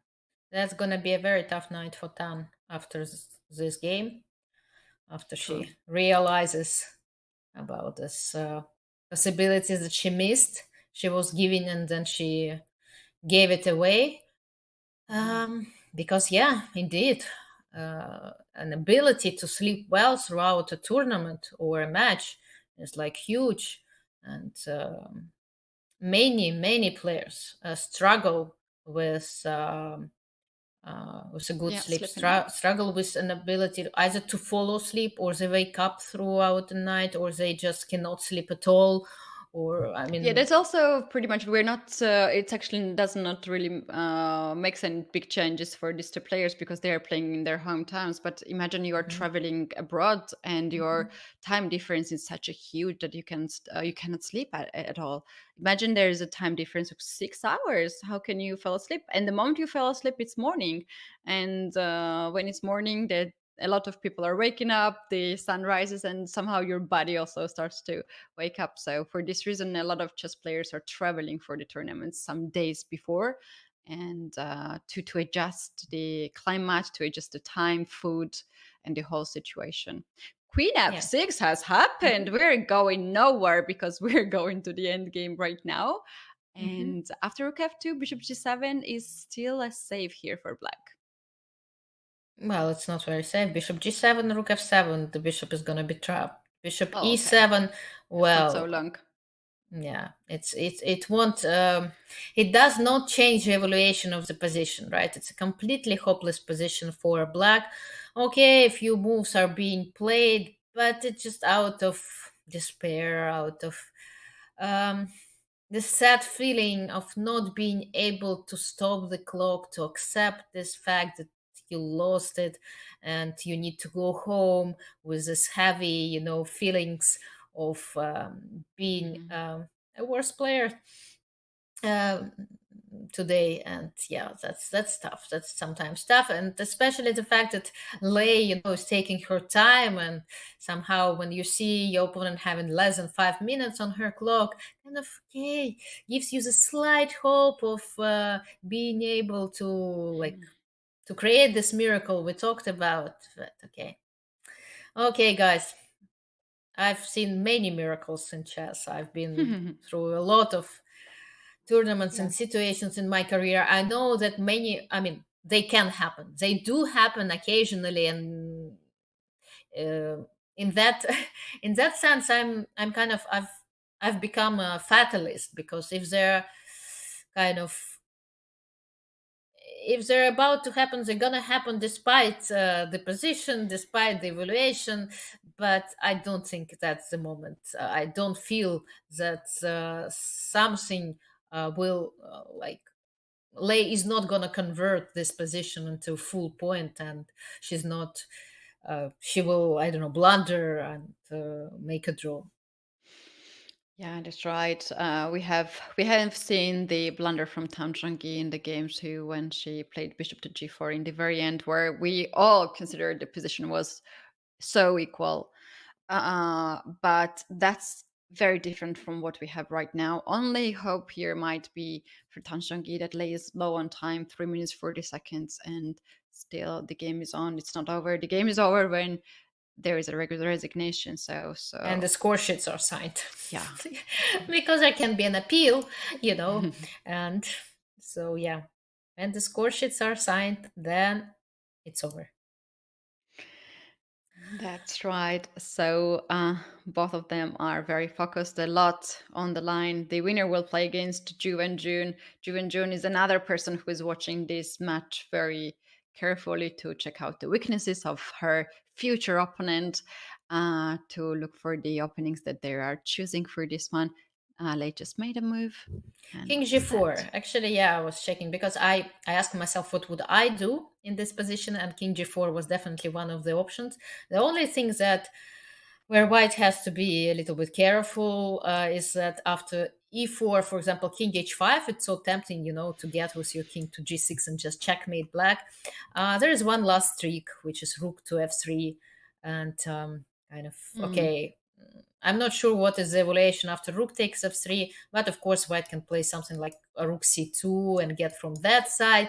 But it looks as a progress, right, to me, for black. E4 and then rook f3. Yeah, that's exactly where the game is heading. So king g4, e4 is being played.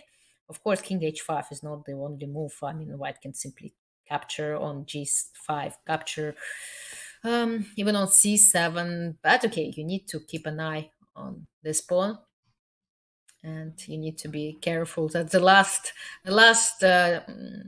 hope for black. That's right. Well, we are just waiting for Lei Tingjie to convert this endgame, and this is the endgame that all of us would like to see ourselves to be in, to struggling in this kind of position when you have an extra piece for 2 pawns only. But white's pieces, all of them are so well coordinated. Now the e4 is the challenge for white, and if white controls that, I think that will be pretty much it. Yeah, something like rook f8, knight g5, rook e8 might happen, putting your rook behind this passed pawn like this might also be pretty pleasant to play. And even though, again, mathematically speaking, it might not be the cleanest way or the fastest way to victory, but definitely it eliminates all those last tactical resources that black might have. Right. Rook She f8 goes with isn't rook it on the f8. board? King goes on h7, the only move. And we might expect next move of Lei played right away. She has 2 minutes and 30 seconds. Her time is getting smaller and smaller on the clock. Yeah. Alexandra, we were talking about the time, this sleeping schedule and all these extra details for the chess players. And in one of the recent interviews, Nepo said that he has slept for 2 hours only each night at the World Who? Championship match. Nepo. Ah. Mhm. Can you imagine how tough it could be for him? And it can actually apply for these two players. So we don't know much. Actually, we don't have the interviews after the game. I don't think they are giving the interviews. Uh, Maybe in and Chinese. maybe, and also, like, if you are in the match in progress match, you don't want to show too much of your cards that you have such a bad sleep Yeah. and you're so not happy with this condition. So maybe after the tournament we will see more picture, but it's definitely is very very very tough for the players not to have a good sleep. Yes, definitely. It might explain all those mistakes and blunders that Jan made against Magnus Carlsen, and let's just hope that he was able to somehow work, or rather to find a solution to sleep right during these important events, because of course sleep is one of these very very crucial factors that can bring can Right. be the answer to many questions. I mean, you need to be refreshed, prepared for a new day, new games, and for that, it's very important to sleep well. Yes. Right, that's for sure. Lei is Ah, having the look, time pressure right look, now. 2 minutes 10 seconds. checkmating is in there. Checkmate alert, as I say when I stream. Bishop f5, 96. So let's pretend rook b4, and then here comes a very beautiful checkmate. That's how the Beautiful. game can finish. Beautiful, beautiful. Rook is now under attack. This rook has to find the proper square. Is it possible actually to stop this checkmate? No, I don't think How so. you're I mean, going you to can play stop? rook g3, but okay, it's stopping. It's just prolonging the game a little bit longer, but it won't happen. No, no, no, no. So bishop f5, knight c6. That could be the pre-move if we play online chess, but or the board you don't necessarily need to pre-move. And this is just two moves. Zhongyi has no choice here. Yeah. Well, the other choice is to resign immediately. I mean, it would be the right moment. I think she already knows that she lost this game. Yeah, well, in case if black counterattacks the rook, king to g7 now, white has very least a check on e6, or could be also some other nice moves choose to move the rook away. Alexandra, what would you play if king g7? That's actually, yeah, might happen. That's actually might happen because, okay, of course I can take, take, but it feels as the pawn can get there. But okay, that's still a lost, right, position. Just too many extra pieces for white, and the knight can still like stop this pawn, and you get it and you win it. But it doesn't seem to be like as the most precise way to continue, to tell you the truth. After king g7, what would I do? I can show you the line where Tanjongi can still win. Oh, really? Okay, yes, please. King g7, Mhm. knight e6, king h7, the only move, not only move, but you can play rook to f7, check, Mhm. king g6, and h5. You think it's a checkmate, but you Well, actually blundered the rook. Well, they have made the move king g7 is on the board right now. Tanjongi has played, Lei Tingjie has a lot of moves to respond. One of the respond can be 96, which we were demonstrating. Another move can be just to move away with the rook. Let's see her choice. She decides to she take decides to the take. rook. Oh, I that's would not. easy. I would not want to that game to somehow continue. I don't know. I would play 96, yeah, bishop e8. I don't know. Of course I demonstrated use this line, but it just prolongs the game a little bit more, and then it's so useless to play. I know, but you just feel like finishing it as soon as possible. And here, okay, black is still playing. King d6, king c5. You need to somehow like calculate some more lines. Of course, you understand that the position is completely winning, but just why do that if you it feels that you can somehow win so much faster. But okay, Resignation has happened. okay. Okay. After bishop to h6, this is the game over for Tanjongi. Lei Tingjie wins. Very important game. Round 4 was her lucky game, and she is keeping now the leader's position. Tomorrow will be another day. Tanjongi has to come back tomorrow or keep this distance at least to make a draw and try her best in the next rounds. That was really tough day, not only for Tanjongi but also Lei Tingjie. She has barely left the board. It was so tense position, so much ups and downs. Alexandra, are you happy of what you have seen today? We're always happy to see the decisive result, right? So we're always happy when one player celebrates victory. That means that it kind of, it breaks um, this equal kind of thing. It breaks everything. It kind of forces one player to go ahead and fight back, and it's 2.5 to 1.5. Lei is leading. There are just two games left, and only one game where Tan is gonna play white. So tomorrow's game gonna decide a lot. But let's quickly go over. Yeah, we have really few time. Maybe just focus on the main blunder because Of we have course, seen I mean, several. this game was a very complicated and bright game, and was a lot of interesting lines that, as usually happens, stayed behind the curtains. It was a Catalan, so a Catalan, a very classical line with bishop e7, players playing really, really fast and demonstrating their opening preparation skills. So everything was working pretty well for Tan. So one of the lines that have already been played on a very top grandmaster level. And here things started to go a little bit weird for black I think that's the position or kind of position where we can pretty often see in this bishop e7 Catalan line. But Tan opted for a very like responsible and sharp move f5, which is definitely double-edged. But what's more, after rook d3, which was not the only move, but we liked it, it was quite a flexible move to protect the e3 square, Black continued her very unusual play and played king to h8, which kind of made us wonder. But in fact, the king went out, got away from this possible check on e6, which seemed to be a little bit too artificial and gave too much play for white on the queen side.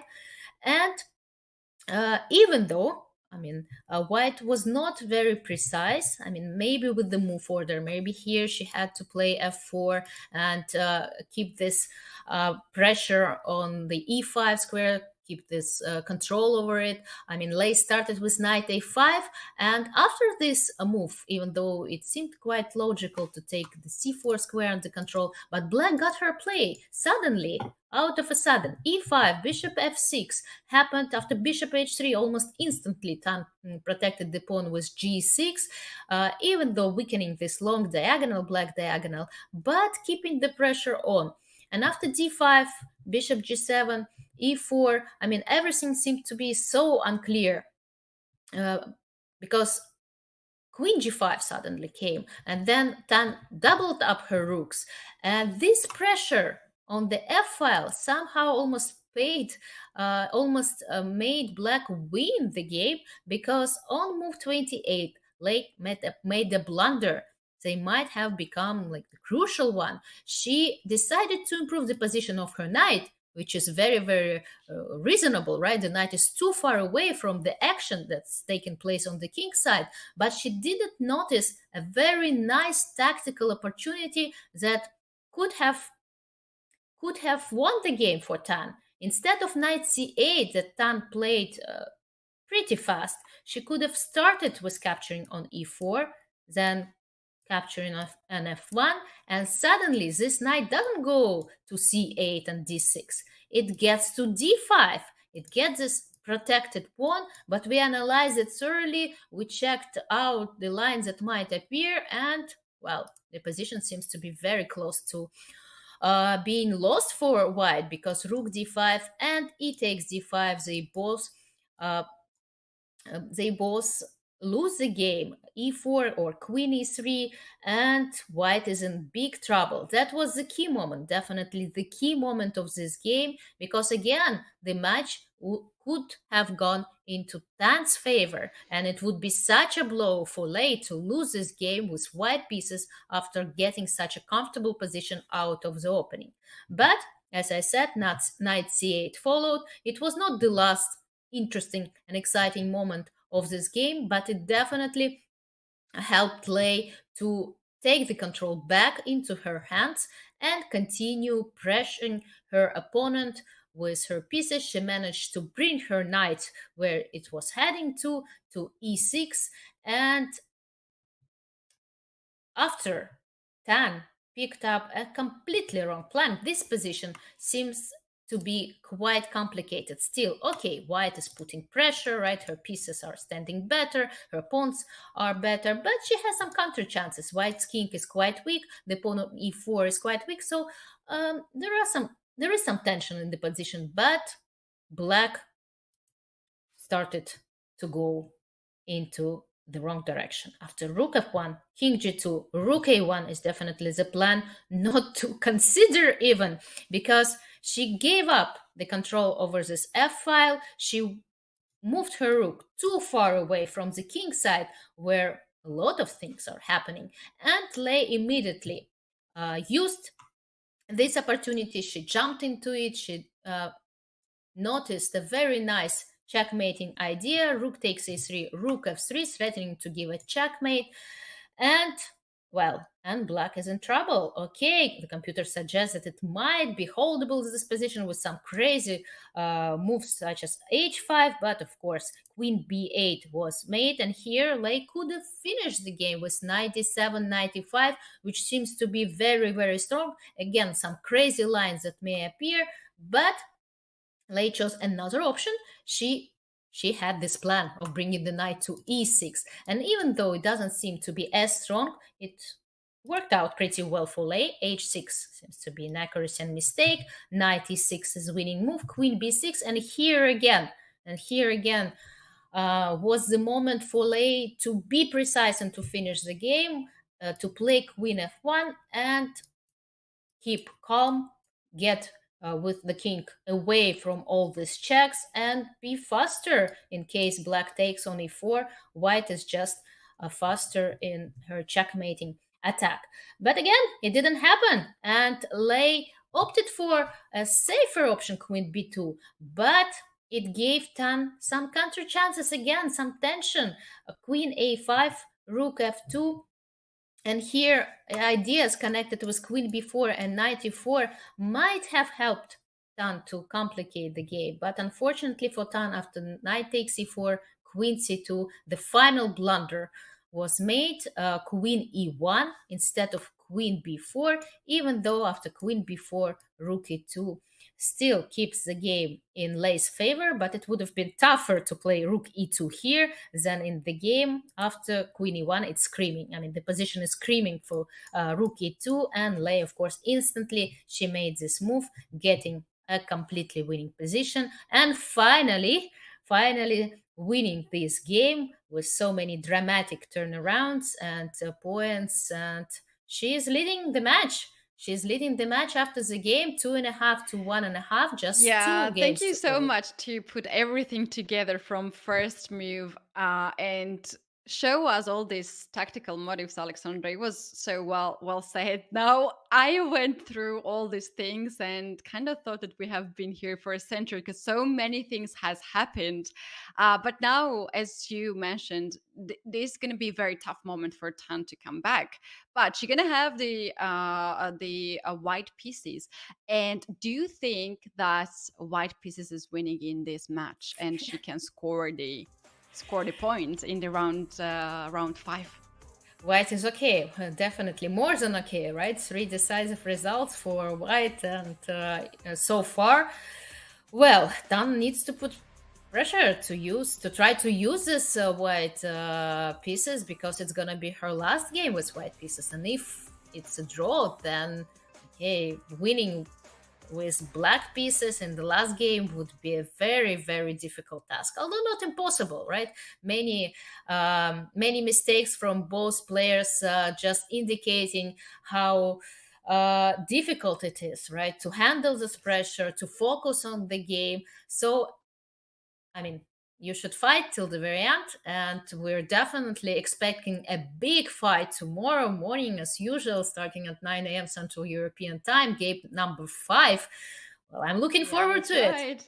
As Alexandra said, you have to keep fighting, and you guys have to keep come back here for this commentary. Maybe it starts a bit early for you, maybe it's normal time for you, but we are looking forward to see you, and thank you for very much to be here. Alexandra, thank you so much for all these incredible analyses that you're putting here together on the board, and also Chesscom team is working together to put this show and give us spectators some of the really amazing chess that we have here at the candidates finals. Guys, soon in few days, we're going to know the challenger of the current women world champion, Ju Wenjun, and cannot wait to see who that will be. So far, we still don't know, and we cannot even speculate. It is our final goodbye, guys. See you tomorrow at the same time and at the same place. Bye. See you soon. Bye.